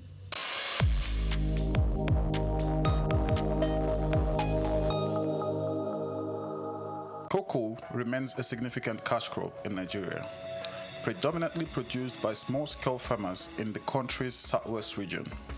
Historically, cocoa served as a major source of foreign earnings until the 1970s, when the discovery of petroleum shifted the focus away from agriculture. Despite various challenges from its introduction in 1807 to the present, efforts by successive governments and the resilience of cocoa farmers have sustained its production. To better optimize productivity and ensure fair prices for farmers and high economic returns for the government, the Cocoa Marketing Board, CMB, was established in 1947. However, the goal was not totally achieved as pricing policy weren't favorable, discouraging farmers from producing export crops, and that eventually led to the board's abolition in 1986. These resulted in reduced yields and lower quality cocoa beans. Meanwhile, the millennium era witnessed a shift in farmers' focus towards more economically viable crops like oil palm due to the high cost and intensive care required for cocoa production. Cocoa production faces several obstacles, including limited access to fertilizers, unfavorable climate conditions, pest infestation, poor infrastructure, and land shortages. Also, herders' attacks on farmers have deterred farmers from expanding their farmlands. According to research, despite challenges, cocoa production has empowered many farmers and more stakeholders in the value chain, improving their living standards, enabling them to provide education for their children, cover medical expenses, and build better homes.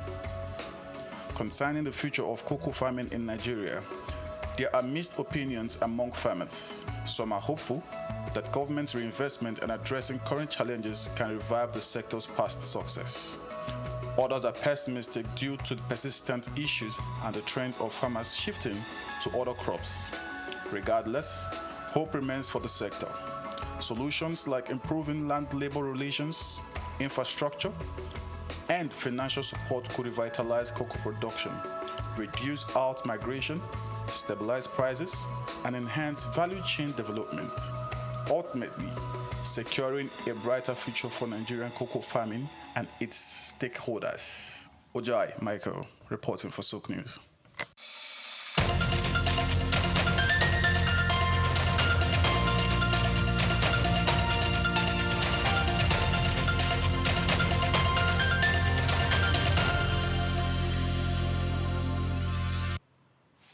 Welcome back to Just Africa, where we question narratives, challenges, assumptions, and rethink development on our own terms. Don't forget to like, comment, and share on our YouTube page, SOUQ News TV. Today's episode, Financing Creativity, explores how strong legal frameworks and smarter IP systems can turn Africa's cultural influence into real economic power. Now, joining us to unpack this robust topic is Janet Temilari Gapsiso, intellectual property lawyer and chartered mediator, founder Tamarix Law, founder Larry's Cafe. So glad to have you. Thank you. You're welcome, Janet. All right, so for many creators, IP sounds, intellectual property, for those who don't know, intellectual property sounds technical or distant. So in simple terms, what is intellectual property and why is it the foundation of a strong cultural economy? Thank you. Intellectual property is basically the creation of the human mind and something that you create and then something that can be transferred, whether copied or physically moved.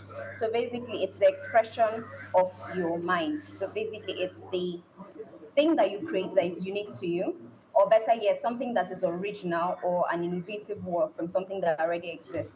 So that in itself, as long as it can be traded, as long as it can be transferred, it is property. And kind of property it is intellectual property. Beautiful explanation, beautiful one. Africa's creative output is everywhere. You know, on global charts, screens, runways, it's everywhere. But why do so many Africans, creators, still struggle to earn fairly from their work? The most important reason is the fact that most people do not regard intellectual property as property in the first place. So like I mentioned, it is the property of the human mind. And most times whenever people are trading, they think of things like real estate. They think of things like gold. They think of things that are physical, things that they can see. So the reason a lot of people don't make as much money from intellectual property is because the market doesn't fully recognize it as something that has value. Not necessarily that it's not really a problem with our creatives where they don't know how to sell or they don't know how Janet, sorry to cut you short. We'll go on a short break right now and we'll be right back.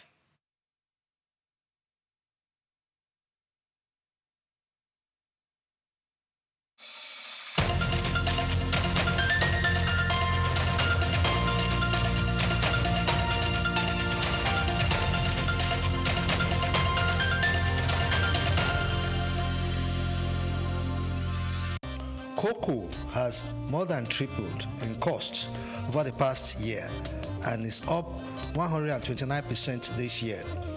The rise in cocoa prices is likely due to a global cocoa shortage.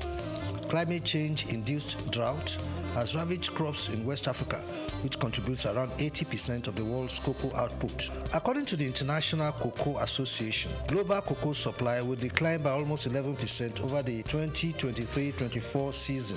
The world produces nearly 6 million tons of cocoa beans each year, and consumers may begin to feel the impact of this shortage by the end of this year or early next year. Nigeria's cocoa earnings in the first quarter of this year surged by 279%. Driven by a sharp increase in its prices in the international market. Data from the National Bureau of Statistics, NBC, indicates that in the first 3 months of the year, the value of cocoa exports totaled 408.66 billion naira. This represents an increase of 279% from the 179.5 billion naira recorded in the first 3 months of 2023. When compared to the preceding quarter, total cocoa exports increased by 138% from 117.29 billion naira recorded in the preceding quarter.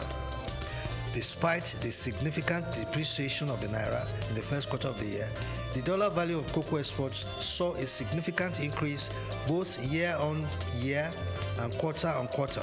There was a 63.3% increase in the dollar value of Nigeria's exports between the fourth quarter of 2023 and the first quarter of 2024. Using the closing rate of the dollar to the naira at the end of December 2023, cocoa exports for the period stood at $188.83 million. This increased to $312.19 million at the end of the first quarter of 2024, using the exchange rates at the end of March. Year on year, the dollar value of exports in the first quarter of 2023 stood at $223 million. Bayo Olaoye, SOUQ News.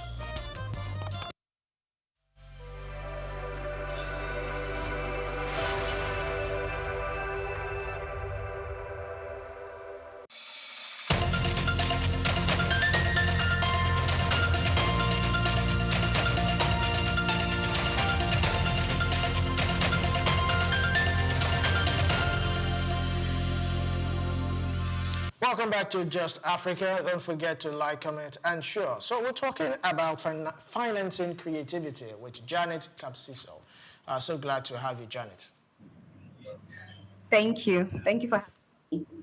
All right, so continue with your line of thought. Okay, so I was talking about the reason why a lot of creatives in Africa do not actually enjoy and get earnings, substantial earnings from their intellectual property. And I explained that the major reason is the value that the market places on it.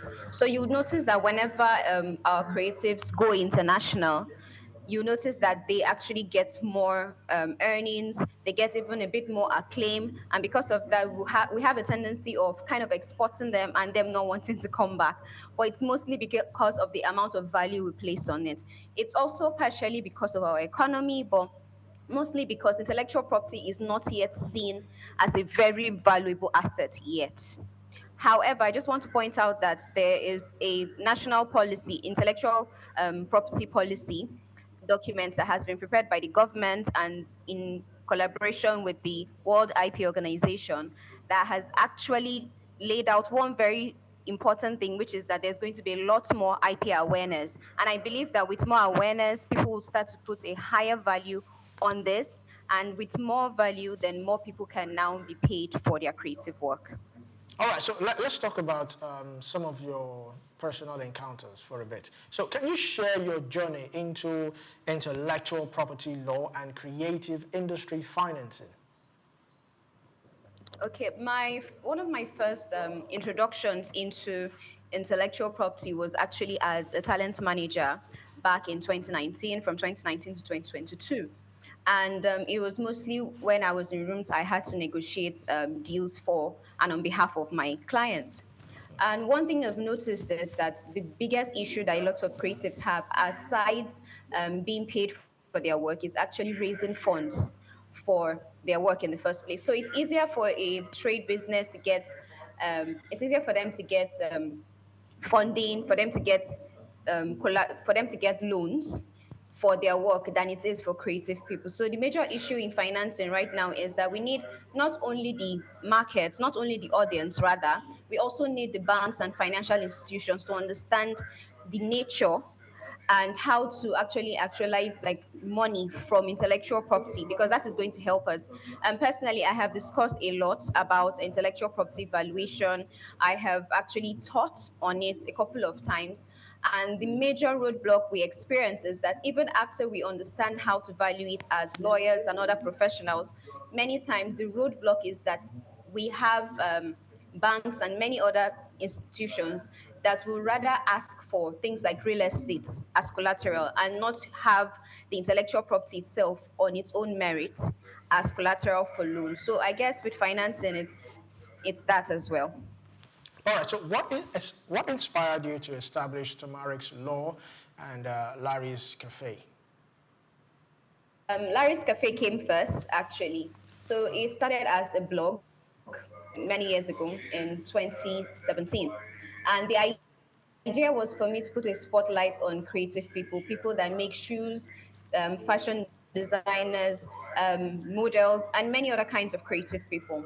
And then that grew up into, by the time I graduated from university, which was the same year, I decided to focus on intellectual property as a practicing lawyer. And basically, I went from shining the spotlight on creatives to managing creatives, and then I got to the point of founding Tamarik's Law in 2024 to now protecting creative rights. So that has been my journey. Basically, the idea is to work for creatives, to build the value of intellectual property, and ultimately to increase our economic strength in Africa.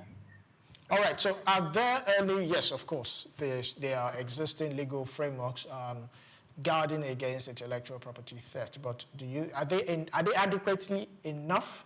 What about enforcement, awareness? What would you say about this? Right now, our problem is not really the enforcement, it's more of awareness. Now, awareness not necessarily from the side of the law enforcement agencies, but mostly awareness on the side of creatives and right holders. But I believe, like I mentioned earlier, with the new intellectual property policy document that is actually being circulated in the entertainment industry as we speak, I believe more people are going to be proactive. So it's a case of people don't know the value of what is in their hands. So it's like there are many people who would have the music online. They don't know that it's being circulated on illegal sites, and because of that, they don't actually pursue. But the Nigerian Copyright Commission, for instance, which is in charge of most creative works in Nigeria, they actually have now been given the power to actually work as an investigative agency to actually also prosecute such things. And so I believe that in terms of enforcement, we are actually at the beginning stage in the sense that we have very good structures.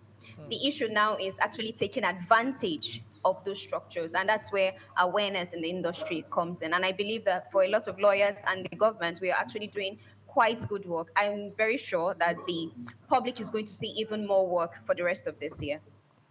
All right, so what are the common mistakes, common IP mistakes you see creators make? Common IP mistakes I see creatives make. The first one would actually be lack of protection. Now, protection not necessarily in registration, but actually protecting their work from being leaked. So I've had scenarios where musicians will release music and then send the MP3 files to radio stations and their friends and even some bloggers just to announce the songs, not knowing that those things can easily leak and then people can now download it for free. So many times it's not even necessarily that some of those files were stolen, is that they were being shared carelessly. So it's the same thing with film as well. On the set, and especially at the post-production stage in the editing room, there has to be serious cybersecurity measures put in place to actually protect it. So I believe that the number one mistake that a lot of creatives make is that they do not protect the file itself. That's the work itself physically. When I say physically, I mean cybersecurity measures around it. And then secondly is eagerness to receive just any money. So that's why we have a lot of scandals with musicians and many other celebrities on social media complaining about being taken advantage of by investors. But to an extent, it's because we don't necessarily understand the kind of contracts that we enter into, and that comes back to a bad culture where an average person does not have a personal doctor, an average person does not have a personal lawyer. So I think we need to go back to understanding that all these professions actually exist for a reason. And so, of course, like I said, there's a lot of awareness going on, and I believe I am very optimistic that some of these mistakes that they make will be corrected in this year as more awareness is being put out. But those are just two of such mistakes. All right, so earlier on you talked about, apart from awareness, apart from enforcement, from law enforcement agencies, one of the lacunas is financing. So how does the creative industry financing differ from traditional business financing? For traditional business financing, there's usually a need for collaterals whenever you're getting loans, or maybe derivatives, that's debt financing for companies, and a few other methods. The issue now is that whenever they do that, for instance, if a company is trying to get funding, then they can leverage the company shares. If they are trying to get a loan, they can leverage their real estate or other fixed assets that they have. But when a creative is trying to get funding, there isn't much, or there isn't tangible things that they can use as leverage. Why? Because they invest almost everything they have into their intangible, into their intellectual property. So the major difference between them and the traditional trade is that in the traditional space, they have tangible things that have been recognized. Now, this does not mean that intellectual property is not as valuable. It's just that they don't have as much recognition as real estate and other things. So I'll give an example. Even as recent as last year, there were some banks that were still insisting on real estate for people to be able to get loans to shoot films. And they actually turned down percentages or even revenue generated from the film or using the film intellectual property as collateral.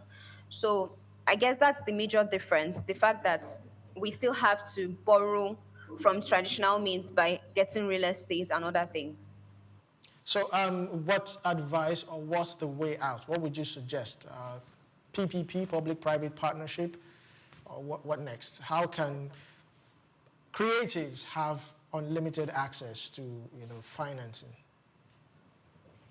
What I would suggest will be, like you mentioned, public-private partnership is very important. Yeah, it's very important, but I believe that we have to target the financing organizations themselves. So I'm talking about banks and other financial institutions. I believe that a lot of the awareness is not just should not just be targeted towards the creatives, but should actually be targeted towards the financiers and not just banks. When I say other financial institutions, I'm talking about venture capitalists, I'm talking about private equity firms. And personally, one of the things I do when I create content on platforms like LinkedIn, I mostly target financial institutions, I target investors. Why? Because I believe that if they are well educated, then more money is going to be pumped into the industry, because so far, I believe our creatives are already doing a good job by positioning themselves and showing up with their catalogs and their portfolios. So I believe that to fix this issue, we need to get the financial sector very educated in intellectual property. All right, thank you very much. So can you share examples of successful financing structures for African creatives? For when you say examples of successful structure, do you mean in Africa or generally in the world?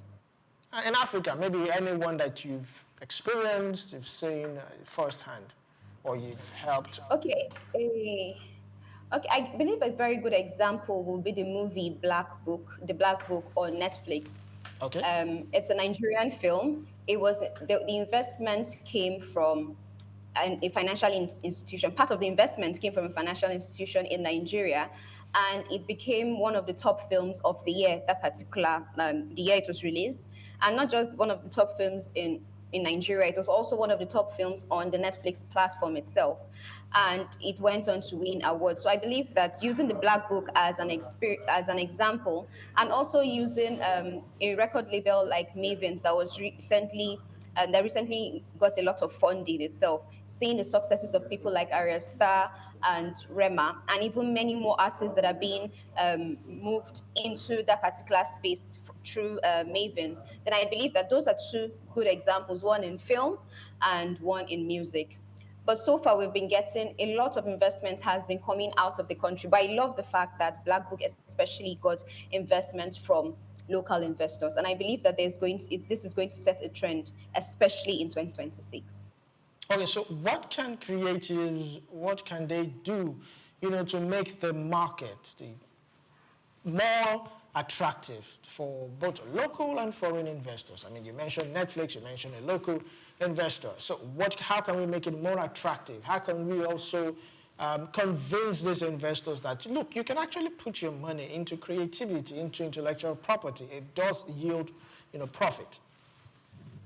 Yeah, I believe that one of the most important things for them to do will be to be very strict with their compliance.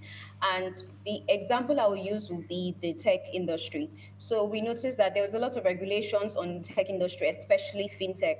But in as much as it felt restrictive at the time to the financial technology companies, we noticed that that was also the reason that both foreign and local investors had confidence enough to be able to invest, because they were in a position that they had to comply with a lot of regulations. So for the entertainment industry, I believe that things like compliance with taxation, ensuring that your works are well audited, ensuring that you have very detailed spreadsheets on your entire catalog, not just a visual portfolio online, but having all your books neatly kept, having good bookkeepers, ensuring that everything is being audited at least once a year.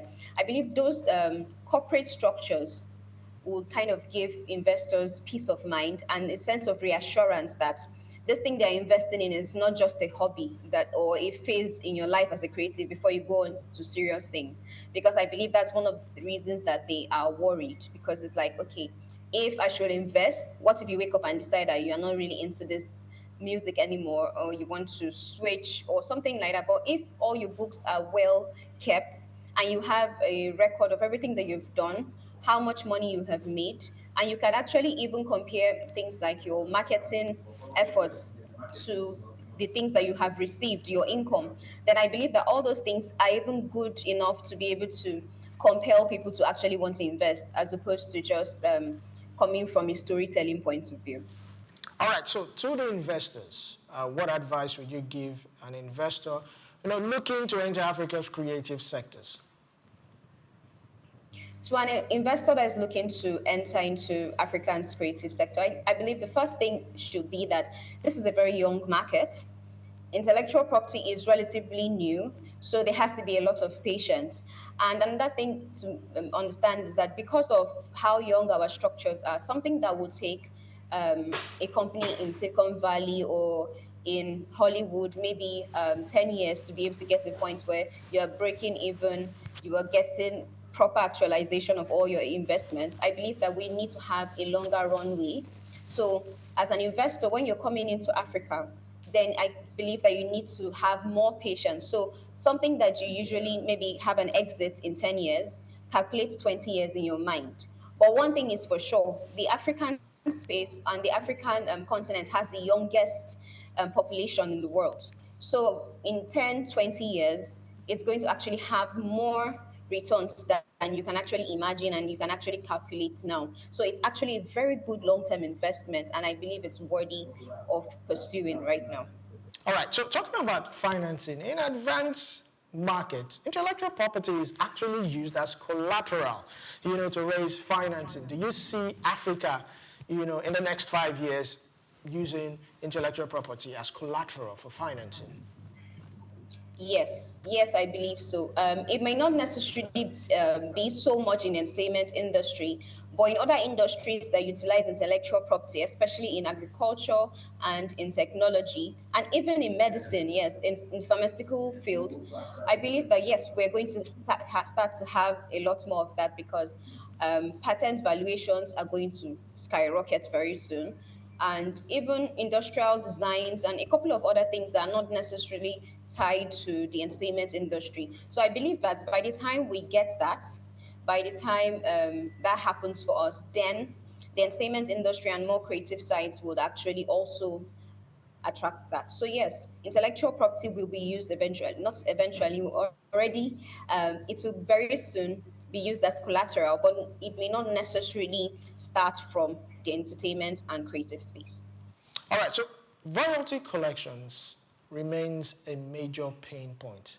I know you mentioned cousins who are also in charge of doing this. So what must change right now in how collecting societies, operate, to build that trust and transparency? Well, I believe that they actually need more tech support. I think that's the most important thing because a lot of them are relying on physical movements to be able to go and collect monies from these different organizations. And something as little or as simple as going to their website and not seeing it very organized and not being able to register with the organization in 1 minute and even uploading your bank details, getting paid after like 2 weeks or something, little things like that is what actually discourages a lot of creatives. And so I believe that the first steps they need to do is to have more tech support, to actually refine their technology on how they collect and how they pay artists. By the time things as simple and basic as good websites, good mobile applications are fixed, then I believe that there will be more confidence in them. And overall, more artists, more creatives are going to want to be registered to these organizations. And when that happens, more organizations themselves are going to be more willing to pay these collecting societies royalties on behalf of this. And then we'll have less of the litigation we have now, because most times when we hear of collective management organizations and other collecting societies, it's always litigation. It's always that they're going to court against this person or going to court against that person. So what is going to happen is that they should take, instead of going to court at all times, they should be more proactive in the sense that make the organizations themselves palatable and attractive to the artists. By the time the artists trust you, organizations will be forced to pay, and then we'll have less scenarios of litigation as we have now. All right, so another major bottlenecks, piracy, and of course intellectual property theft. How do we guard against this, especially piracy? I remember a particular actress went on social media, live on social media, had a session on social media, and she was almost moved to tears because a film she just released was already in some of these streaming sites, free.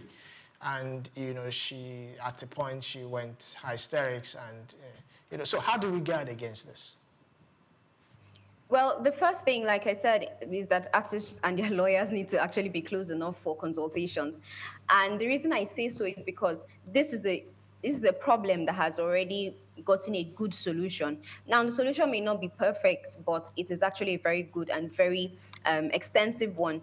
The current Copyright Act in Nigeria actually authorizes the Copyright Commission to be able to have put even more fines and to be able to litigate against some of these people on behalf of the creatives. That's number one. Number two, it's that they have more leverage and they have more powers to be able to carry out certain penalties. So for instance, for takedown notices, they can reach out to all those online sources, those online websites to take them down. They can also to take down the specific infringing content. They can also even go as far as taking down the website entirely. But unfortunately, what happens is that when some of these bad things happen to, some of these infringements happen to creatives, they go to social media or they go to traditional media to complain, or maybe they reach out themselves. So what I would say is that some of the structures that we are looking for already exist. So let us collaborate with Copyright Commission more and collaborate with the Trade and Investment Registry that has a tribunal as well to solve some of these things in terms of brand identity and trademarking. I believe when we use what we have, those things, the legal structure that we have, then if there's any other loophole, it is now that particular loophole that we can now cover. So basically, I'm saying that instead of thinking outside the box, we actually need to think inside the box, go back to the laws that we already have, use them, as opposed to circumventing them and then complaining that those same laws are not effective. All right, thank you very much, Janet. We'll go on a short break. When we come back, we'll continue this interesting discussion. Stay tuned.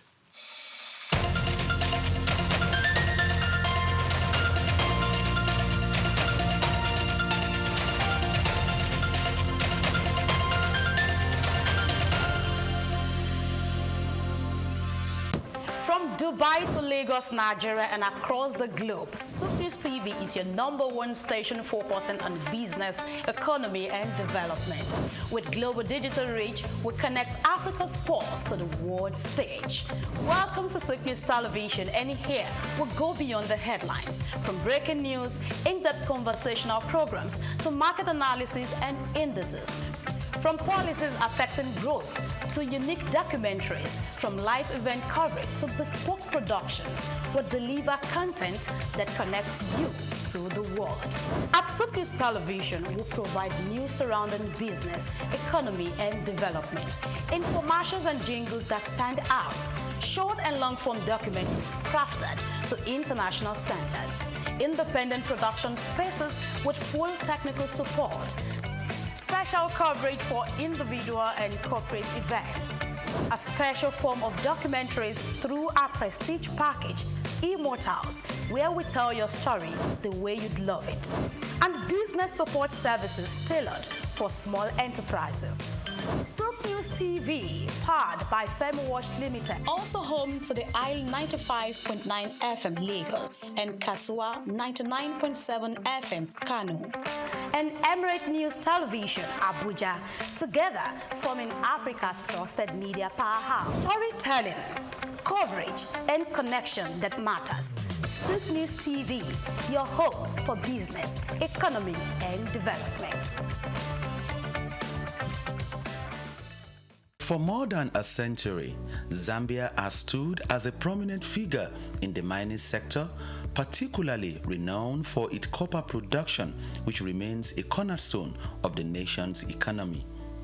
Accounting for 3/4 of the country's export earnings, mining plays a pivotal role in Zambia's economic landscape. The focal point of this mining activity is the Copper Belt province, home to major copper mines like Lumwana and Konkola, alongside Sentinel in the northwestern province. These mines, operated by renowned international firms such as Barrick and Vendetta Resources, hold majority foreign ownership, with Zambia Consolidated Copper Mine Investment Holdings retaining minority stakes. Smaller mines in the Copperbelt region, backed by investors from countries like China, Brazil, and South Africa, contribute to Zambia's diversified mining landscape. However, the country's mining sector faces various challenges hindering the potential growth trajectory. Fiscal policies introduced by the government, including royalty increases, the taxation policies, have negatively impacted mining profitability. Also, price volatility in global markets, infrastructural deficiencies like inadequate transportation networks, power shortages, and an uncertain regulatory environment further increases the sector's challenges. Moreover, labor disputes, safety concerns, and geopolitical risks stemming from political instability poses additional hurdles to Zambia's mining sector.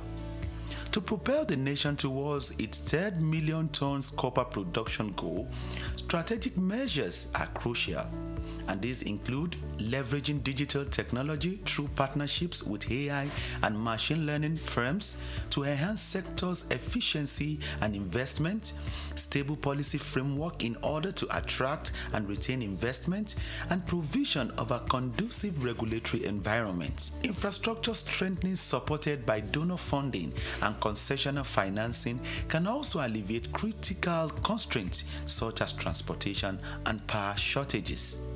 More so, environmental conservation is vital for sustainable development. Hence, mining companies must provide government-approved environmental management plans, prioritize durable equipment, and proper waste disposal techniques to minimize environmental degradation. Giving copper's expected dominance in Zambia's exports, maintaining its position as Africa's economic hub demands a concerted effort. Israel Adeyemi, SOUQ News.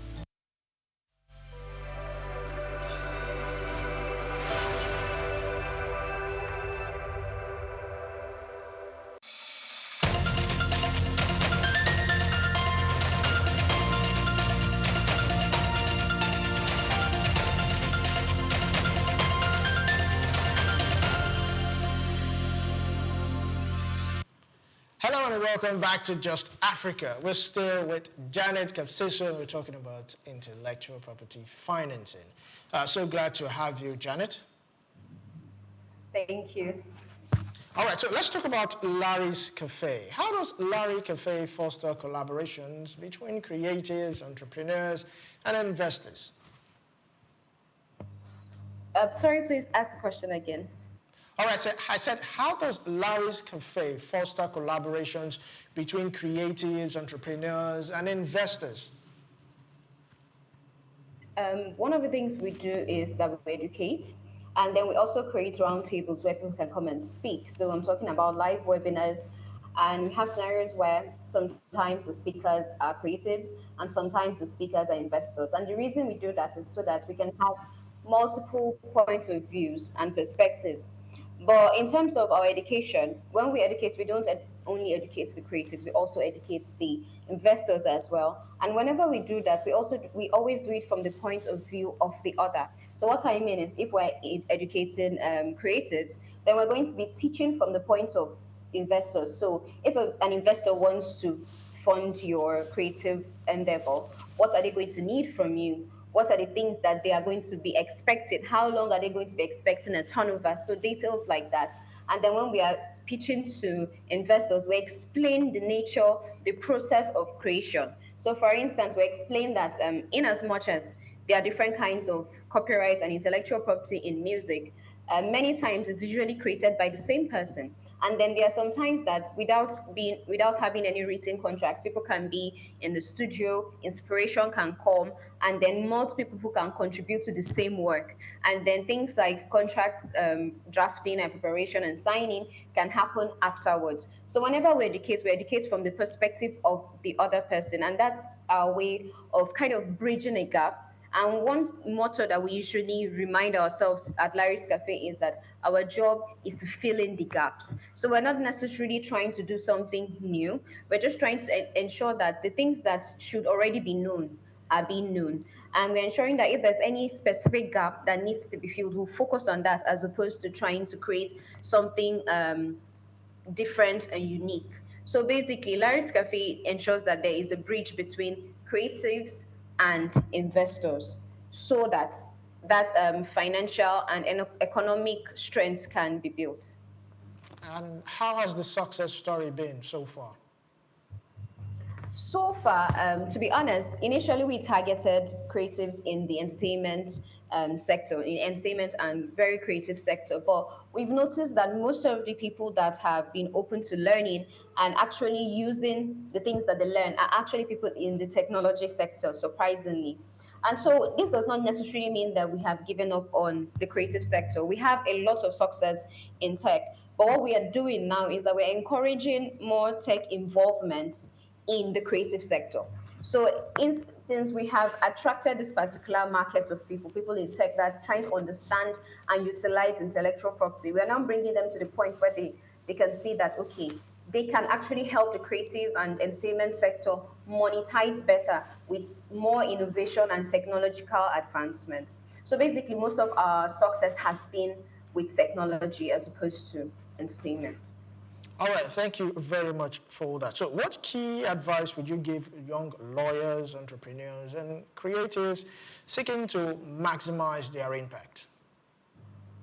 For young lawyers, one of the most important thing that they need to know is that it's not just enough for you to know the law, you have to be updated on world news. So what I mean by that is you have to be updated on specific news in the industry that you're focusing on. You want to be an entertainment lawyer, you want to be an intellectual property lawyer, you want to work in the creative industry, then you need to know how things are being done in that industry, not necessarily how they are supposed to be done. So instead of working on ideals and then trying to think outside the box, I believe you should enter the industry, enter the box, understand why it's being done the way it's been done. So a good example for this argument is Alaba Market, the Alaba Market model. So what happened was that with the introduction of streaming and other kinds of innovative technology, we completely abandoned that distribution channel that we had already developed. And so what ended up happening is that we became behind in streaming and other things. Well, we could have just simply developed what we already had. So that we don't have repetitions of such things, I believe that even investors, lawyers, creatives, and even investors as well, like I mentioned, it's very important that you actually focus on building what already exists, understand why it is, and if you're going to deviate from it and do something very different, then it should be after you have already understood it, after you've already seen the loopholes, as opposed to coming in and wanting to be glittery and extremely different. So yes, I hope that helps. All right, so there has been a lot of misconceptions about what intellectual property is or where it starts and where it stops. For instance, an artist is in the studio trying to record a song and someone gives them an idea, a line or a chorus, a verse, or a sentence or something, just adds to it. And, before you know it, when the song blows, they're all in court and this one is saying, oh, I wrote that chorus, oh, I wrote this, sort of something you have with the Plantation Boys where Blackface has been, very vocal about who the writer of all the songs is and all that. Same thing with writers too. A writer writes a story, gives it to someone to edit, he edits it, and the two of them go back and forth and all that. So can you give us, in your own definition, really where intellectual property starts and where it stops? Thank you. So many people believe that intellectual property starts as an idea, but it doesn't. And the reason is because ideas can be colonized. So intellectual property only becomes intellectual property after the idea has been put in a transferable format, or what the law likes to call a fixed format. So when I say transferable, I mean, have you written it down? And if you've written it down, can you copy it from that medium to another medium? So that's number one. Intellectual property starts from the point where you've solidified it, you've put it in a fixed, transferable format. And then the next issue with intellectual property is originality. So if, for instance, your contribution to a song is a very generic word, then it's going to be very hard for you to argue that you own any intellectual property or that you have any ownership in the overall song. And the reason is because your contribution was not original. And it may have been so little that it's not enough to have its own intellectual property protection on its own. So when you're thinking of intellectual property, you think of the fact that it must be put in a fixed form and it must be original. Original enough for you to be able to claim ownership. Original enough for you to say that it can be distinguished from every other thing that has ever been created before. So it's not just enough to be in the studio and say, use this word. And then another element is that intellectual property has to also have a bit of commercial value. So for instance, if your contribution is something that can be sold, or something that you know, for instance, let's say it was just two generic words that you added to a song. But imagine if those two words are like the highlights of the song, they are the main marketing point of that particular song, then yes, you may be able to argue that. But overall, intellectual property is any idea that you have brought out and created at least a prototype of, put it in a fixed form, something that can be replicated. But if it's in your mind, if it's an idea, then it's not intellectual property. And after that, you have to consider that it must be original. If it's not original, then at least let it be distinguished as an innovative work, something that builds up on something that has already existed, but has its own uniqueness, or should I say, unique elements to it. All right, what about trademarking? A lot of people, a particular artist, Kiss Daniel, who later went to change his name to Kiss Daniel because the name under his former record label was trademarked by the label. So he could not use that name again. He had to change it. Do you advise creatives to trademark whatever idea? And how accessible, how affordable is it? Right now, the intellectual property policy document that has been created has actually called for the different intellectual property organizations that register intellectual property. So I'm talking about the Trademark Registry, the Patent and Design Registry, and then the Copyright Commission to come to be united as one IP registry. Now, this is something that we're hoping gets done in the next few years. However, I would say that in a case like Kiss Daniel, or in a case where you are working with a record label, or you have other people you're working with, even if you cannot register, even if you cannot afford to register, it is very important that you are careful of the contracts that you sign. So the reason necessarily why he was able to lose the trademark of the song was not necessarily because of lack of registration. It was actually the fact that the contract he signed gave the record label the right to be able to even register in the first place. Because if you sign the right contracts, then even if they go behind your back to register, you can always object to the registration and get your trademark back, even if you haven't registered first. So there are lots of loopholes. But from the perspective of a creative, the first and most important step to take is to be careful of the contracts that you sign, because a lot of those problems relating to registrations and ownership of intellectual property start from contracts. Thank you. All right, thank you very much, Janet Semilari Kapsiso, for your insight. Thank you for joining us on Just Africa today. Thank you very much for having me. You're welcome. Today's conversation reminds us that creativity alone is not enough. Without strong intellectual property systems and legal protection, culture remains vulnerable and value leaks away. Financing creativity means protecting it, structuring it, and recognizing it as a serious economic asset. And on this note, we draw the curtains on today's episode of Just Africa. And until next time, let's keep asking the big questions that shape Africa's tomorrow. I am Olumide Shokoya. I'll see you soon.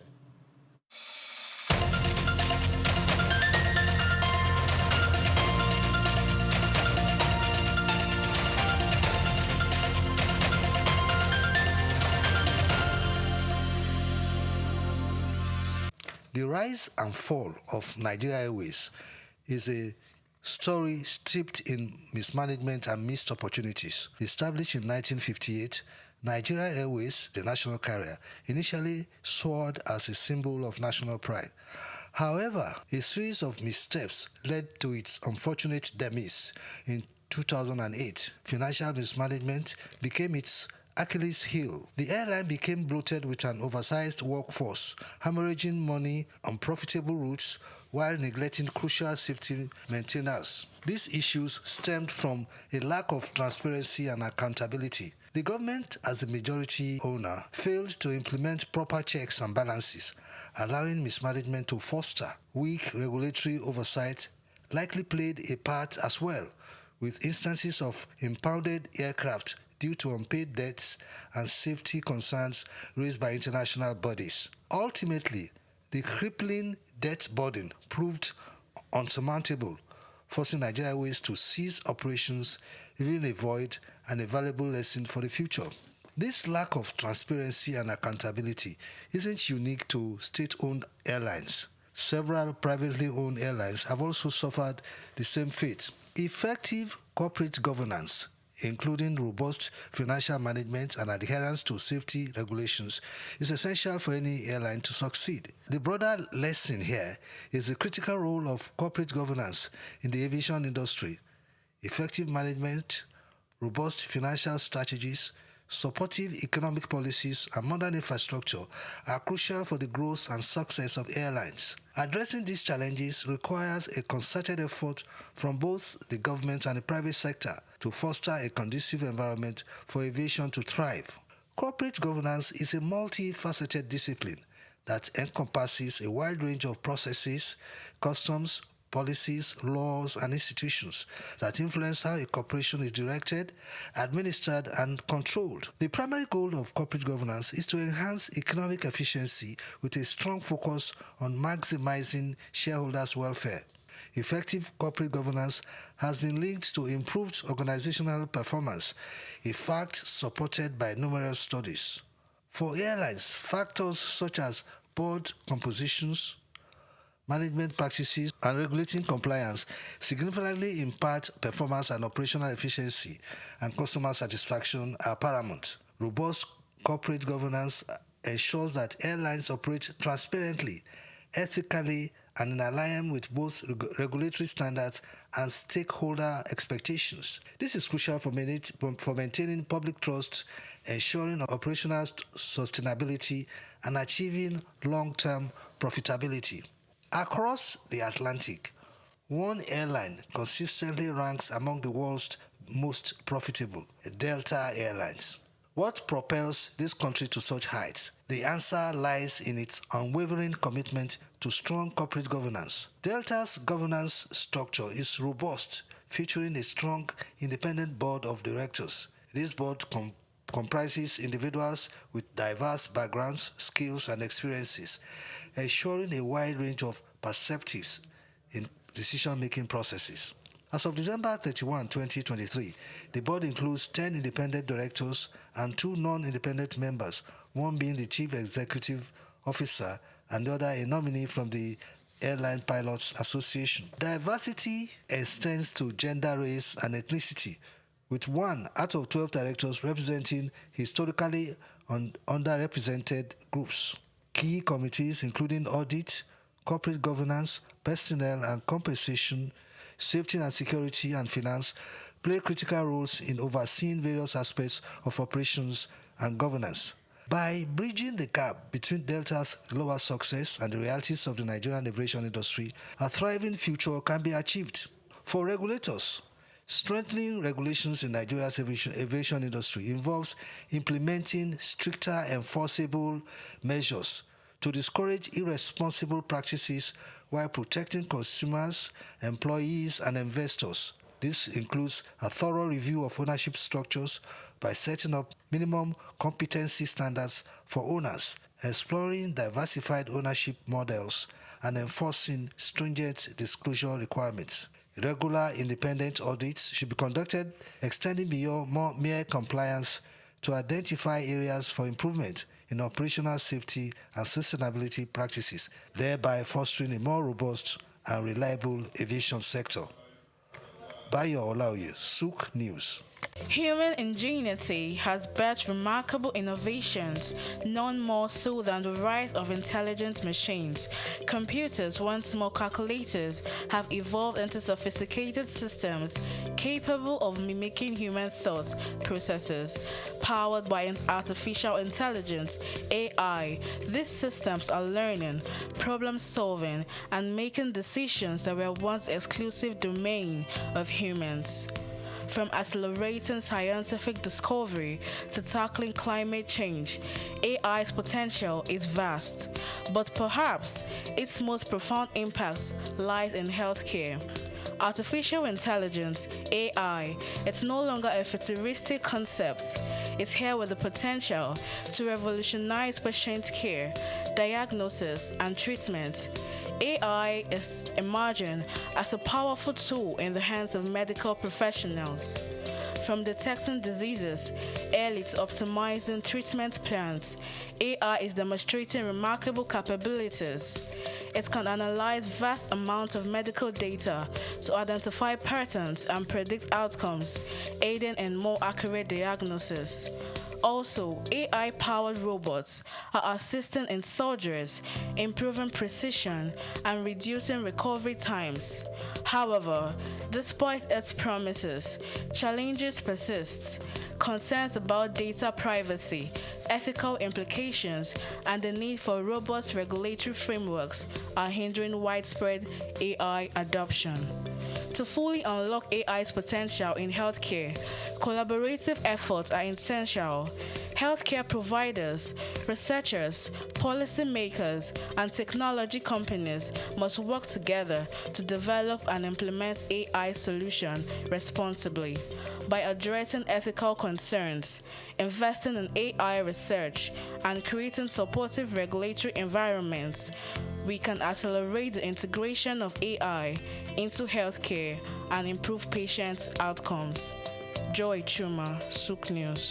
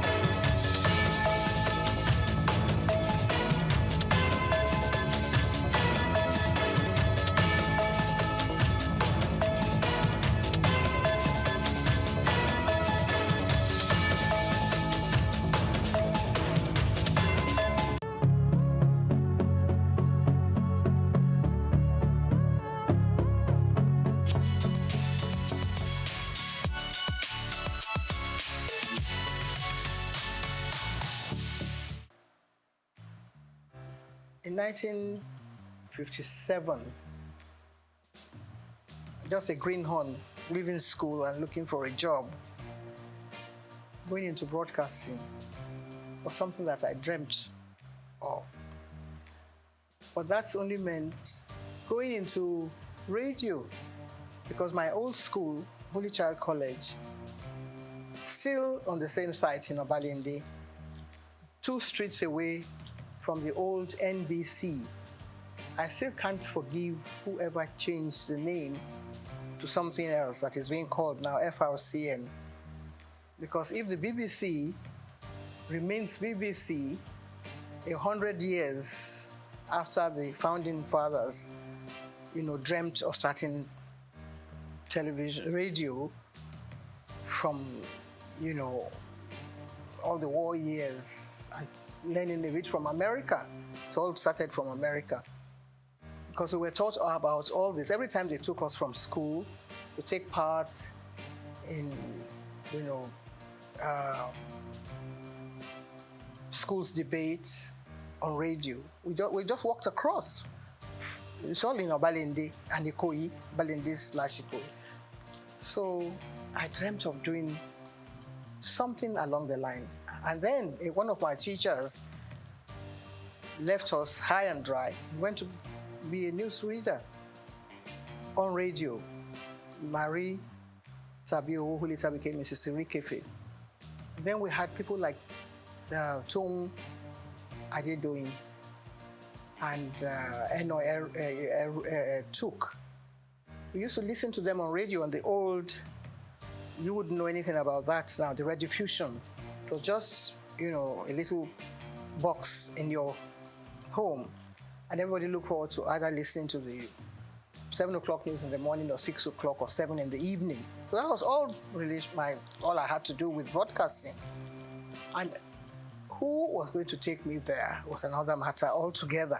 Who would take you, little 16, 17-year-old girl, into broadcasting? But one had been bitten by the bug then. So, and only God knows where whatever dream you had was going to lead to. We read poetry, we did radio show, stage shows in school. The Catholic schools were very good for that. And my old school, just celebrating 150 years of its existence, just down the road from here on Broad Street. The nuns, they were all white nuns. No Nigerian nuns at the time that we were growing up. So all the dream they had, this kind of dream that we have now, going to England, but they were coming here to teach us. So I had learnt a lot of poetry, I had taken part in Festival of Arts, and I had gone to, the biggest hall we had then was at King's College, which is also down the road. Means of transportation was your SS foot. No BRT, no bicycles or whatever. So we did it all just walking around and learning from our teachers. And of course, our mentors were the nuns, like I said. So in my wildest dream, there was no way that I was thinking of going into anything like broadcasting. That is going back to answer your question. But they had a lot of plans for the girl child. And not along the religious lines now. But actually, they came to actually engender this whole idea of pushing the girl child forward. And not just me, a lot of us. People like Mrs. Francesca Emmanuel, they also went through the whole gamut of all this dream that I'm talking about. Television itself was brand new in the world. I have to talk about radio because that was what I knew as a child. But television, when it started, we didn't even know. Maybe in America, and then it went to Australia, and then to France. No. France came after Nigeria. You wouldn't believe that, would you? That we were number 6. America, Britain, Germany, Australia, one other country, and coming now home to Nigeria, where you cannot help but give a lot of credit to the dreams of people like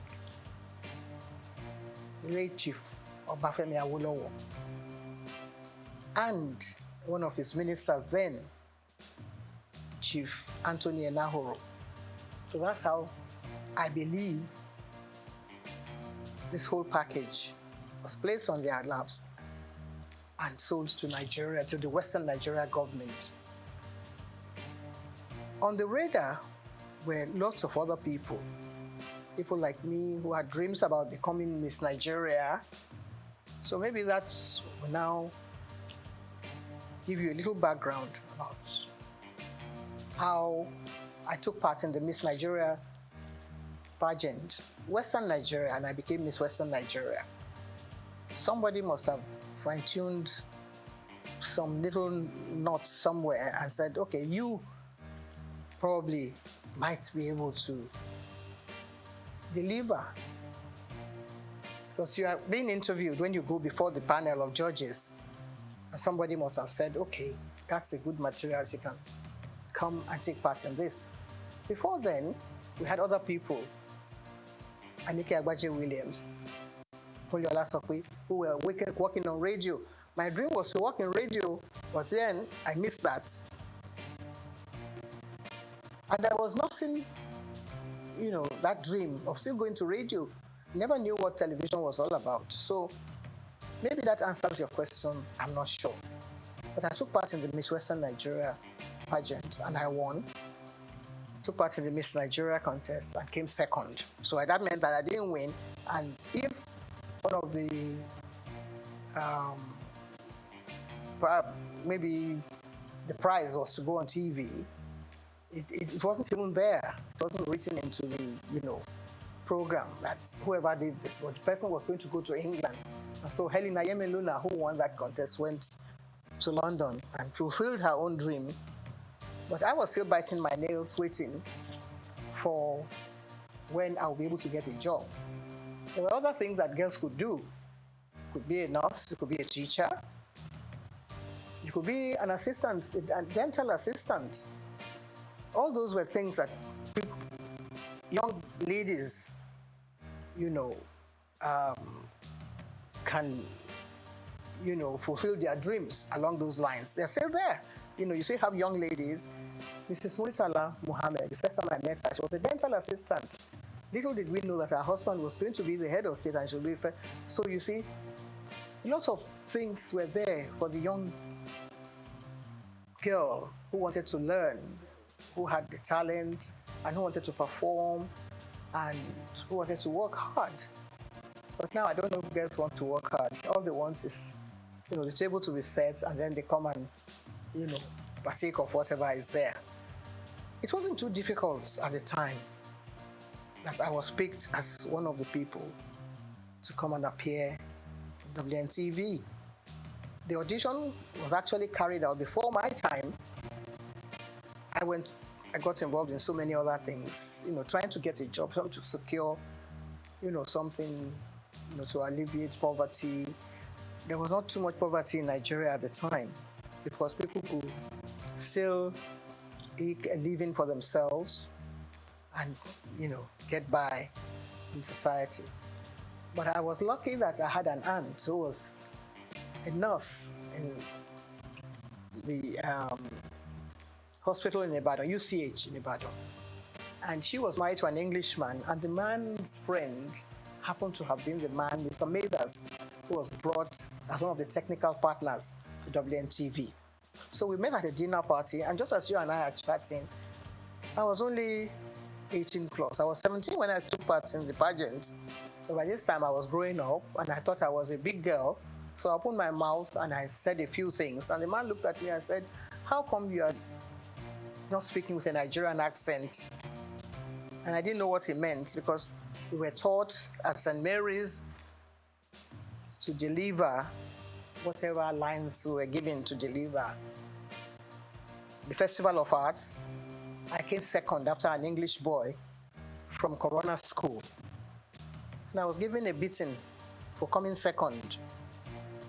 Not because I didn't perform well, but because I forgot to courtesy.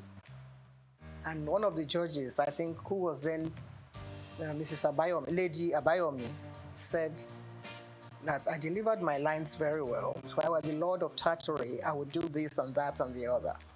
So I came second. And when I got back to the school, the nun, Sister Marieta, said, you were not paying attention. So whatever you do in life, you have to be consistent, you have to perform well. The way we're trying to do now, the way we're trying to project your voice and whatever it is you have to offer with a lot of humility, not, you know, trying to show off or to project your own image, but whatever message you have to deliver, you have to make sure that it is well delivered. The following year, St. Mary's Convent School, which is my old school, which is 150 years old in existence, went to the same King's College Hall, and we beat a lot of secondary schools. We came first. Pied Piper of Hamelin. Have you ever heard of that poet? Pied Piper of Hamelin was about someone who wanted to get rid of all the rats in Europe. And all he did was to play the pipe. So that is what we were more or less doing. That's what you and I are being a Pied Piper, trying to get off all the ills in society. That's the main job of a broadcaster. There's so many things happening in the country, and it's only TV and radio that binds the country together. If the country falls apart tomorrow, you will rely on someone from radio or from television to make the announcement, to introduce the head of state who has just won the election or the one who has just taken over. It's a huge responsibility. At that age, at 19, we had to introduce people like Chief Obafemi Awolowo on TV. We had to introduce people like Akintola, Oladoke Akintola, as the premier. And when everything broke down and it all went into smithereens, they brought in Chief Majekodumi as the administrator of the Western region. All this happening before our eyes. There were no other stations in the country except WNTV. And we were there, so we learned quite a lot. In fact, I believe that the whole country revolves around broadcasting. And if you are part of that organization, how would you feel at my age, at 80-something? As young people, perhaps you don't know all this history that I'm telling you about. It's a long, long story. But when you sit down, you have to put it all into perspective. You see that, well, some people are actually meant to be in different positions. Some people are meant to be doctors. Some people are meant to be nurses. But those of us that are in broadcasting, it's a huge responsibility. It's a passion. Sometimes you don't even know how you got there in the first place. Or somebody may have discovered you. It's like being in Hollywood in those days. Someone has to develop, so you have the talent, the latent talent, and then somebody will discover you. So that's how I was discovered by Mr. Mathers at a dinner. I was put in that place because I had won the Miss Western Nigeria contest. If I hadn't done that, I probably would be somewhere in the kitchen washing plates, washing all the dishes. So there you are, if that answers your question.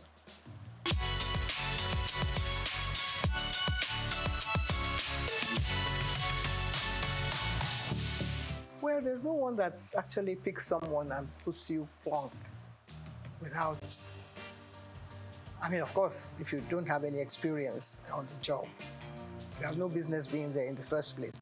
But if I had taken part in Pied Piper of Hamelin towns in Brunswick, I was only 13, by a famous Hanover City, I was speaking like an English person.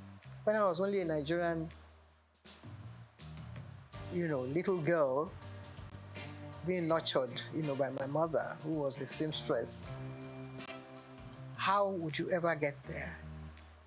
But you already have that background, that solid background on the rock, as it were. So, by the time I was ready to go on TV, I had learned from all the other, people that I mentioned their names earlier, like Anike Agbaje Williams.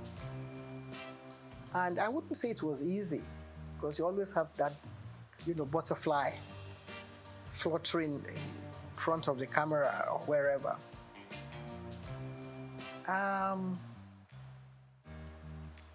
I think I took to television like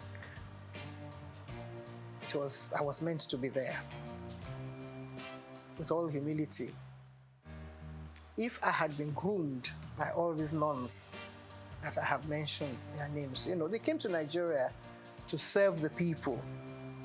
They were not earning salaries, you know. To become a nun, you have to take the oath of obedience, chastity, poverty, and all that. So you're not earning a salary. But whoever is there now is thinking of how much money he's going to get from whatever take comes from here, there, and yonder. So they taught us well. And nobody said you're going to go and appear on TV or you're going to be on radio. But just do what you're meant to do properly. It's a lot of sense of responsibility and diligence. And that stands at the back of your mind. That goes everywhere with you, wherever you go in life. Even when I was nursing a sick child, my late son was a sickler. And I was meant to take part in Verdict 79 with my colleagues Kerry Ahmed and Adamu Aogi. They all came with me to the hospital, which is just next door here. And then we came back and mounted the podium and continued our business as if nothing was happening. He didn't die at the time, of course, but the job must go on. That is always there at the back of your mind. So my first night, I wouldn't say that I didn't have any jitters, you know, that I was not nervous. But I was able to deliver, and I think that was what, the staying power. That was what kept me going, because other people came on board. I was not the only one. All the members of the board had their own, you know, little nephews and nieces that they wanted to project on TV. They all came and they couldn't make it. But Anike and I kept going. And if you gave me a script now, I think I would try and... We didn't have too many, what do you call it then, teleprompters. Well, I was very good at, you know, I had a photographic memory. So I was able to get hold of the script, and in less than 60 seconds, I'll be able to deliver it straight to the camera. That was one of the assets that I had also, which was God's gift. It's not by own might or whatever you think you have. You have the talent, of course, but also there has to be some other little bits of gifts that, you know, will help you to project the image of a professional.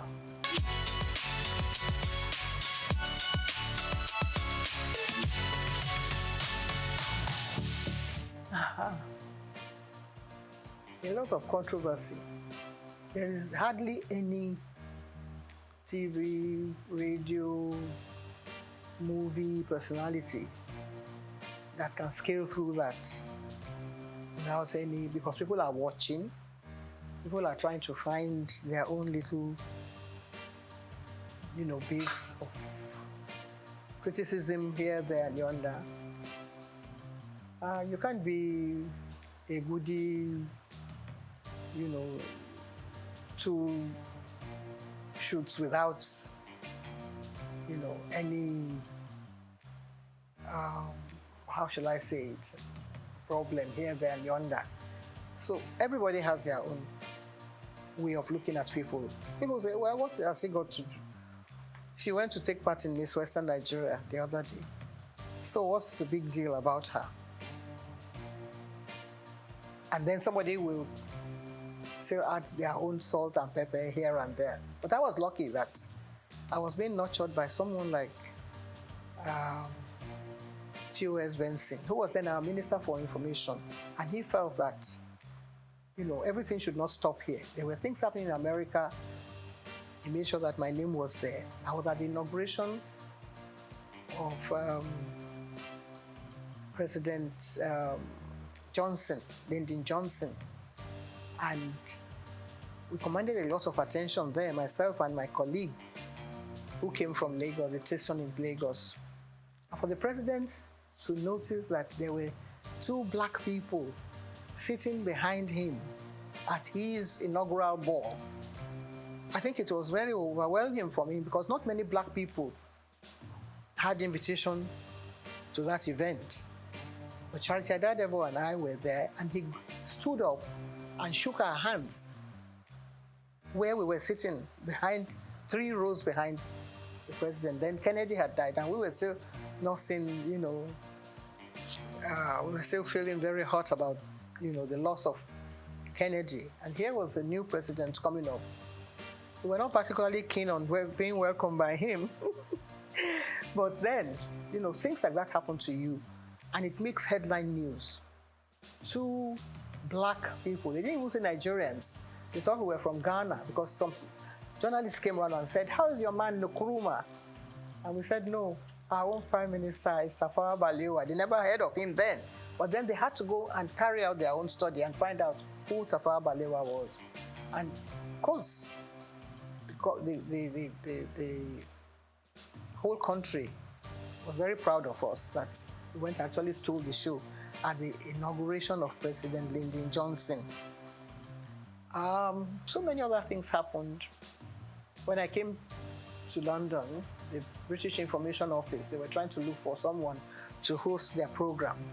That has happened to be around, so they picked me to host their program. But you don't ad-lib on any of those stations. Everything is written out. The questions, even your answer will be written.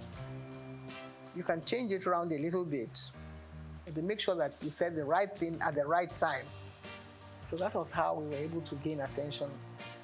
German television also invited us because they were interested in Nigeria. See how the German Chancellor came to Nigeria. That was what happened at the time. In 1963, we had just become a republic then, from being an independent station in 1960. By 1963, we then became a republic. And we were chosen to go and appear on German television in Berlin. And they wanted a little bit of culture. So Benson had his own band. So we were chosen to go and represent Nigeria then. Nobody knew who the ambassador was, but they wanted to know who was presenting something on TV. So that's how important television has been. And that, in fact, we were the first television in the whole of Africa. The very first station, WNTV, that was a call signal. WNTV, first in Africa. There's nothing like that now. Nobody wants to know whether you are first or second. But the station that is being run in Nigeria, I think, has the largest number of stations than any other country in Africa. We have about 21 stations, and now it's still, still counting.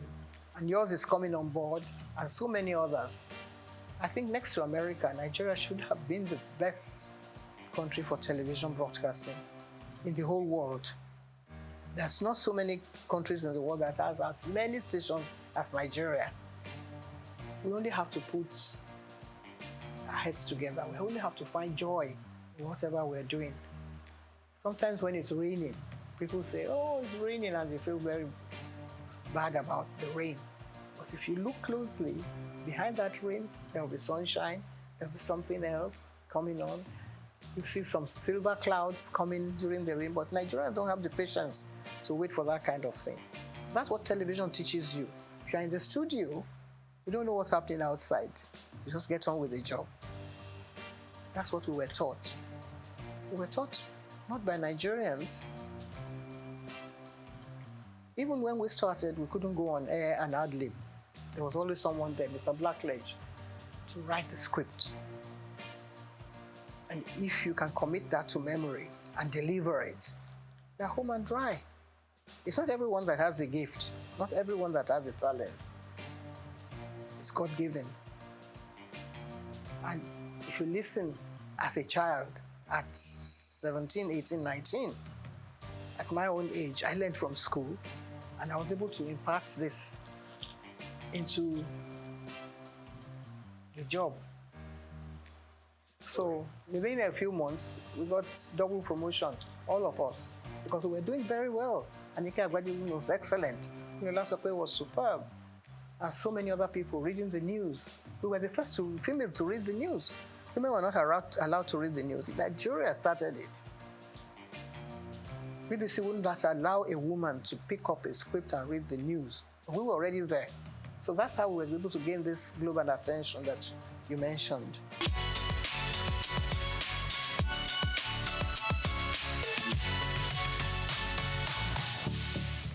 It's not easy. It's not easy. Like I said, when we were taught not by Nigerians. But somebody came along the line and said, we don't have to speak like English people. You can just carry on and use your own parochial background. If you are a Robo man, you can speak English the way you like. That was his own idea. Because he didn't believe in us doing all this la-di-da and trying to, say things the proper way. But that watered down the standards a bit. Because then everybody, maybe he had a relation who wanted to appear on TV and he wasn't allowed to because he couldn't speak like Ikenna Ndagoba or Bodelalade and things like that, or Friday Fude or Mike Nahuru. So somebody must have gone to him and said, because he doesn't speak like any of those people who were taught by, foreign teachers, people who had learned, people who knew what a DJ, we had a Bible then, that you had to pronounce your words correctly. So he came and said, now that I'm DG, I'm not going to tolerate all this, your English way of speaking. And some other people, of course, that watered down the standards. That's not our making. We were still ready to continue the way we were doing, but then they pushed us to the background. But there were others who were able to perform well. Ruth Benamesia, Opia, Sienna Weber, and of course Bimbo Oloyede, who was born in England. If you already employed those people to deliver the goods and to present your programs, you're not going to sack all of them because they speak with English accent. I don't see how that can be an offense. Cannot be, guilty of speaking English well, like the English people. But they then brought out other people. And you had the head of presentation. I became head of the presentation after I came to Ndagoba. And you're trying to prepare your roster, and you wanted to put such people online to read the network news. Then they say, okay, bring somebody who can speak like the Radiyedidu and do a little bit of a on the side. It's part of our culture. So that is what is happening to TV broadcasting in Nigeria. It's all very interesting. So, this cultural milieu and bringing, a touch of Nigeria. Nigeria is doing well in that aspect in the music world. I think we're leading. Some of us who grew up on Handel's Messiah and Mozart, we have to sort of put our hands behind our back now and watch, all the way things have turned around. And Nigerian music is doing well. Afrobeat is reigning everywhere in the world. So really you can't find faults with that. So when they watch a bit of Fela and his children and all his grandchildren doing well, then listen to the channels on TV, you have to take what you get from there as well.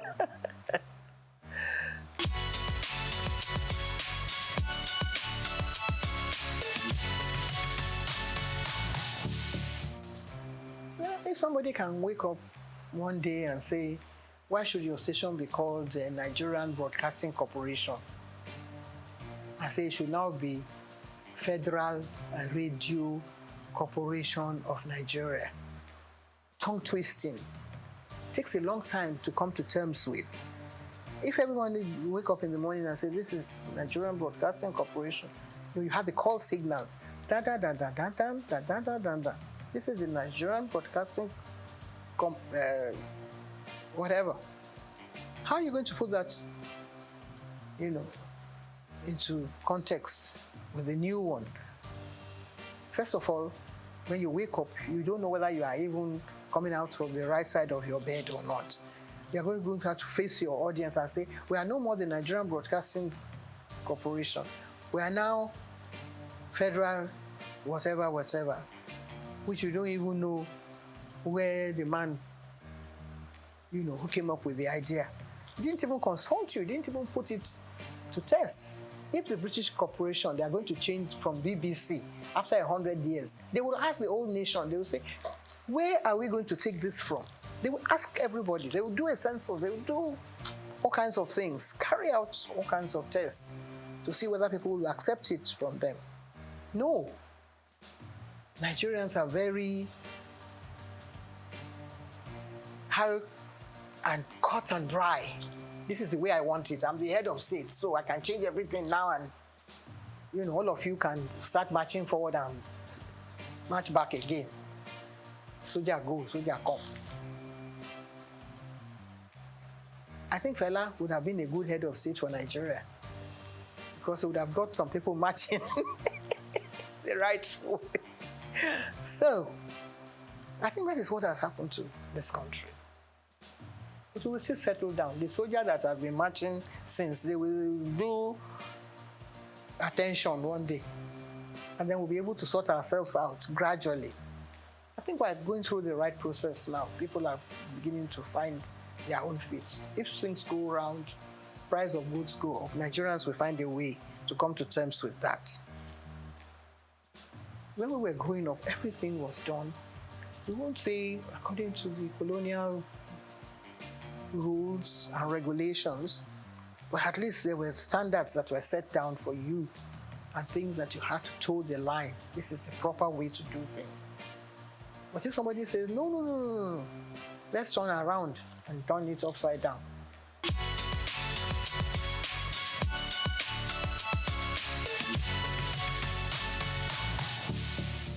First stack. It's the only thing that has happened to the whole world from Nigeria that shook the whole world. I brought everybody attention to see what Africa has to offer the whole world. It happened here on this soil in Nigeria. I was a member of the ceremonial committee. I remember the opening ceremony. There were about 15 heads of state. We've never had anything like that since then. That is what we should ask ourselves. Every head of state that takes over from Nigeria should find out again. It's not from broadcasting that you can get the answer. You can get the answer from technocrats who had worked in all those areas. What happened? How come it couldn't happen again? It's like Armageddon. Every country was represented. Every culture was represented. Miriam Akiva was watching us and called us at the station one day and said, even the way we linked programs, they couldn't expect that it could be happening in Nigeria. We received phone calls. People were sending us bottles of champagne on the air. The links. Bimbo Oloyede was there with me. I was at the opening ceremony. I was yanked from there to come back to the station. From, interacting with the head of state or with our head of state at the time to come and man the station, because what was phenomenal. How come we've not been able to do it? 77 years, how long ago was that? I was only 37 years old then. I'm going on 90 now. It hasn't happened again. We should examine that. Even the head of state that was there, still alive, let's all ask him again. Let us put him down and say, Oga, please explain to us what happened. Some people came up with a theory that the symbol that was used was fetish, that is what has happened and Nigeria has turned upside down. If that is acceptable, it may be superstitious in your eyes, but let us find out. let's not call the Babalawo. Is it bad that it is a Nigerian that carved this image? And it is making news outside the world. Now you say, no, it is not good that Nigeria should be able to project an image that would attract the whole world, something that will bring everybody on their knees. After the first SOUQ, we were still recovering, just batting in the glory of first SOUQ. What's this artist, the blind one, who was not part of it, who didn't believe in it, came and had his own first SOUQ, all on his own, from America. Stevie Wonder, he came with his own team. We had to mount all the cameras back in the studio for him. He had his own 7-day festival here in Nigeria. What prompted him to do that? Other people came. They wanted to know what was happening in Nigeria. What has happened? We couldn't have another festival since then. What do you think went wrong? Nothing went wrong. Everything went so well that people wanted to destroy our own Nigerian people. Wanted to destroy the glory that's this whole thing that's emanated from it. It hit the whole world. People are asking, when you go to Britain, you say, what happened? Why aren't you having? I had a friend who was head of the, he was from the British Guyana, a black guy. He was friends with everybody. He knew all Nigerians. Said, what happened? Why are you going to have another first SOUQ? Professor Ian Hall, he keeps asking me. Even if we can't have it because it was very expensive anyway, Nigeria had all the money. Even though we had a coup after, you know, it was first of all the brainchild of Gawan. And then Muritala came on board. Muritala was killed, but in spite of that, they couldn't kill that dream of having a first SOUQ in Nigeria. If we are able to bring out all those programs again, I think we'll be able to answer those questions. I'm still alive. There are a lot of people who will still want to know the answer to that. It's a very, very brilliant question that you have asked. I think if it was another country, they'll set up an inquiry and say, what happened? Can we resuscitate this whole dream? Some of the tapes that we had then in WNTV, some people put them in one place and set fire to them because they felt maybe somebody in their religious organization said, you are the one projecting all these things, so Nigerians are bringing idols around. Who gave them the idea to make the idol? It's God now. It's from God. Whatever thing you were able to put together. The Bible was put together because God loved the world so much, and He wanted us to learn about, things that had gone out from the time of Adam and Eve.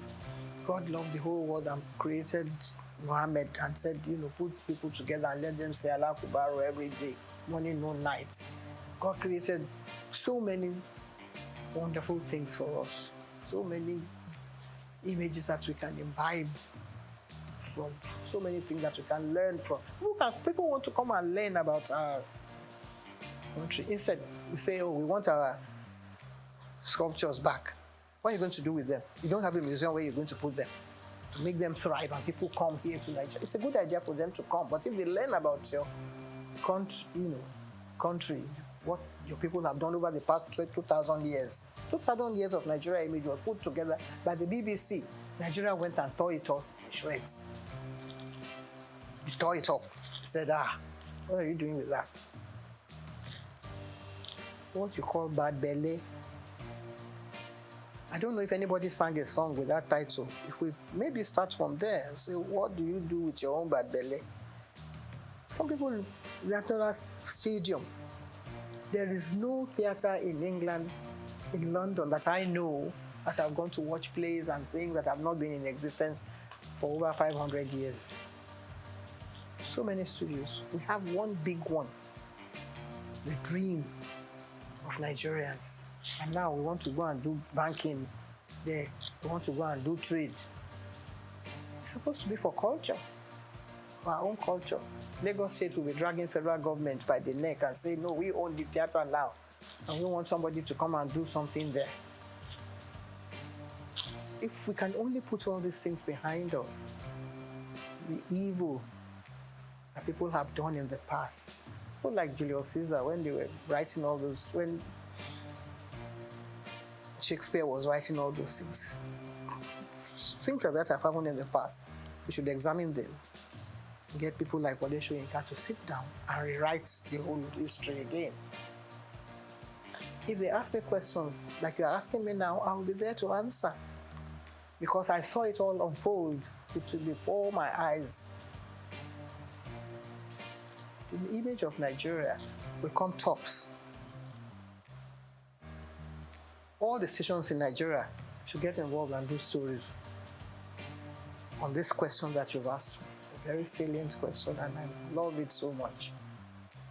That might be able to revive the image of this country and let us know where we are heading, in what direction, and bring us back to really the point of salvation.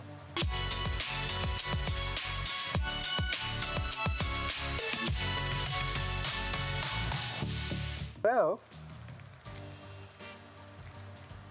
I haven't seen it. I must have mentioned it somewhere, I think on one of the channels. When they was trying to build the scandal around it, and I said, and I tried to put the record straight. That wasn't really what happened. And that, it was from, I think it was from a book that was written by one of the wives that said that I was party to his breakdown of their marriage. And I was trying to put the record straight that that wasn't really the true picture. I have due respect. I have to, bow wherever I come in the presence of a president of this nation, past, present, or even present, yes. I hope I'll still be around when we have others coming on board. But I was taken aback that the head of state asked me a question that, because in the past, we were in the studios when the head of state came, and we were given scripts of, if there had been, there had been several coups, and it's always the presenter or the station, either the managers that take the brunt of the whole, issue when things like that happen. You don't know who's coming. You don't know how many jeeps are going to be coming in. You don't know how many, what you call all those heavy equipment that they drive in as they are coming into the studio. You don't know where they are going to shoot the station down. Nobody knows that. It's only the people who have worked during that period that can relay those experiences. Sometimes you're at work in the morning. By the time you come back in the afternoon, the government has changed. And if you haven't got maybe your ID card, you won't be allowed into the station, or somebody can throw you into jail. So all this had happened in the past. Nobody has told any of these stories. People like Segun Lushola or Dr. Kolade. Somebody might come and say, so has happened. I was driving my former husband to work in the morning. I dropped him at the station. By the time I reached home, there had been a coup. Murtala had been killed. And they were under siege, the whole station. Just imagine that kind of scenario. Things like that had happened in the past.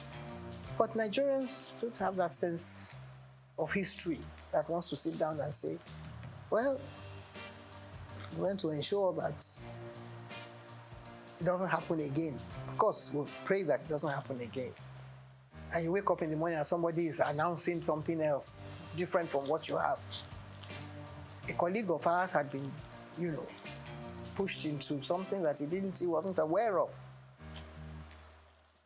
Those are kind of situations that have happened in the past. But this one, we were all dressed in ceremonial costume and trying to, I was the only one that was asked to stay in the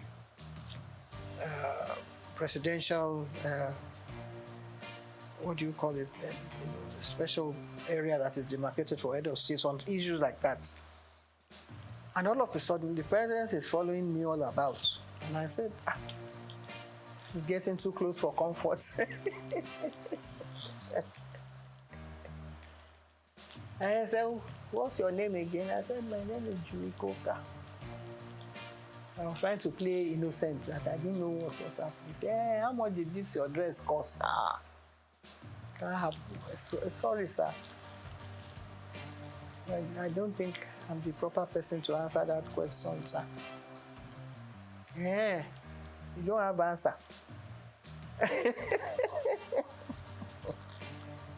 It's a bit unprofessional. I mean, not in the profession per se that we mean, but I wasn't prepared for that kind of thing. So I must have given a rude answer to that. And then, before I knew it, Adel Lanwa, who was then the head of Navy, came to me and said, you have been very rude to the president. The president said, he asked you a question and you couldn't answer. I said, good morning, Mr. President, sir. Because when we introduce them on TV, that's how we introduce them. We're now going to be addressed by a new head of state, Mr. So, sir. And I said, you should go and ask the president of SOUQ. I'm sure he has a record of what the question is asking me can be answered, better answered by the president of SOUQ. If he finds that unbearable or rude, then either that one is not doing his work well or I'm not doing my work well and I don't belong here. But I carried on regardless. Shortly after that, another top army officer, Joseph Daruba, that one was the tallest man next to Ufwe Bonye, or the one from Mali. And he said, Julie, I know you can be rude at times. I said, not on this occasion. This is a wonderful occasion for the whole nation. And I'm trying to be my best behavior. And he said, the president said, you're being very rude to him. He said, I know you, maybe you can say things. And I said, no, I never. He asked how much the dress cost. And I don't think I have an answer, which may contradict what will be on record if you really examine it thoroughly. I was getting very nervous at the time. So I dropped everything and disappeared from the scene, and I never went back again. But the thing reverberated right down to all the committees and members. My late auntie, what's her name? Kentebe, which was a lady, commodore of the Navy. She said, Julie, I think she heard that she was going to be sacked that day because the naval officer sent to her and said, you are the one that did this. And I said, can never, God forbid, can never reach me because I'm not in the forces. I'm doing my own job here as a professional broadcaster.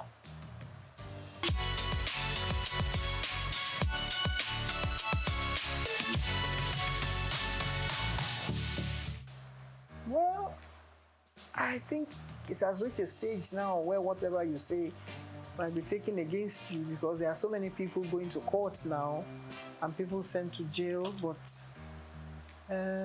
things were not as bad as they are now because some of the gory stories we hear and people being, penalized and sent to jail, I think it has reached an astronomical level that it's something that's actually, maybe it was there and people did not want to open the canker worms and let us see what is really happening. In my own case, it was a deliberate attempt on the part of an aunt of mine who felt that there's no child that should continue going to school at a certain age. And they were trying to arrange for me to get married to somebody. And it's a tradition of our people, in Delta, to find out whether the girl is still a virgin. Then they go and look for one old man. It's not this, the one that is happening is child abuse now. I don't know what to call that one. There are other cases too of children being sold into, prostitution and apply this a trade that by some madams, which is not really acceptable. But there are other areas. Maybe some parents cannot pay for their children's school fees, so they send them, into child labor or whatever. I think every child should be given a chance to have, proper education. If Awolowo can start free and fair education to children, whether all genders, boys and girls, see what the results that have come out of that. But in some other parts of Nigeria, they believe that that it's not acceptable in their religion, and so they still keep the children down and send them into early marriage. And a lot of people have dealt, people like Dr. Simi Johnson, they were in the front of that vanguard to liberate the children who have been kept, into Porda at age 13. And when they have children, they are not able, either they die, premature deaths from, being too early to go into pregnancies and have the children properly and things like that. Different stages, it's a very serious issue that actually I think has been well looked into, not by the United Nations or by, but Nigerian government itself should look at it more, more serious terms and try to find how to deal with it. But that's something that happened in some homes, which is now coming out now, which in the past, members of the family were not allowed, maybe a woman that is a victim. The child is a victim, but there are other, things that sort of trigger down the line, like a wife, for instance, who is watching her husband, trying to abuse children that are under their care. And the children definitely cannot, rise to the level that a child who is being abused at an early stage cannot continue with her education. So I have been involved in issues like that because I was affected as a 13-year-old when an aunt of mine felt that I should stop going to school. But I was rescued by another aunt. So I was lucky at the time. Not many people have been able to, get through all this kind of trauma. I was lucky that just at the time, the man was busy talking to some other people, and it's like somebody being kidnapped and another person coming to your rescue. So I was lucky at night to escape that unscathed and get on with my life. If I hadn't gone through, maybe I would have been having 13 children. It's good to have children so that the population will multiply. But then you have to make sure that the children are able to, get on with their education. And when you educate that child, he's able to look after other children. I've raised so many children in the process, I was able to earn enough money to take care of members of my family. And that is what everybody should sort of, try and rise up to that challenge.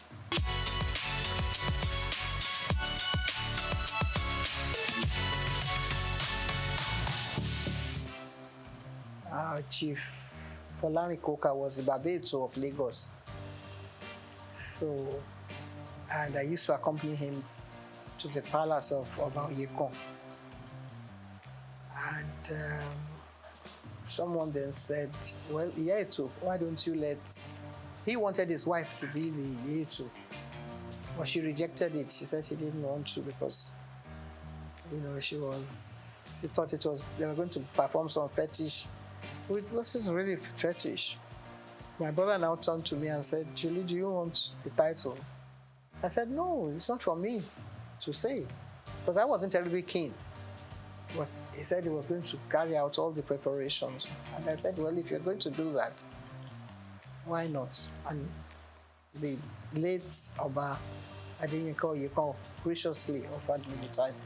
I accepted and went through the ceremony. So I've been a Yetu of Lagos now for getting on 40-something years. We only have one majesty in England.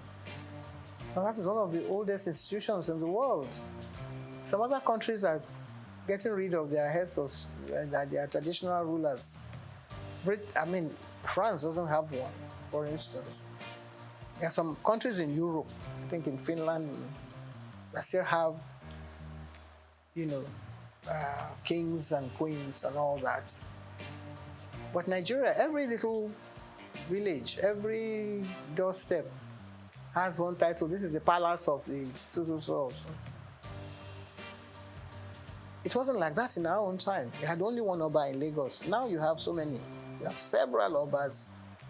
This one claiming this and that. It's Osa. It's whatever. After a while, there's going to be a clash. Maybe not in our own time.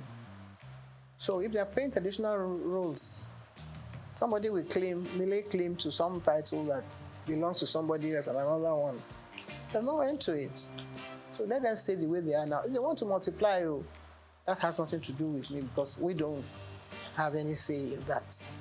It's not, because you can say now that this station is trying to sell this idea to be propagating an idea that should not be. I don't think anyone should play any constitutional role. If each one has its own, in the states, at the state level, they take it, I think it's rotated. After a while, one steps down, another one takes over at that level. If they want to go and attend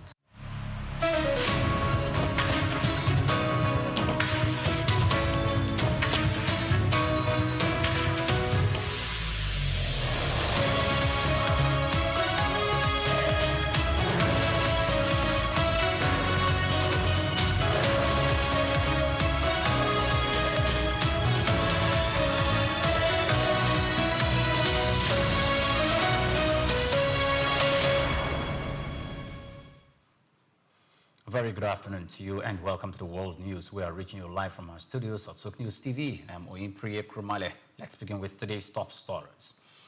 36 states of the Federation are proposed to receive about 5.07 trillion naira of value-added tax in 2026 following the introduction of a new VAT sharing formula. The Nigeria Labour Congress calls on the federal government to review what it described as regressive tax policies, warning that delays could worsen economic hardship. Togo, Niger, and Benin owe Nigeria $17.8 million for electricity supplied under bilateral agreements. And President Donald Trump orders the United States to withdraw from 66 international organizations, marking a sweeping shift in Washington's global engagement. And the National Sports Commission Chairman Shehu Diko says the Central Bank of Nigeria and the Ministry of Finance are working to ensure timely payment of bonuses in AFCON.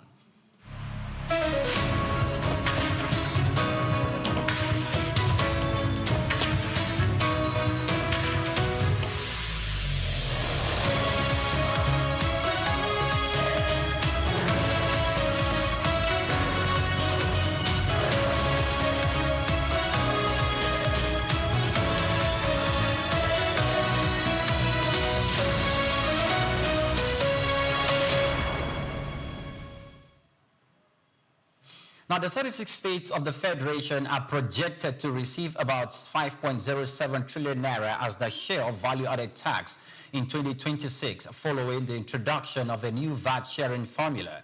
The allocation comes under provision of the National Tax Act, aimed at restructuring revenue distribution and strengthening subnational finances. Officials said the revised formula is designed to improve fairness, reward economic activity, and enhance fiscal sustainability across states. The changes are expected to increase predictability of revenue and provide state governments with improved capacity to fund infrastructure, healthcare, education, and social services. Analysts note that VAT remains one of Nigeria's most stable non-oil revenue sources, and the new framework could significantly boost state budgets if properly implemented. However, they warn that effective utilization, transparency, and accountability will be critical to translating higher allocations into tangible development outcomes.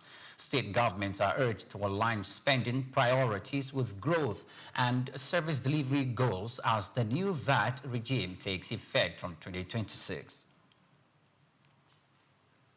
Now, the federal government has defended the reenactment of the 2024 and 2025 Appropriation Acts, rejecting claims of constitutional breach and fiscal illegality. The response comes amid criticism from Accountability Group Budget, which says that operating overlapping national budgets remain a fiscal anomaly that undermines transparency and sound financial management. In a statement on Wednesday, the Director General of the Budget Office of the Federation, Tanimu Yakubu, said the reenactment followed due process and complied fully with constitutional provisions. He dismissed suggestions of illegality, insisting the move was necessary to ensure continuity of government programs and budget implementation.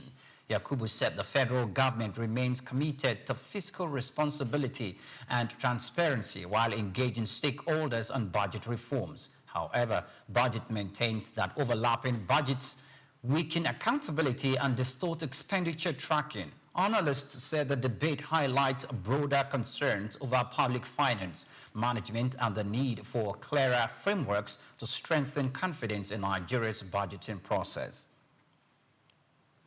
Niger Delta environment and human rights activist Mulade Sheriff has called on President Bola Tinubu to hold the current practice of paying 13% oil derivation funds directly to oil-producing state governments. He argues that the system has failed to deliver meaningful development to oil-bearing communities. Sheriff said the funds meant to address environmental degradation and improve living conditions in host communities are often diverted by state governments. He warned that continued direct payments weaken accountability and leave affected communities without adequate infrastructure, health care, and environmental remediation. Despite decades of oil production, the activist urged the federal government to redesign the disbursement framework to ensure derivation funds reach grassroots communities directly. He called for transparent mechanisms involving community representatives, development agencies, and strict oversight. Analysts said the call renews debate over resource control, accountability, and effectiveness of Nigeria's oil revenue sharing system in addressing long-standing grievances in the Niger Delta region. The Nigerian Labour Congress has called on the federal government to urgently address workers' wages and review what it described as regressive tax policies, warning that delays and uneven compliance could worsen economic hardship for millions of Nigerians across the country. The call was made on Wednesday by the NLC President Joe Ajero during the 85th birthday celebration and book launch of the union's founding president, Hassan Sumonu, at the Shehu Musa Yar'Adua Auditorium in Abuja. Ajero said the current economic pressures demand swift and coordinated policy action addressing family members, government officials, and the media. Ajero described Sumonu as a titan of the working class, struggled whose legacy continues to inspire Nigerian workers. He said honoring Sumonu's life also meant recommitting to fair wages, social justice, and policies that protect workers' purchasing power, warning that failure to act could deepen inequality and industrial tension nationwide.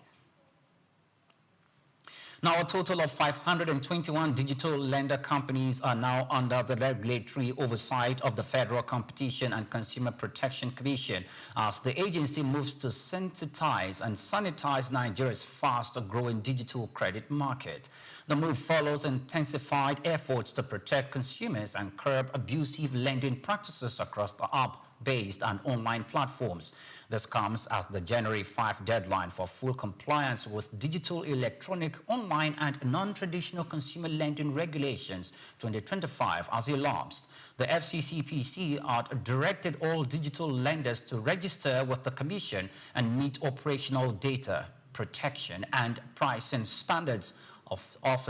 Officials said the enforcement will now intensify against unregistered operators, including sanctions and market exclusion. The Commission says compliance will improve transparency, fair pricing, and consumer confidence while supporting responsible credit net worth or growth in Nigeria's rapidly expanding digital lending ecosystem. Lenders are urged to regularize promptly to avoid penalties and service disruptions nationwide for consumers everywhere in the country. Now, Africa's richest man, Aliko Dangote, has withdrawn a petition he filed with the Independent Corrupt Practices and Other Related Offences Commission, ICPC, against Ahmed Farouk, the former head of the Nigerian Midstream and Downstream Petroleum Regulatory Authority. The development was confirmed in a press statement by the ICPC titled Investigation of Dangote's Petition Against Engineer Farouk Ahmed of the NMDPRA. It continues. The petition followed allegations of corruption and financial impropriety against the former regulator, which had earlier prompted his resignation. Dangote's withdrawal does not halt ongoing investigation by the ICPC, which continued independently of the petition, focusing on broader accountability and regulatory compliance in the petroleum sector. Analysts said the withdrawal may reduce tension between private sector actors and regulators while leaving the ICPC free to pursue evidence-based inquiries. Observers also note that the case underscores the importance of transparency, robust oversight, and adherence to anti-corruption frameworks in Nigeria's oil and gas industry. The Apapa Area Command of the Nigerian Customs Service has recorded 2.93 trillion naira in revenue for the 2025 year, marking a 24.32% increase over its 2024 performance.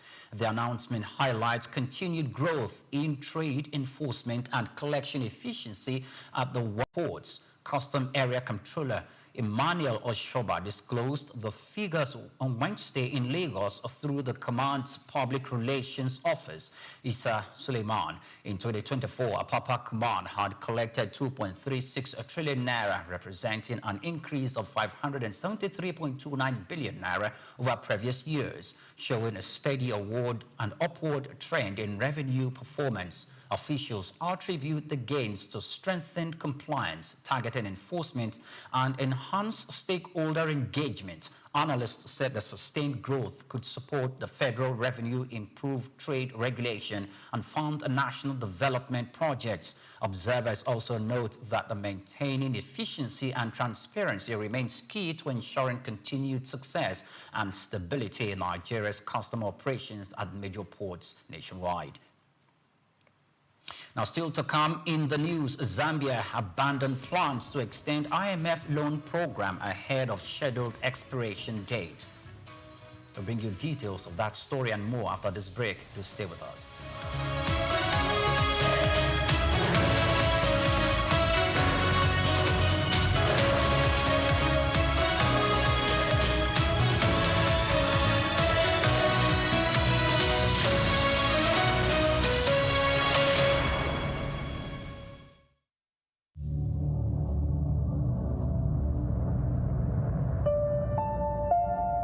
It begins with the ordinary.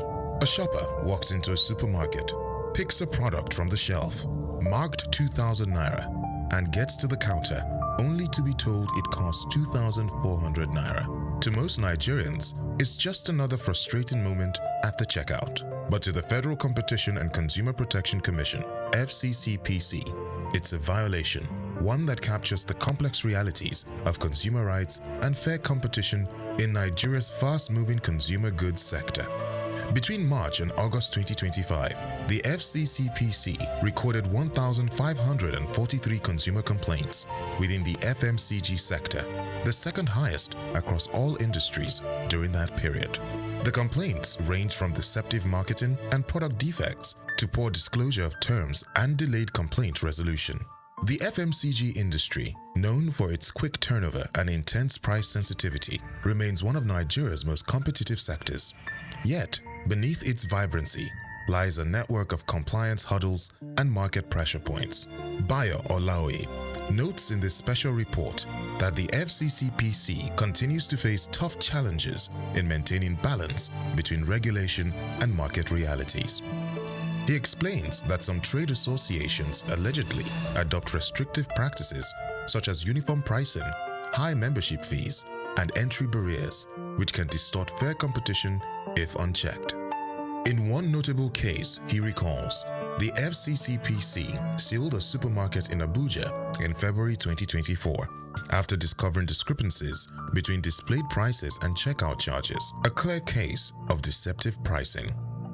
According to Olaoye's analysis, Nigeria's Federal Competition and Consumer Protection Act, FCCPA 2018, provides the strongest legal foundation for consumer rights protection in the country. The Act guarantees the right to safety, requiring that all goods and services sold to the public be safe for ordinary use. Unsafe products must be withdrawn immediately once identified. It also guarantees the right to information, ensuring that consumers receive accurate details about price, composition, quantity, and use conditions before purchase. Where goods turn out defective, the consumer is entitled to repair, replacement, or refund. Sections of the FCCPA further prohibit false representation, bait advertising, and exaggerated claims, with sanctions reaching up to 10% of a company's annual turnover. Olaoye points out that state agencies such as LASCOPA complement FCCPC's efforts, helping consumers access information, redress, and awareness of their rights. Despite these laws, FMCG companies operate under immense economic strain. Rising inflation, forex shortages, and unpredictable input costs have made compliance increasingly difficult. Several multinationals have either scaled down or exited the Nigerian market, citing high operating costs and regulatory pressures. Still, as Olaoye observes, consumer protection and fair competition remain non-negotiable principles for any healthy economy. In 2023, the FCCPC fined a multinational FMCG company $110 million for abusing market dominance and stifling competition. Olaoye highlights the case as a major signal of the Commission's resolve to hold both local and foreign players accountable. Olaoye argues that compliance should not be viewed merely as a legal requirement, but a strategic business investment that strengthens consumers' trust and market credibility. He recommends that FMCG firms integrate compliance clauses into contracts, conduct regular audits, and maintain transparent pricing practices. Predatory or collusive pricing, he warns, can damage reputation and attract severe sanctions. The way forward. For Nigeria's FMCG sector, the path forward lies in collaboration, transparency, and innovation. Olaoye concludes that legal practitioners and compliance officers must continue to bridge the gap between policy and practice through staff training, regulatory monitoring, and transparent communication. I'm Moyosore Adibi, SOUQ News TV.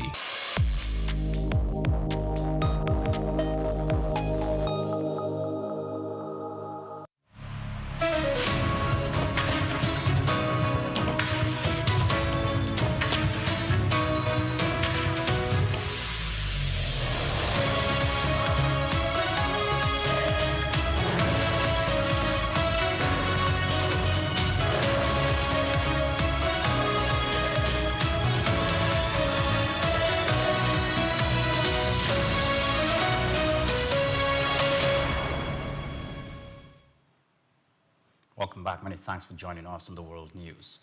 Now, Togo, Niger, and Benin Republic owe Nigeria $17.8 million, an equivalent of over 25 billion naira at the current exchange rates for electricity supplied under bilateral agreements, according to the Nigerian Electricity Regulatory Commission.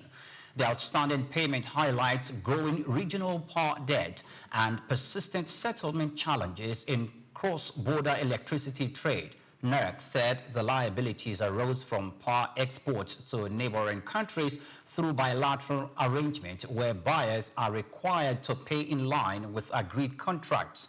Regulators said delays weaken liquidity across Nigeria's power market and place additional strain on generation companies already facing revenue shortfalls. The Commission urged stronger payment discipline and diplomatic engagement to resolve the arrears. Analysts warn that unresolved regional power debt could undermine grid stability and future export plans, stressing that timely settlements are essential to sustain cross-border electricity supply and protect the financial health of Nigeria's power sector and support a regional energy cooperation across West Africa going forward today.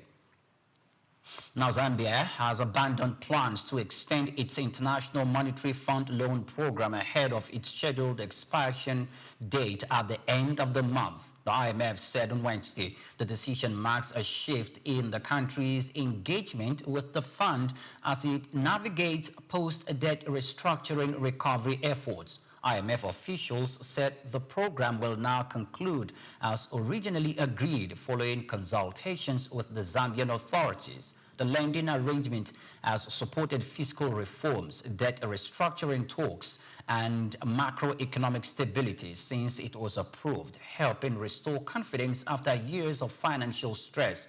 Analysts said Zambia's decision suggests confidence in maintaining reform momentum without an extension, but warns that risk remains. High debt servicing costs, inflation pressures, and external shocks could still test economic stability. The IMF says continued policy discipline and reform implementation will be critical to sustaining growth, safeguarding public finances, and maintaining investor confidence as Zambia transitions beyond the program framework, according to reports.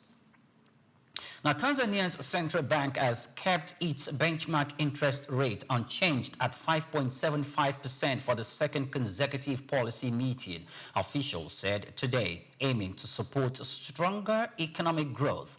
The decision reflects a cautious approach amid expectations of favorable economic conditions. In a statement, the Monetary Policy Committee said maintaining the rate would help sustain robust growth while providing stability for businesses, investors, and consumers. The central bank highlighted that current conditions allow for accommodation of monetary policy to encourage lending, investment, and consumption. Analysts note that holding the rate signals confidence in the economy's resilience despite external pressures such as global inflation and trade volatility. Observers expect the central bank to continue monitoring inflation, currency stability, and growth indicators while using policy tools to balance economic expansion with financial stability in Tanzania's evolving macroeconomic environment.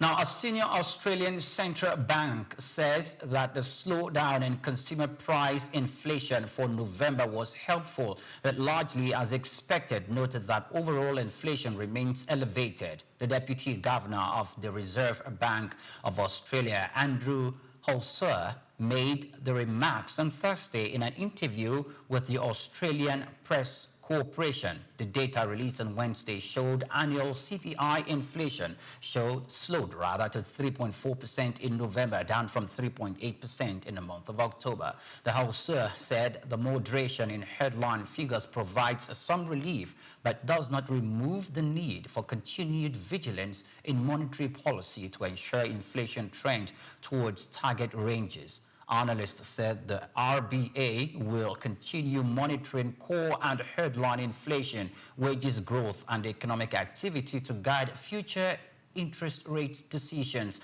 While slowdown is positive, persistent underlying price pressures also suggest policymakers may still need to adjust rates to maintain price stability and support sustainable economic growth in Australia.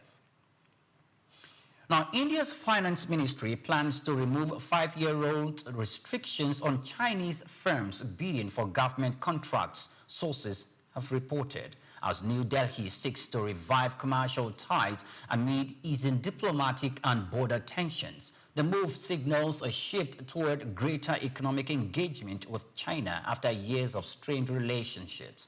The restrictions imposed in 2020 following a deadly border clash required Chinese companies to register with an Indian government committee and obtain political and security clearances before participating in public tenders. The curbs were aimed at safeguarding national security and protecting strategic industries. Officials said scrapping the rules could boost trade, attract investment, and expand competition in government procurement. Analysts note that the decision reflects India's balancing act between economic growth and national security, with authorities expected to implement risk management measures to maintain oversight while encouraging Chinese firms to participate in the Indian market. Now, Iran's president has warned domestic suppliers against hoarding or overpricing goods, state media reported today, as the government implements high-stakes subsidy reforms amid nationwide protest over economic hardship.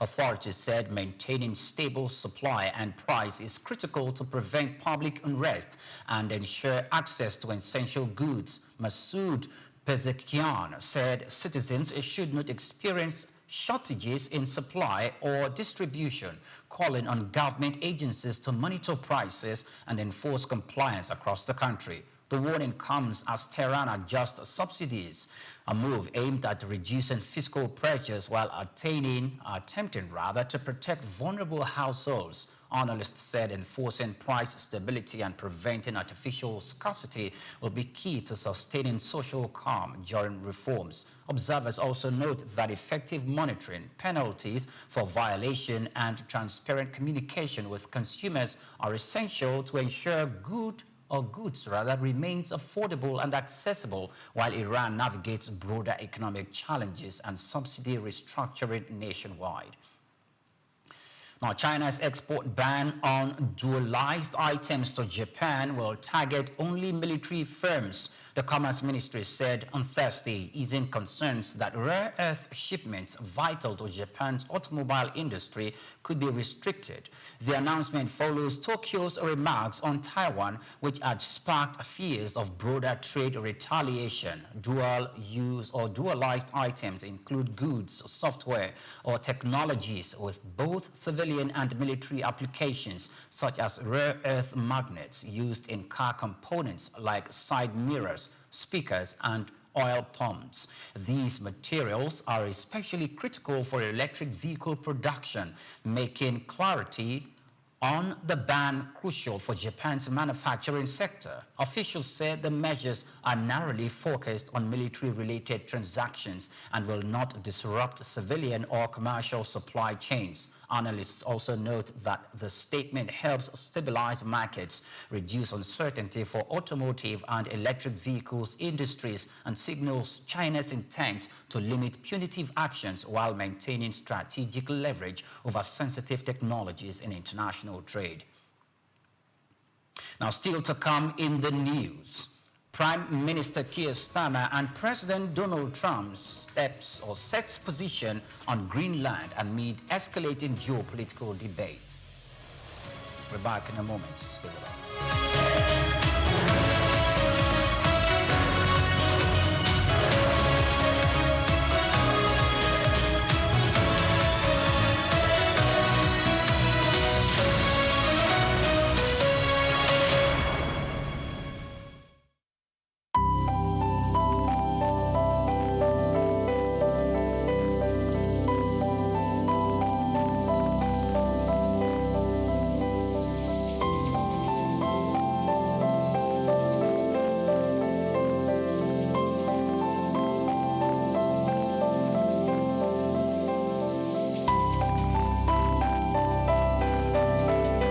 Trafalgar Square, established in 1844, is a symbol of British naval history and a popular cultural spot in London. Named after the 1805 Battle of Trafalgar, it has been the site of celebrations, protests, and cultural events, representing the changing identity of the city. It houses several landmarks, like the Nelson Column, St. Martin in the Fields Church, and the National Gallery.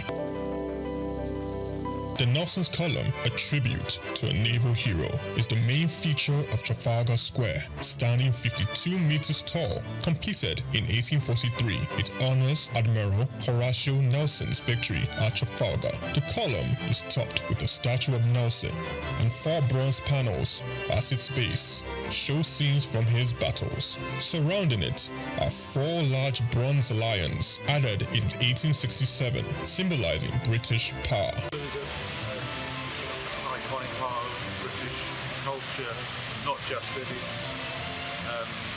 its look, but this is very much the sort of centre of London. You know, whenever there's a celebration, a protest, it's a public space that's very important for a lot of not just people that live in London, but for the UK. You know, it's a place where people would congregate. You know, I remember being here all around the 2012 Olympics, but it was very much one of the centerpieces of British iconic culture.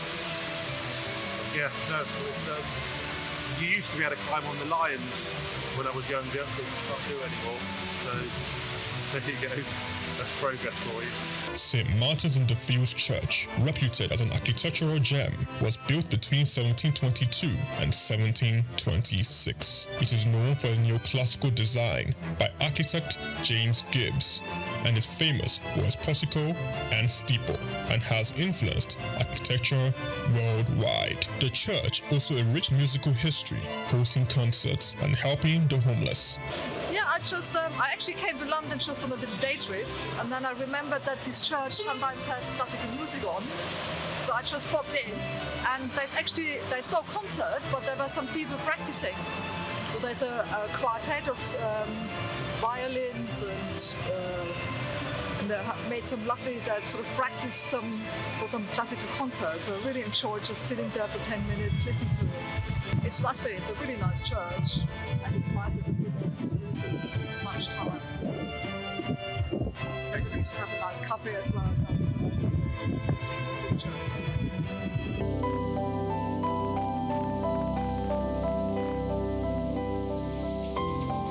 The National Gallery, founded in 1824, is a treasure trove of art.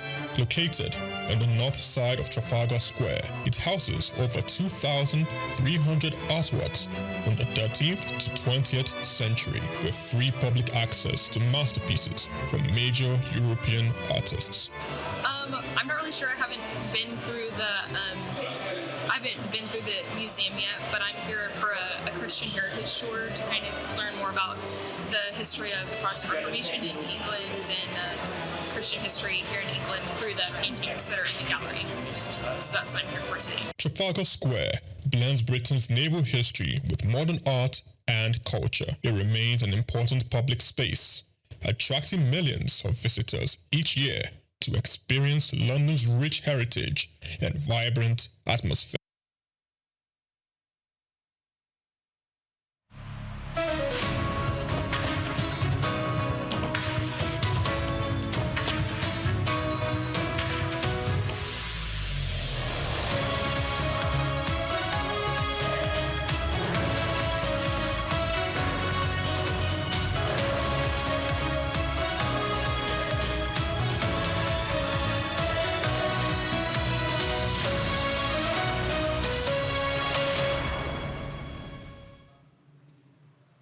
Welcome back.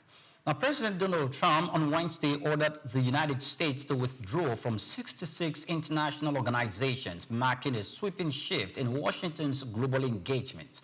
The directive signals a renewed push to release multilateral commitment and reduce participation in bodies the administration considers misaligned with the United States' interest.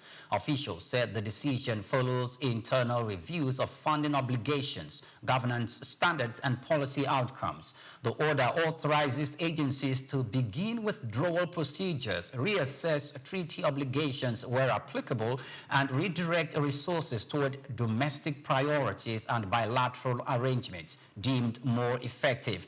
Analysts warn that the move could reshape diplomatic ties, affect development and security cooperation, and alter U.S. influence within global institutions. Supporters argue that it restores sovereignty and fiscal discipline, while critics say it risks ceding leadership to rivals. The administration says further guidance will outline timelines, legal steps, and treatments of existing programs as departments implement the withdrawals.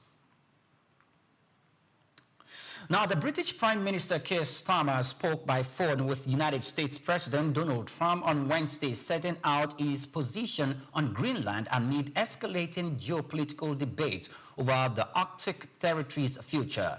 Downing Street officials said Starmer reiterated that Greenland's destiny should be decided by Greenland and its parent state, Denmark, pushing back against the United States' suggestion of expanded influence. The leaders also discussed a joint operation to intercept sanctioned oil tanker Bella 1, later identified as the Marinera, which was seized in the Atlantic as part of coordinated efforts to enforce sanctions and crack down on illicit oil flows. With British support in surveillance, they reviewed recent progress on Ukraine and the United States operation in Venezuela, reflecting shared security concerns. Analysts said the call underscores both cooperation and tension between London and Washington, while reinforcing alliances ties through security and sanctions enforcement. Starmer's stance on Greenland signals diplomatic friction as European partners insist sovereignty and self-determination must guide Arctic policy discussions. Now, German President Frank-Walter Steinmeier has strongly criticized United States foreign policy under President Donald Trump, warning that it is contributing to the breakdown of the international world order and attacking global democracy as never before. His remarks came at a symposium in Berlin where he urged nations to prevent the world from becoming a den of robbers where the most unscrupulous take what they want. Steinmeier's comments appear to reference recent U.S. actions such as the ousting of Venezuela's President Nicolas Maduro, framing them alongside Russia's annexation of Crimea and the war in Ukraine as historic ruptures in the rules-based system established after World War II. He said the U.S., once a builder of global order, now risks forsaking values that underpin multilateral cooperation. Although Germany's presidency is largely ceremonial, Steinmeier's critique reflects growing unease among global leaders about unilateral actions by major powers. He called for active international engagement and urged countries like Brazil and India to help uphold a fair and equitable world order, emphasizing that democracy and the international rules must be protected. Now, United States President Donald Trump says defense companies will not be allowed to pay dividends or conduct share buybacks until they resolve persistent failures in producing and maintaining military engagement and equipment. The warning signals a tougher stance on defense contractors amid concerns over readiness and accountability. In a post on Truth Social on Wednesday, Donald Trump accused the defense firms of failing to deliver military hardware fast enough and of neglecting proper maintenance standards after production. He said public funds should not support shareholder rewards while operational shortcomings continue within the defense supply chain. Analysts said the move could pressure contractors to prioritize output, quality control, and longer-term capability over financial distributions. The policy may also affect defense sector valuations and investor sentiments. Officials argue that the measure is aimed at strengthening military readiness, improving value for money, and ensuring contractors meet performance expectations before rewarding shareholders, according to reports. Now, Wolves head coach Rob Edwards has praised Nigerian forward Tolu Arokodare for his steady improvement, saying the striker is showing encouraging signs as he settles into life at the Premier League club. The comments highlight the player's growing integration and potential impact on the team. Arokodare, Wolves' final signing of the summer transfer window from Genk for £24 million, has seen his involvement in matches increase in recent weeks. Edwards says the forward's prospects of becoming a regular starter are stronger than ever, reflecting progress in training, match performance, and adaptation to English football. Speaking via the club's official website, Edwards noted that the Arokodare remains a work in progress but is moving in the right direction.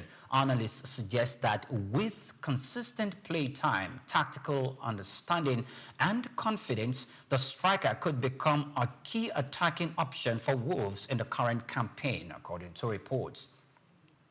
Now, the chairman of the National Sports Commission, Shehu Diko, says the Central Bank of Nigeria and the Ministry of Finance are working to ensure timely payment of bonuses and other financial entitlements owed the Super Eagles. The announcement comes amid reports that players threatened to boycott training and refuse travel ahead of Saturday's Africa Cup of Nations 2025 quarterfinals against Algeria in Marrakech.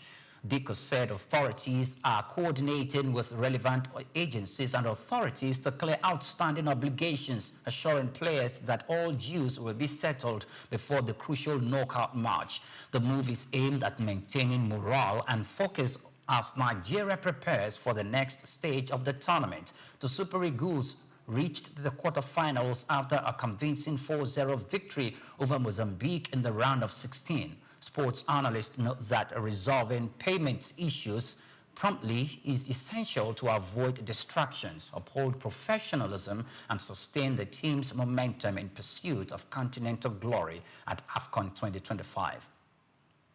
Now, that's a wrap on the news, but before we go, yes, a quick recap of today's top stories. 36 states of the Federation are proposed to receive about 5.07 trillion naira of value-added tax in 2026, following the introduction of a new VAT sharing formula. And Nigeria Labour Congress calls on the federal government to review what it described as regressive tax policies, warning that delays could worsen economic hardship. Togo, Niger, and Benin owe Nigeria $17.8 million for electricity supplied under bilateral agreements. And President Donald Trump orders United States to withdraw from 66 international organizations, marking a sweeping shift in Washington's global engagement. And in the world of sports, the National Sports Commission Chairman Shehu Diko says the Central Bank of Nigeria and the Ministry of Finance are working to ensure timely payment of bonuses to Nigerian players in 2025 AFCON Nations Cup.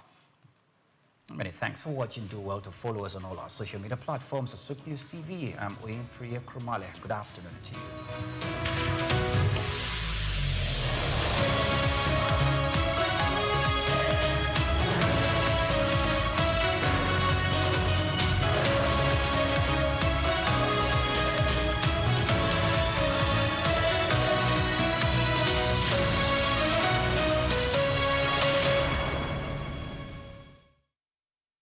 Under the bay, oh, oh, oh, under the baobab tree, where shadows bend, The earth whispers tales, the wind. Human rights are a fundamental and universal entitlement belonging to every person by birth, designed to ensure dignity, freedom, and equality regardless of race, nationality, or status. These inalienable rights form the very core of global governance. International human rights law, founded upon the Charter of the United Nations and the Universal Declaration of Human Rights, UDHR of 1948, establishes the binding obligation of government to protect these freedoms. A key success of this universal framework has been the continuous expansion of its legal body to protect vulnerable groups, including women, children, and persons with disabilities. This universal commitment forms the basis of this year's International Human Rights Day theme, Our Everyday Essentials, which seeks to reaffirm these principles not as abstract concepts, but as the practical foundation people rely on daily. Despite the strength of this legal foundation, challenges in implementation and new complexity result in an uneven global landscape. Millions are facing a critical lack of access to basic needs such as food, water, health, education due to persistent poverty and entrenched inequality.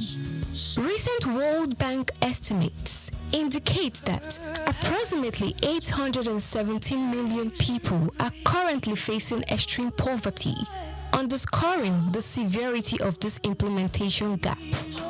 Rapid advances in technology and digitalization also present novel hurdles concerning surveillance and privacy.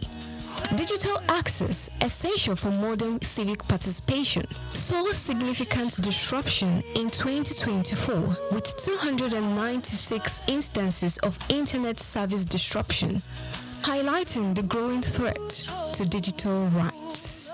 This challenge is compounded by weak governance and the widespread persistence of armed conflict.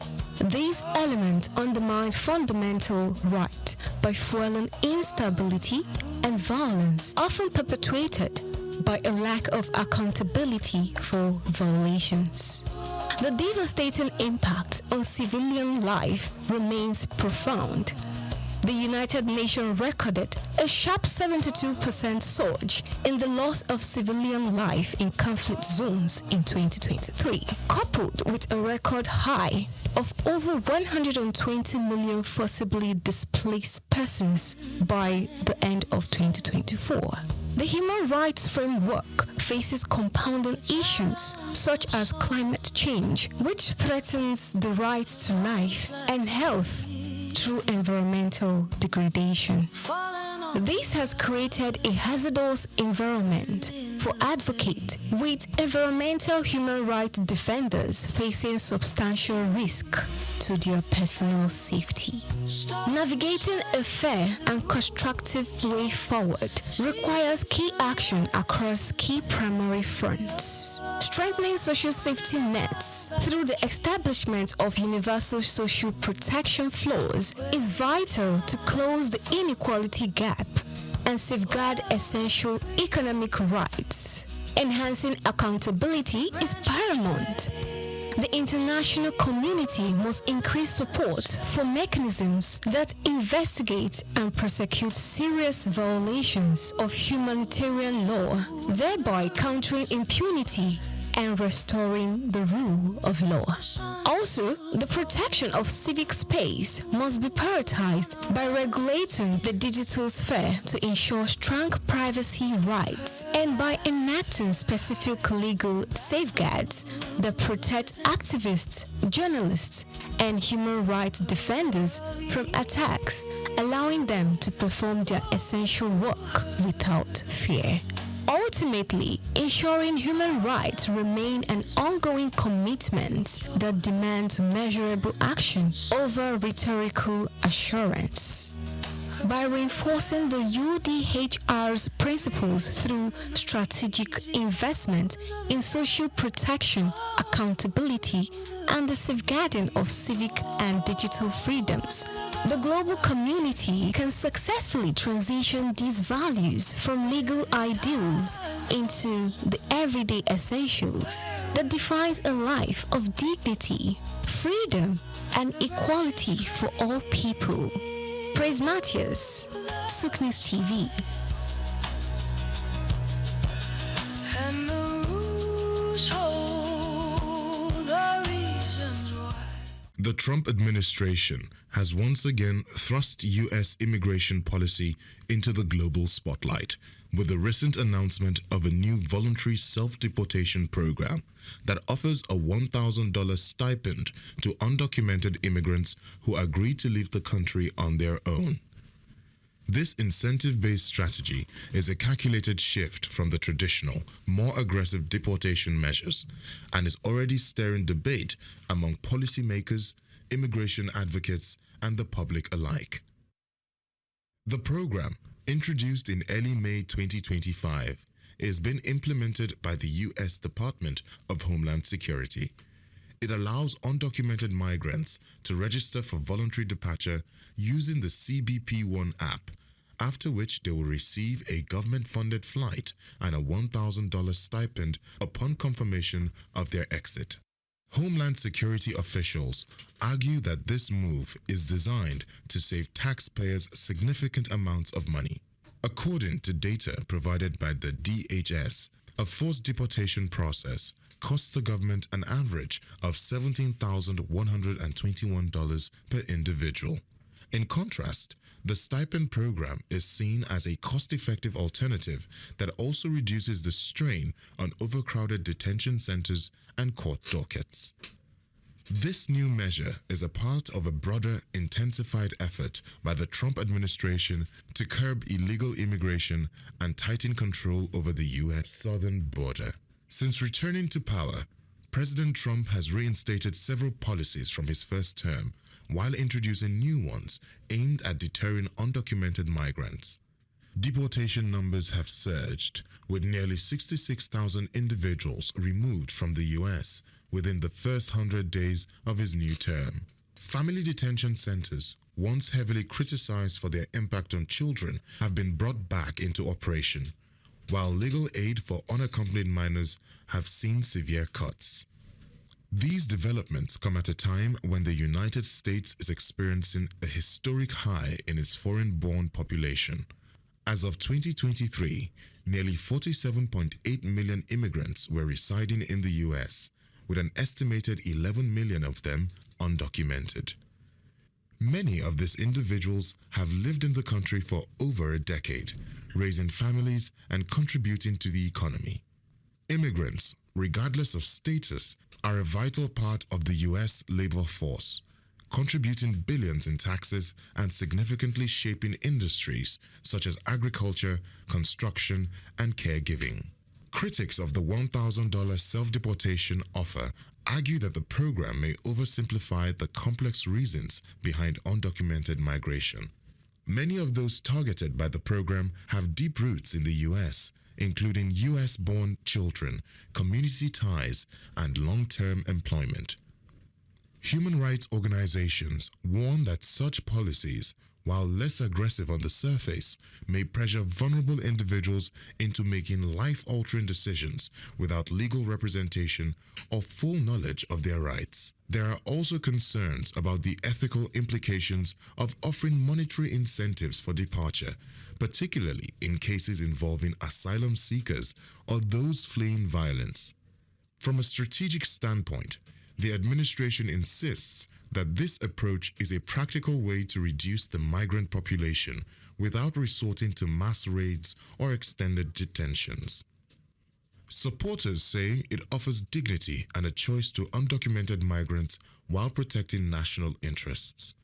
However, immigration experts question the actual effectiveness of the program, noting that similar efforts in the past have yielded limited results. The offer of $1,000 may not be enough to motivate individuals who have risked everything to seek better lives in the United States. The debate around this policy underscores the broader tensions within American immigration discourse, balancing border control and national sovereignty among humanitarian obligations and economic realities. With the 2026 midterm elections approaching, immigration remains one of the most polarizing and politically charged issues on the national agenda. In the wider global context, policies like this could set a precedent as other countries monitor the U.S. approach, especially those in Europe and parts of Africa facing rising migration numbers.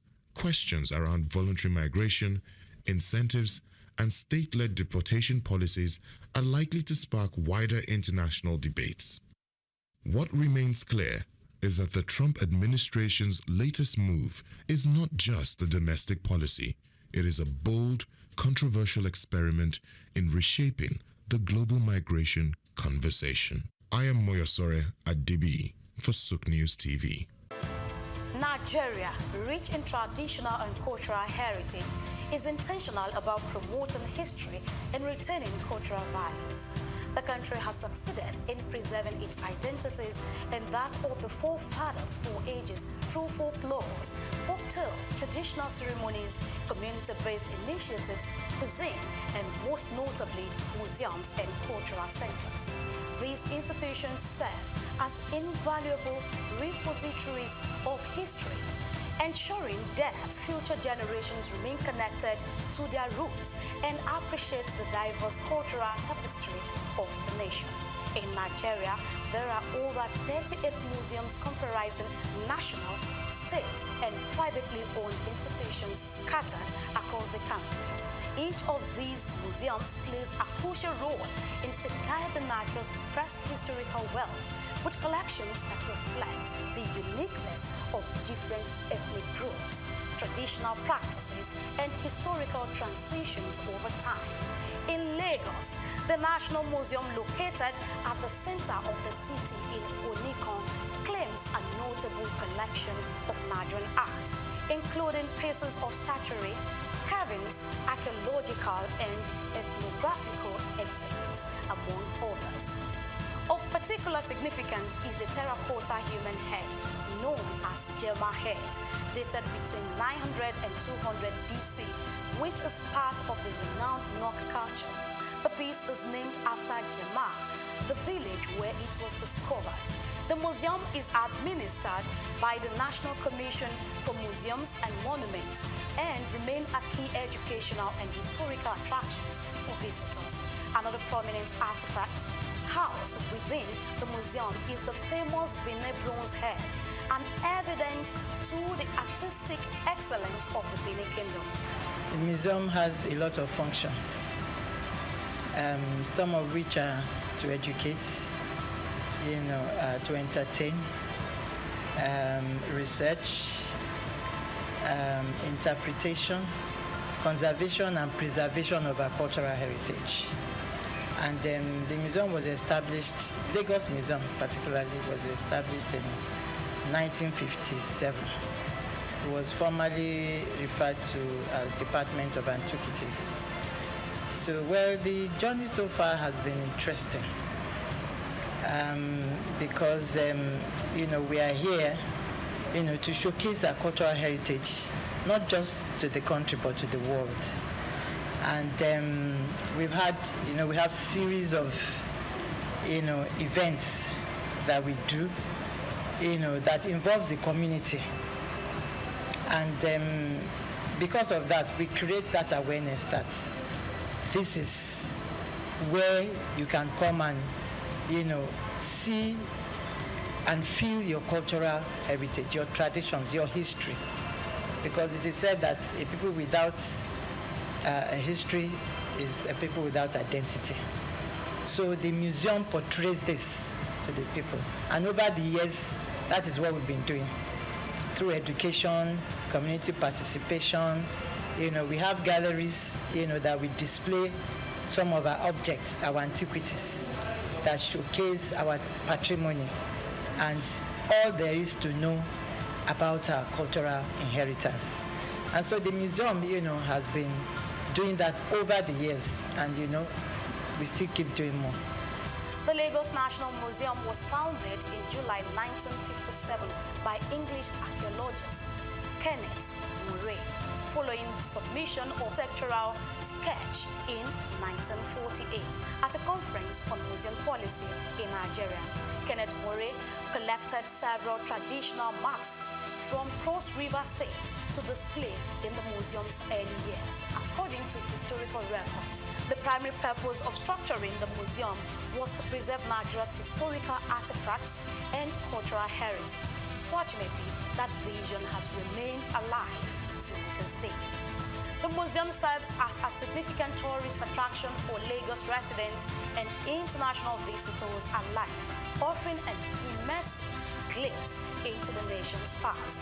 Some of the remarkable artifacts currently on display at the museum include the bullet-ridden car in which former Nigerian head of state, General Murtala Muhammad, was assassinated, pictures of previous rulers and presidents of Nigeria from different eras, a diverse collection of cultural drums, tools, and ceremonial staffs from various ethnic groups, historical crowns and caps of revered traditional rulers symbolizing their power and authority, photographs of Queen Elizabeth II and her entourage during her visit to Nigeria, reflecting moments of colonial history.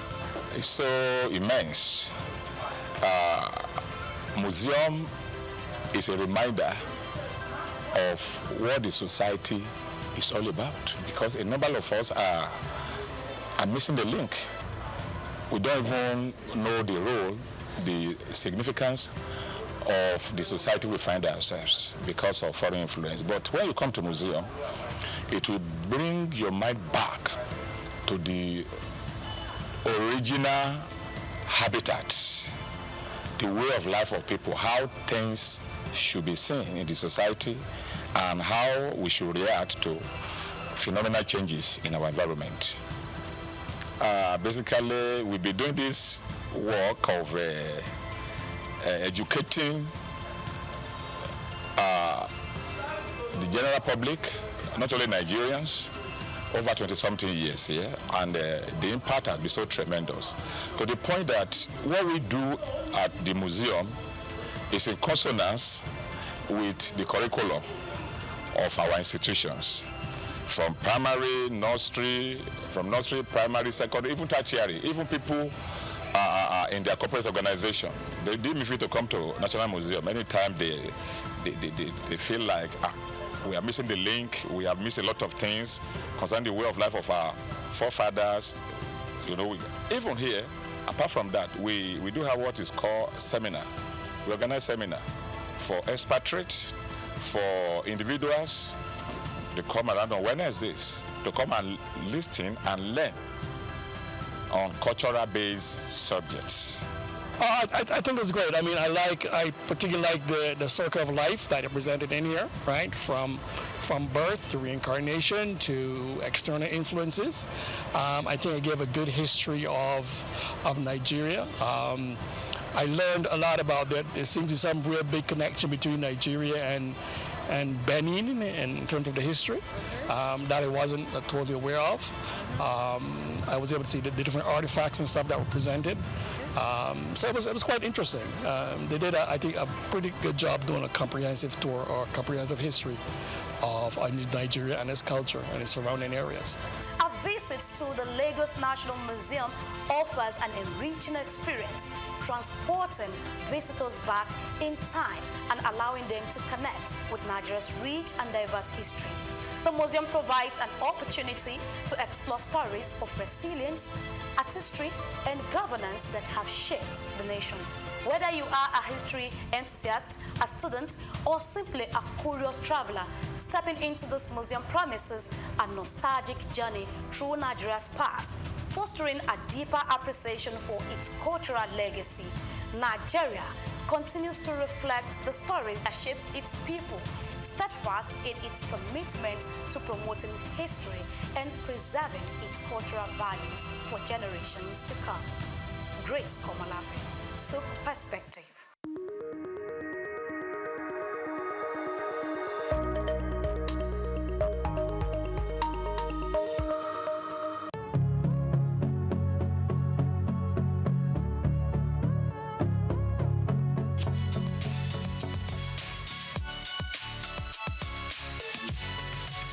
Well, Supporters Club had been there for 66 years when it was founded officially, but those who founded it were just doing it for the fun.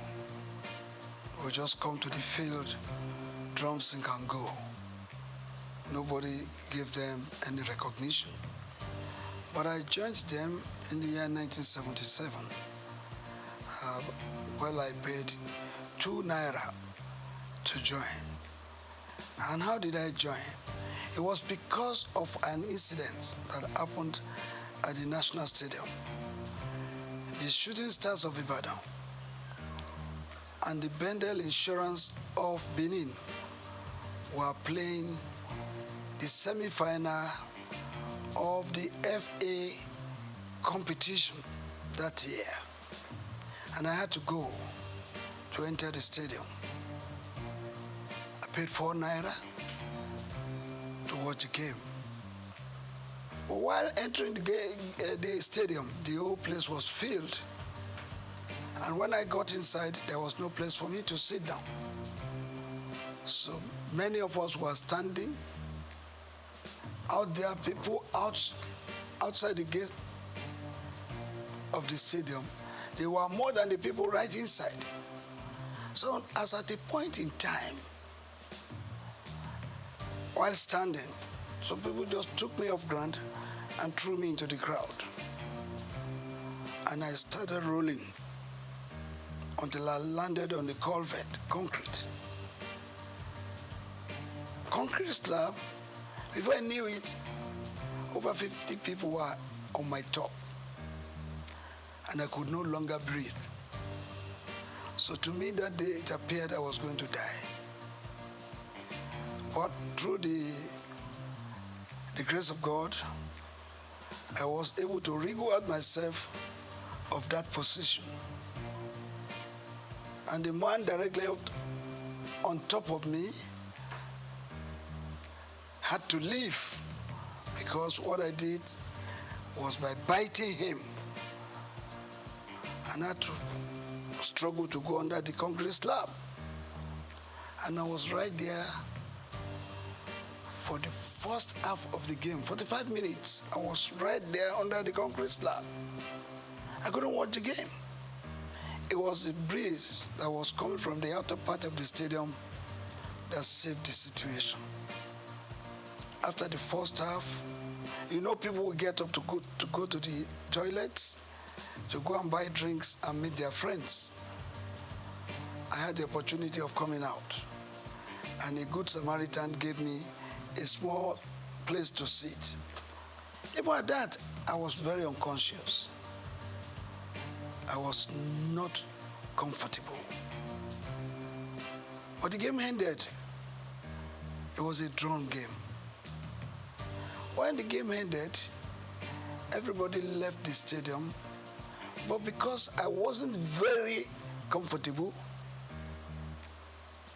I had to wait in the stadium for like an hour and a half before I left.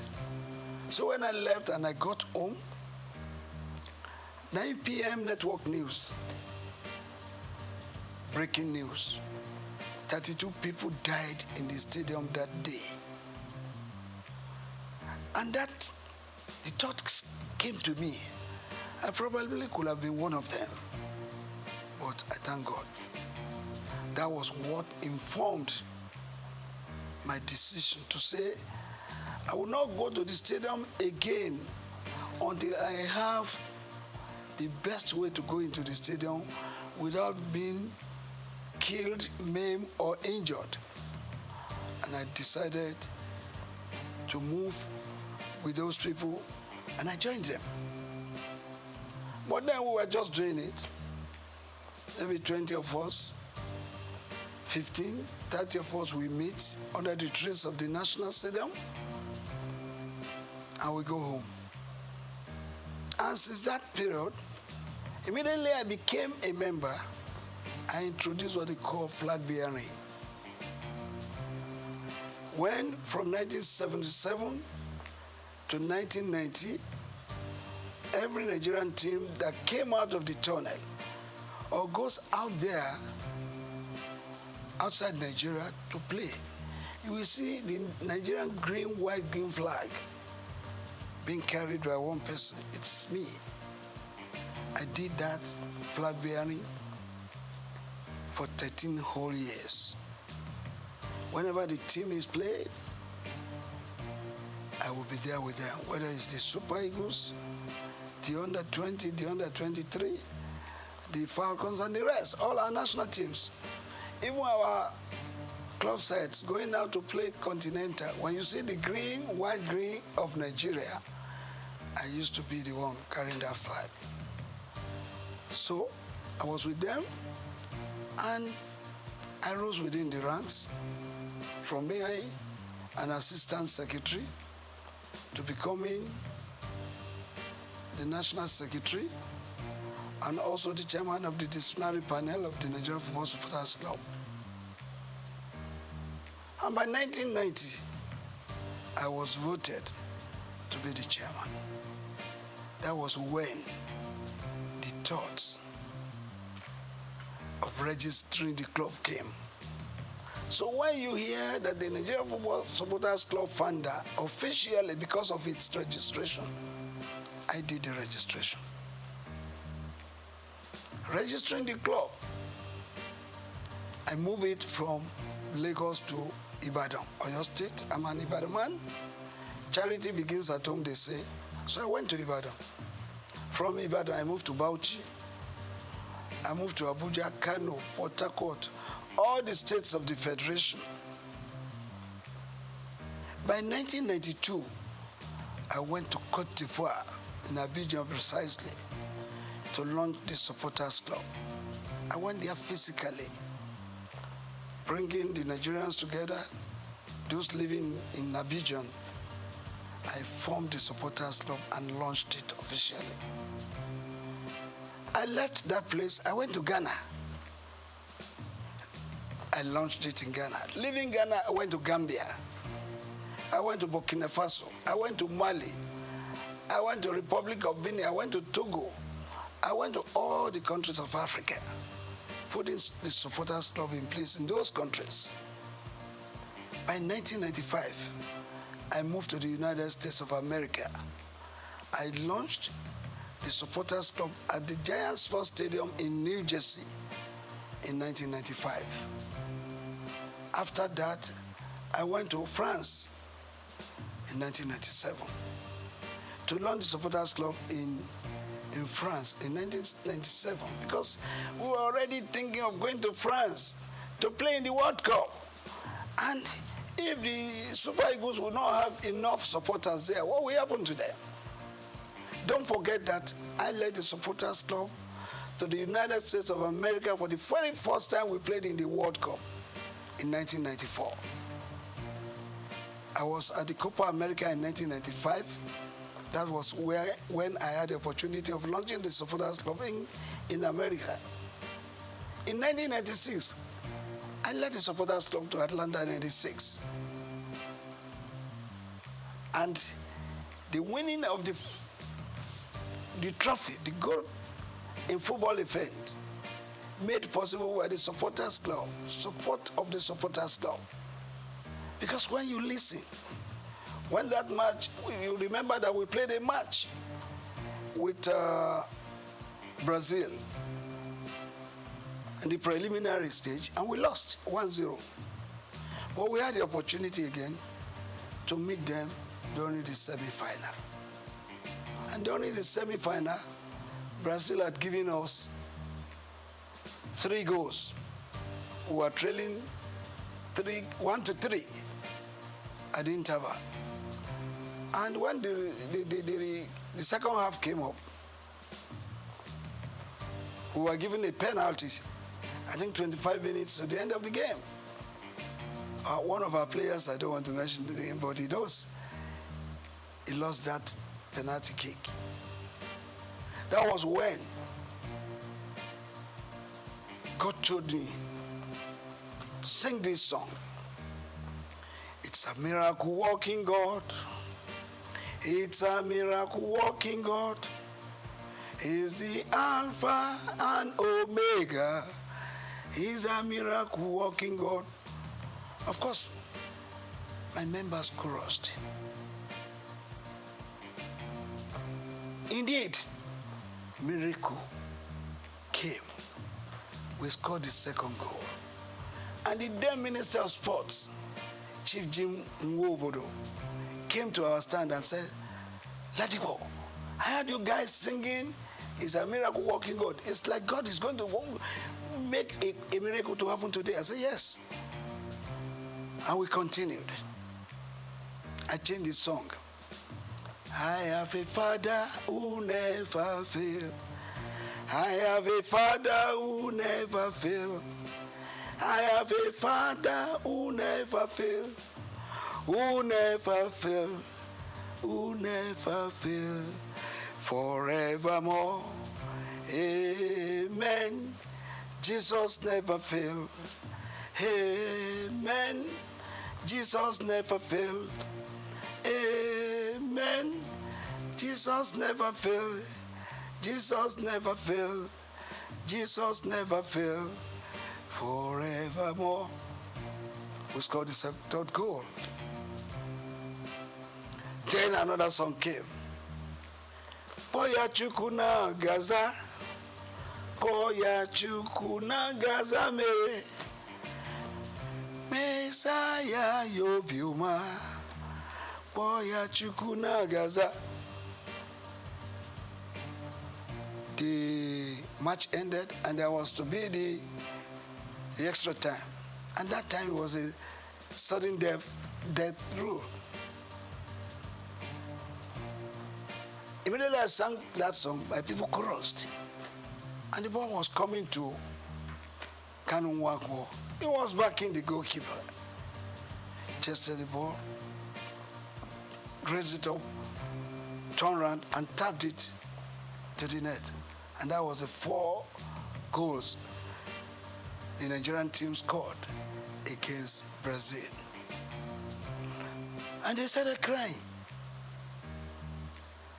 And I decided to form another song. When Nigeria beat Brazil, when Nigeria beat Brazil, oh, Bebeto start to cry. When Nigeria beat Brazil, why Bebeto? Because they pulled him out. They were thinking they were reserving him because they thought they would meet Argentina in the final. Unknowingly to them, that they will be beaten, they don't know. So I did that song, and we sailed into the final, meeting Argentina in the final. And that again happened. Argentina was leading us 2-1, but we came from 1-2 to beat them 3-2. Yeah, to answer your question, I did that to tell you what the supporters club is to the team. And what this man felt by registering the club is that I have that belief, and it is general, everybody must have it, that this is Nigeria, it's our country. We have to do something by giving it a positive image, whether in Nigeria or outside. You do know that all of us cannot be Mr. President of Nigeria. All of us cannot be governors, and not all of us will be members of the National Assembly. But all of us as Nigerians have special roles to play in giving our country a befitting and positive image. That is the reason why this man has been following football supportership all the time to date.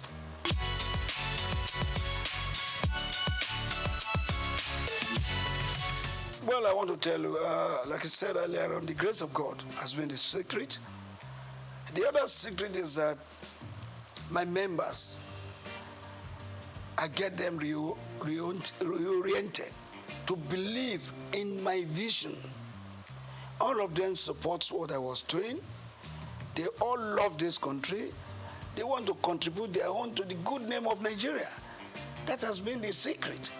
And don't forget, any member of the supporters club should be referred to as a patron par excellence, because they are not paid. They are not given any allowance. They use their time, their money, even at the risk of their lives, to support the cause of Nigeria through supportership.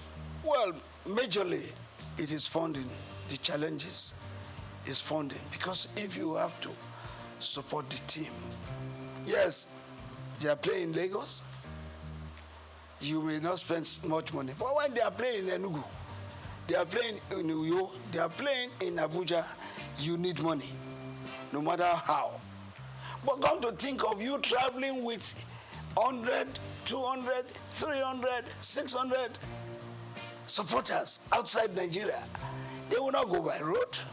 They will go by air. It's a lot of money that we need in running the supporters club. So our main challenges has been that of funding. But I can assure you that God has been good to us. We have had some philanthropists, some organizations who have come to assist us by way of supporting us, giving us a lot of money. And if you will not mind, I will have to put it on record that the very first company that supported Supporters Club was Coca-Cola. Coca-Cola did it for 2 years. They could no longer do it. Then, for 1 year, MTN did it. They could no longer sustain it. Well, later we got Globacom. Dr. Mike Adenuga Jr. has been the brain, the backbone, the sponsor, and the financier of the Supporters Club for several years, doling out millions from 50 to 60 to 100 million of naira, and even in dollars. So that has been the way, that has been how we have been able to surmount it. We have some philanthropists. We have Taiwo Afolabi, who has always supported us whenever we are going out. I remember Alhaji Aliko Dangote in 1996. He supported us, and some other Nigerians too.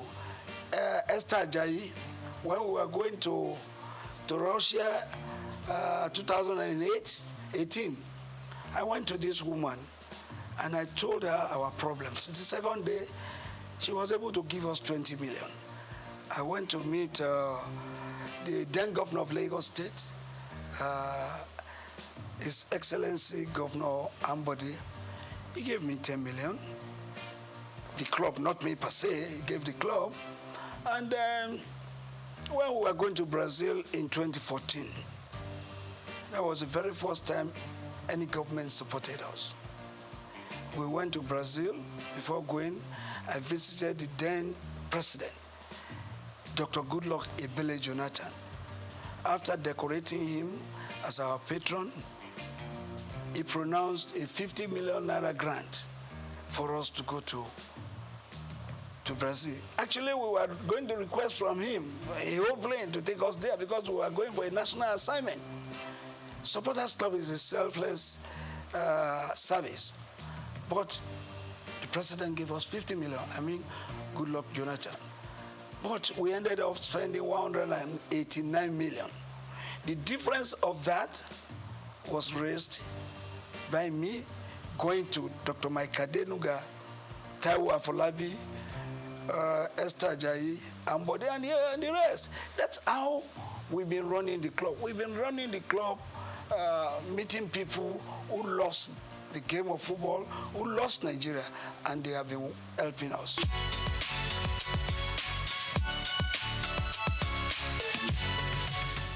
Well, very, very unfortunate. It's a story I hate to be talking about all the time because I've said many things about it more than 100 times. Supporters Club had been there for several years.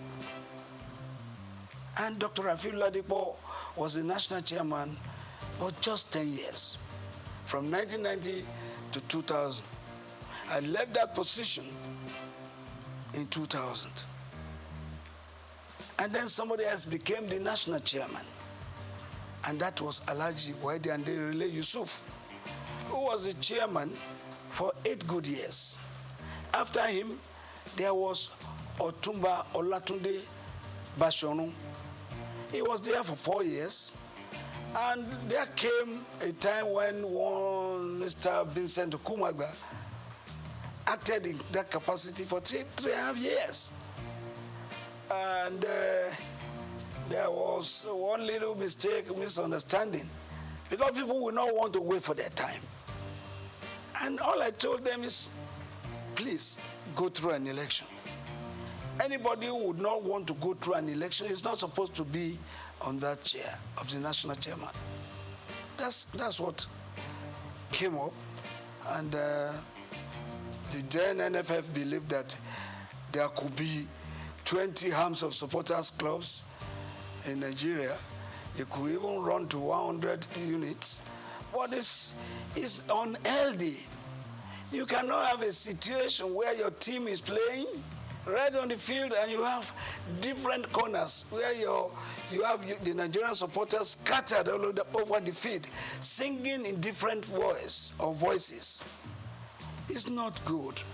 But look, I've been able to manage it because God has told me that supporters must not die. Supporters club will not die. I have to be patient to let them see reasons why the supporters club should go and support the teams with unity. As a unit, go and support the team. But if you have funded your own, maybe you have registered your own, you have your own office, you can stay in your office. Manage your office the way you want to manage it. But when it becomes a national assignment, you are going out to represent Nigeria. All of us as supporters must come together to support Nigeria as a group supporting one team. Not when you have some people in angle 90, some people in angle 180, some people in angle 360, some people in angle 60, supporting one team. It does not go well. There's nothing you are going to achieve from this. I remember when we were in Russia, and my members have gone in. I normally wait for all of them to go in before I will finally go in. So when I was going in as the last person, I entered the stadium and I saw them, some people up there, I saw some people on the left, I saw some people on the right. And when I was going to meet the band boys, some of their security men came to me, I'm in Russia, and asked me where I was going. I said I was going to meet my people. They said I should bring their ticket, my ticket. And when they saw the ticket, no, you can't go there, go there. That place is not yours. Your seat is downstairs there. How do I coordinate the activities of my members? This is what we've been telling them. Supporters Club must be united. They must come together, sing together, cheer the team together, and let us have a befitting result. When the referee and all the match officials see a group of people, even if you are 200 or 300, converging in one special place together, in your uniforms, in your green and white, and you are singing, they know you have come to support your team. So it takes them every reason to want to do the game better. Well, when you are not there, in a capacity crowd of 90,000, we had 5 supporters here, 2 there, 7 there.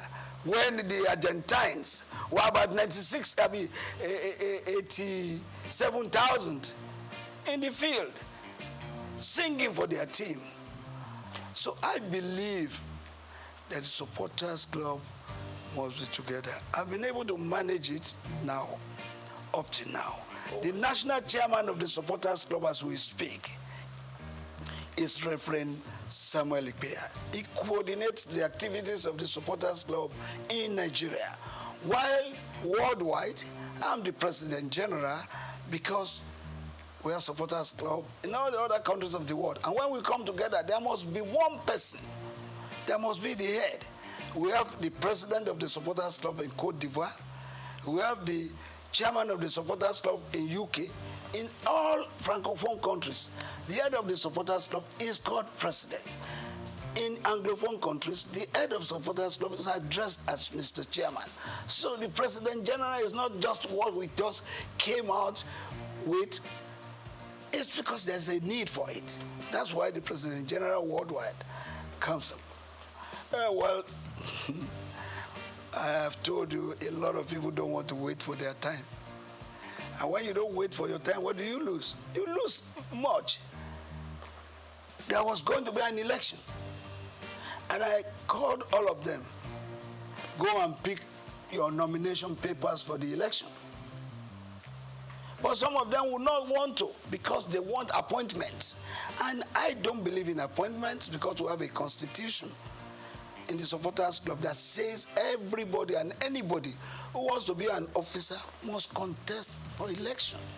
I insisted that there must be an election. Some people would not want an election because they know, probably they believe they cannot win. They decided to say, oh, let's go our way because we don't want election. That's it.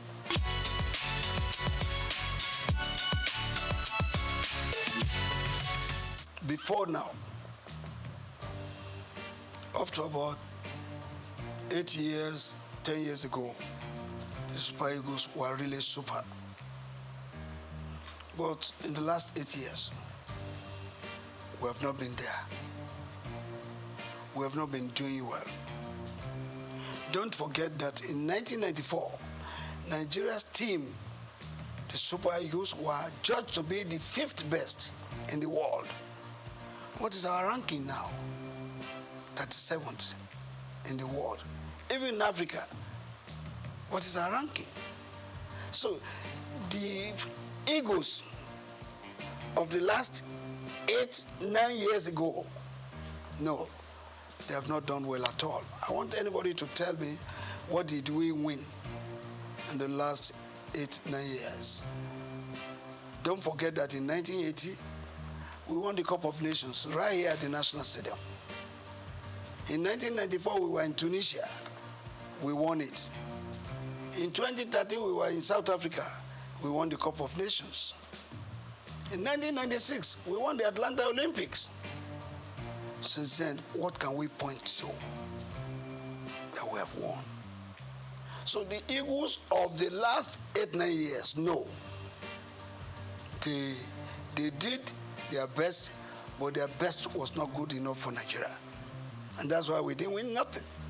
But I want to believe that the present crop of Eagles being put together now, going for the Cup of Nations, we want to write their names in gold. And if that is so, it means they have to put in their best to see that going to Côte d'Ivoire 2024 will not just be going there to make a number. We're going there to give a very good account of ourselves. Who says it is not possible for Nigeria to win the Cup of Nations again? It is possible, but it takes a determined group of people as players who wants to write their names in gold to do that. When you are rating the coach, a coach is as good as his last match. Passero was employed, he was given a target, and the NFF has the power to either sack or renew his contract. I think according to them, maybe he has performed according to what they want. But for me, as a Nigerian, I want Passero to go to Côte d'Ivoire and show us that he is serious and show us that the Super Eagles can still fly and make us get minimally play in the semi-final of the Cup of Nations. Anything short of that, no.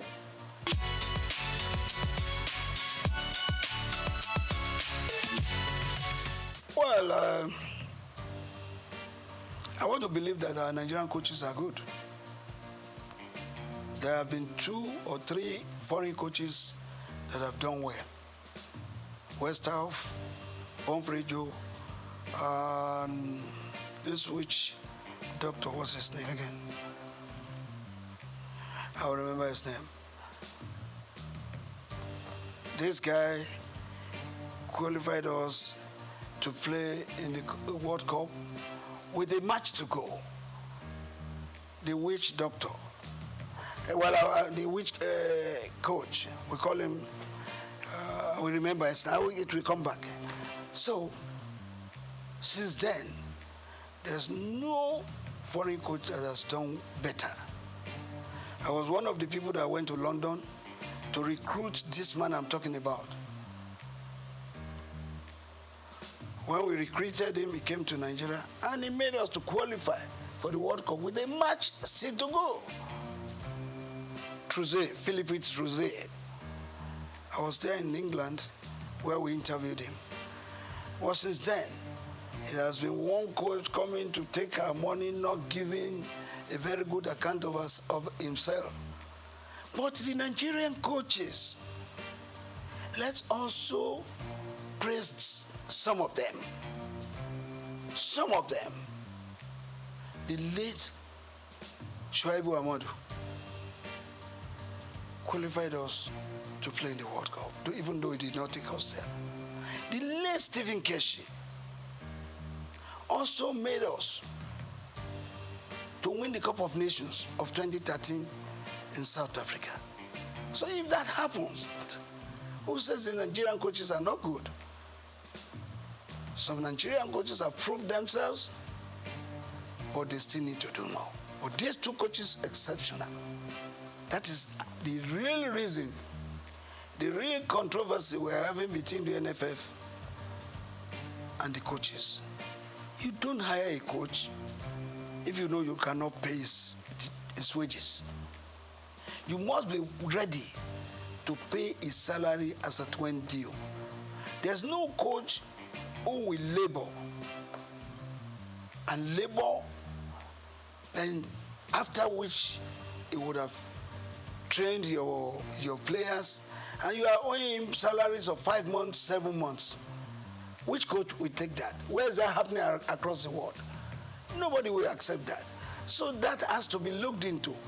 And that is why the NFF has got to look for serious sponsors and raise funds for them to be self-sufficient, to be able to take all these challenges of paying the coaches wages. That is a big problem, and I think the present NFF board, led by Ibrahim Guzo, will look into that, look for sponsors, serious sponsors who are interested, not just interested, but who are genuinely interested in the Nigerian game and in the Nigerian nation. You may be interested in the Nigerian game, but if you are not interested in the Nigerian game, Nigerian nation, you may not give what it takes to do. You must have the love of this country at heart, and then love the game also.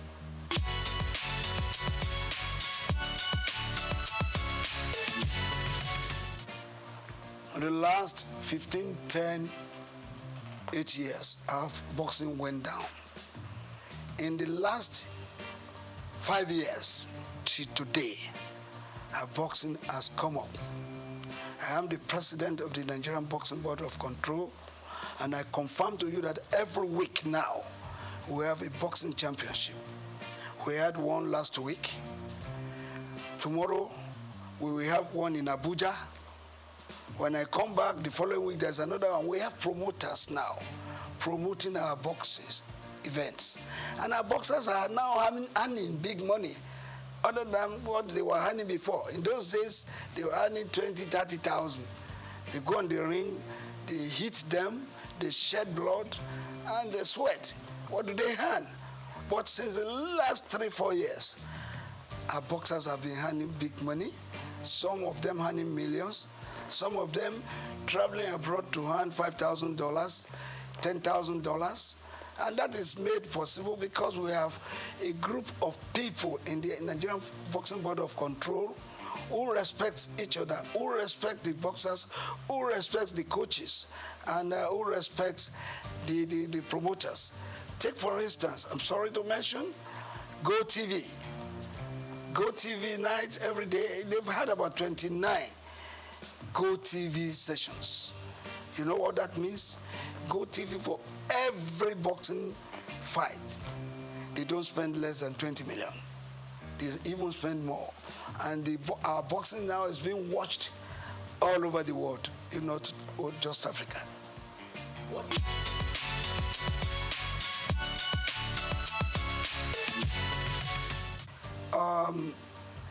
A lot of things have been said about this. We have sent memos.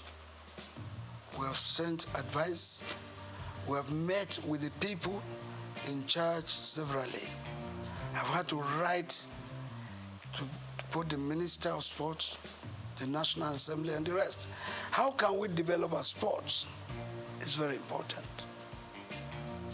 Without grassroots development, you won't be there. As a matter of fact, Kanu Nwankwo happens to be a product of the Nigerian League. J.J. Okocha, product of Nigerian League. Finidi George, Emmanuel Amunike, and all of them played in the Nigerian League. How many of our Super Eagles players, those that are playing for us now, do you see what developed here? Maybe you have 2 or 3 home-based players playing.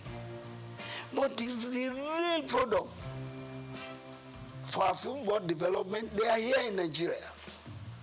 We have to go back to those things we were doing that time when we got the likes of the Segun Odegbami, Henry Nwosu, Christian Chukwu, down to Stephen Keshi, Okocha, and the rest. We have to go back. We don't have to rely on those players who have been serving us in the last 12, 15 years, believing that they will continue to serve us the same way. No matter what you do, players will get weak.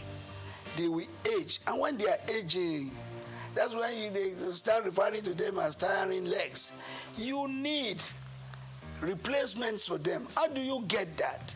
You can only get them from the local scenes. We have various clubs in Nigeria playing the leagues, the Premiership, the National League, and the rest. 20 teams in one. Do you know how many of our boys out there that can play football if we harness them, bring them together, and give them the right training? Of course, let me ask you, how many of our club sites have feeder teams? Feeder teams, they are very important to the development of the game. When you have a junior player playing the feeder team and is maturing, bring him to replace a tiring leg. In the senior team, how many of those teams that we have can boast of feeder teams? How many of them can boast of their own fields? Perhaps we have about 3 clubs that are privately owned. But others are owned by governments, state governments.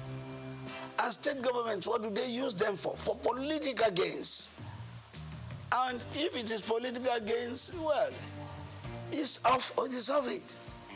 Let's do football like it is done elsewhere. Football is big business. People are making billions of dollars in football. Nigeria can do same. If we do same, we will take off all this nonsense. The boys going about doing a lot of violence, going to do yahoo, going to do kidnapping and the rest.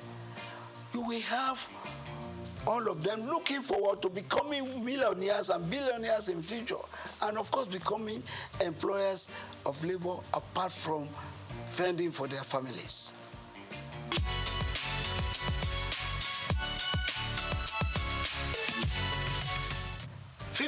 Above 50 football, yeah, it's above 50. I'm the chairman worldwide for that. And my president is Ambassador Edward Olutoke, who has given his support, his finances to be able to do this game. The thing is this: if you have played football, you have played up to the level that you are about 40, and you are no longer playing, you are no longer doing what you know how best to do, you now go and sit down, not doing nothing.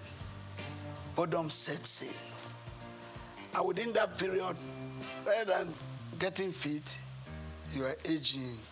Some of them developing sickness, various sicknesses that they ought not to have. But because they were no longer doing what they know how best to do, they sit down. So the concept is bringing them back.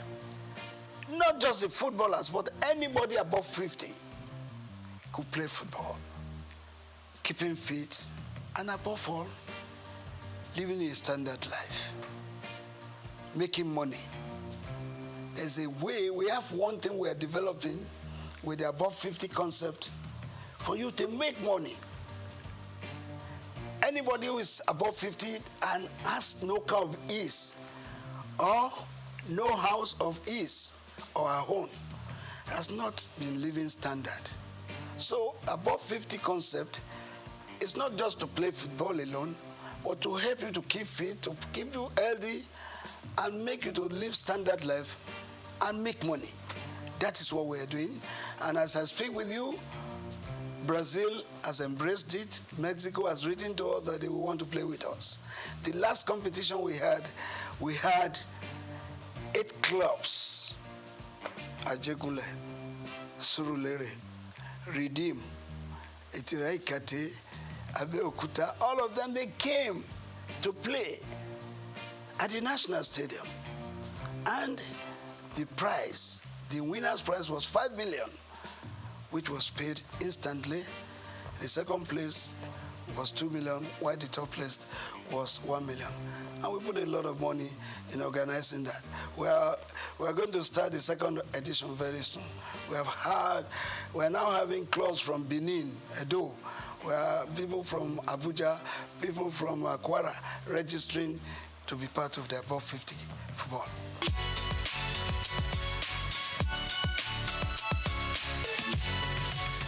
How much do they put into sports?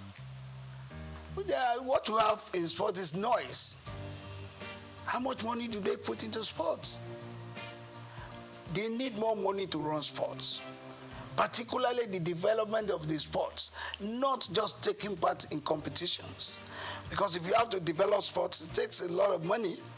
And all those successful countries doing sports, it's because they have put money into its development. So government has got to put more money into the development of sports. Fantastic women.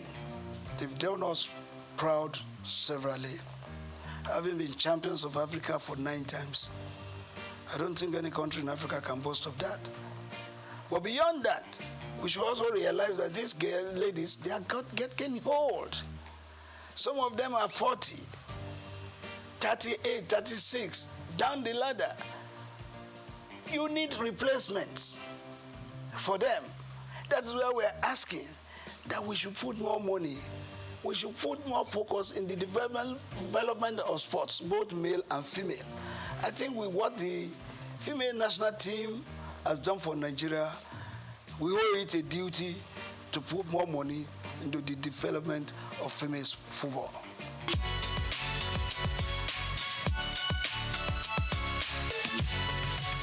I'm not thinking about that. If I want to, I would have been in politics, party politics.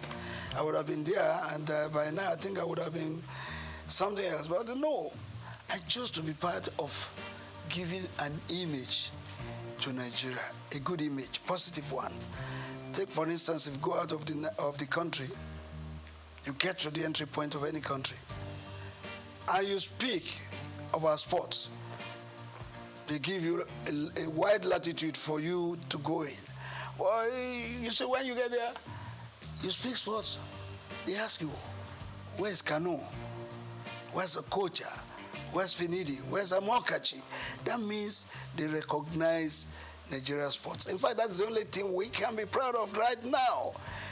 Every other thing we talk in diversities. But when it comes to sports, every one of us were together. If the Nigerian team is playing and a Christian has to pray, and he say, I pray that the Super Eagles wins today's match, in Jesus' name I pray. Even the Muslim will say amen. So together in sports, where in this country, football and sports is a lifeline, particularly football. Football unites not just the states, it unites the country, it unites the countries of the world. So I believe we can do much more in promoting and supporting our sports so that we get the best benefits, as we say. First and foremost, I want to use this opportunity once again to congratulate him on his appointment. I've met him twice now, and I'm going to meet him soon again. And why am I going to meet him is to advise him on what I think from my own views and from what I've seen to improve sports. First, we have talked about it. The development of sports is key, not just the taking part in competitions. Because if you are not developing sports, you are only taking in competition. If you don't win, what happens? But if you develop sports, 1, you are helping the youth. 2, you are helping the nation. 3, you are growing the economy. And thirdly, you are removing restiveness and restlessness of the youth in the society. I want us to advise the minister to key into the development of sports from the grassroots. Let's go back to the schools. Let's go back to the rural areas. Football is played everywhere. Go under the bridges, you see people playing football. Let the minister put in place, through the NFF, a consortium of coaches that will go to these schools, that will go to these corners. Everywhere in Nigeria, you have talents that can be helped, sponsored, and nurtured to stardom. Once we do that, our sports will improve. And let the minister put his feet there on ground and say, every club that is playing in the Premiership and the National League must have their feeder teams, must have their own fields and other infrastructures to make them develop sports. Thank you very much. I want to pray for this organization to continue to thrive, to continue to blossom in making money, because without money, this kind of things that I hear cannot be sustained. So God will grow you the more, and your business will continue to flourish.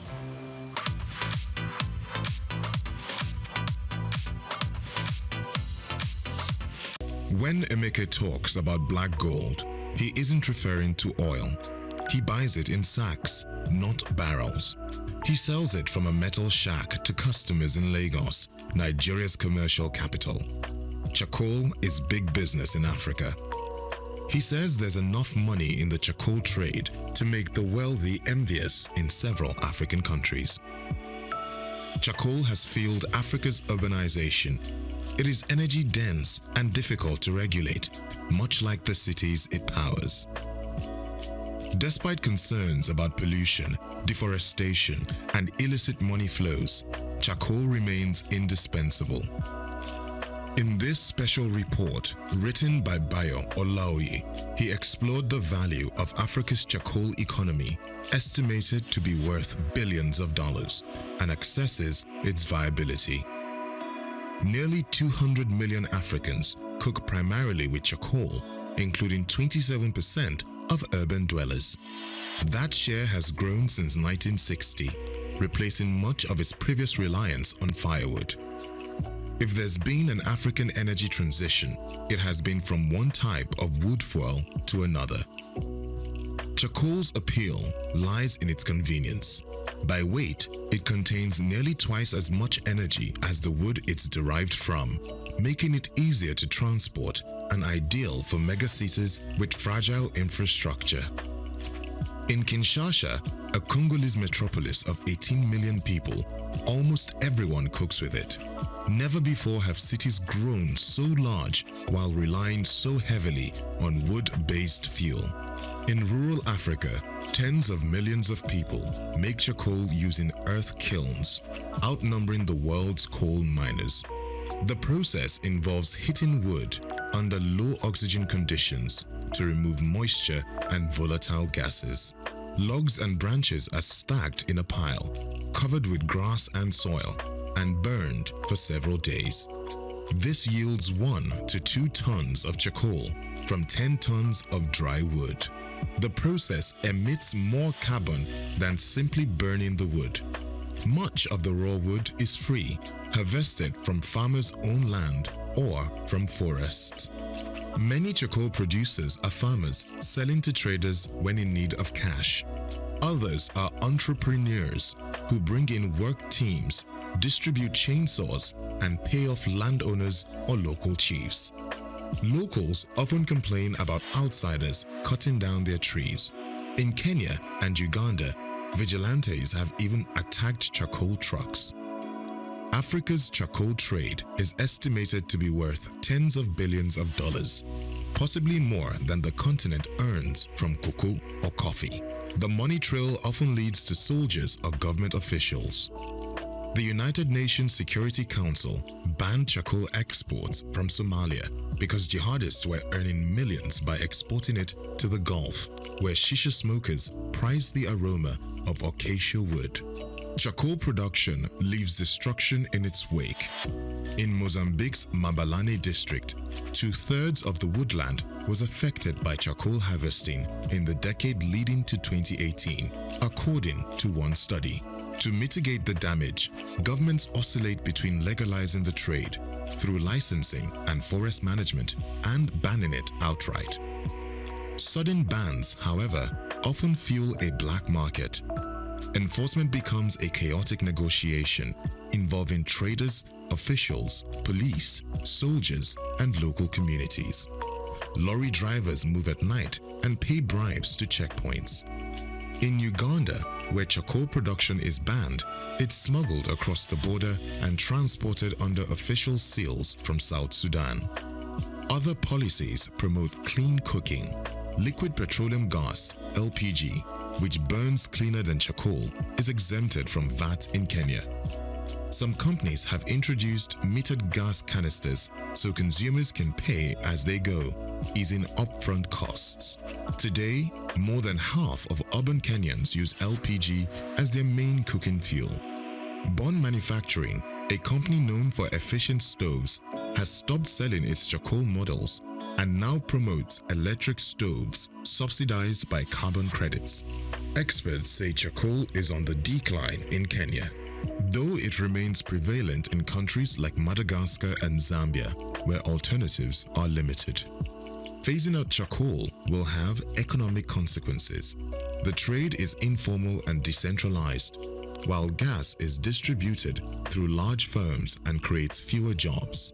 Charcoal provides roughly 275 workdays per terajoule consumed, compared with 95 for electricity and 15 for LPG. Gas imports also strained foreign currency reserves. For now, most consumers juggle multiple energy sources. Charcoal production in Africa is still growing at about 2% annually. But one thing is clear: as long as there is the ghetto, there will always be charcoal. I'm Moyosore Adebi for SOUQ News TV.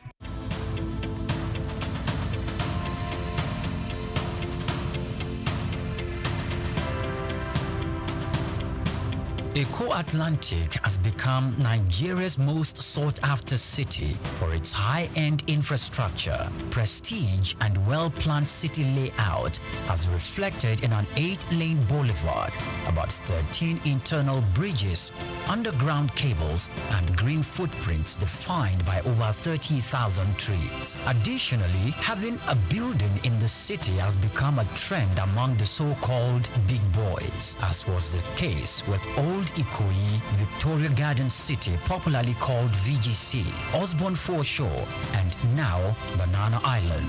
In this special report, Bayo Olaoye states that this talk of I belong and the prestige mentality has also spread to the big firms. Before now, Kingsway and Ozumba Mbadiwe used to say that Victoria Island were the go-to locations for high-rise office buildings. These locations are home to iconic developments such as Kingsway Towers, Heritage Palace, Fanfa Towers, the Wings and the Waves, among others, making them Nigeria's equivalent of Silicon Valley. The Eco-Atlantic City was modeled after the skyscraper district of Manhattan Island in New York City. It has become the new destination for big-ticket corporate firms which are building or relocating their new headquarters to the 10-square-kilometer city, rising off the coast of the Atlantic Ocean in Lagos. The city is attracting investment interests in both residential and commercial real estate, the latest being MTN Nigeria, preparing to build a new headquarters. MTN is coming on the heels of First Bank, which recently turned the turf to build a 40-floor corporate head office, making the city's most iconic development so far. Prior to this courageous and ambitious entry into Eco City by MTN, First Bank, Dangote Group, and the Embassy of the United States of America have taken positions there, developing a new head office and a diplomatic facility respectively. Much earlier, a co-development company had occupied the city as the developer of the Azuri Towers, offering both residential and commercial facilities for high clients and corporate bodies. Arkaland Property Investment and Oak Homes are also in the city, developing A&A Towers simultaneously. These are the residential developments that will be standing on the 22nd floor and the 33rd floors respectively. Other developments are the Pan-African Towers by Periwinkle Residences, Eco Pearl with Champagne Tower and Eco Pearl Black Tower, Amni Towers and Ani International Petroleum Development Company, and Louisville Towers by Total Energy Staff Cooperative and Multipurpose Society. Louisville will comprise 300 residential homes spread between 2 towers, a world-class sporting center and a club, retail outlets and other facilities. It is designed to employ modern technology to achieve smart living and high standards. Eco-Atlantic is an exclusive luxury city with superior infrastructure that appeals to the kind of investors we have seen in the city so far.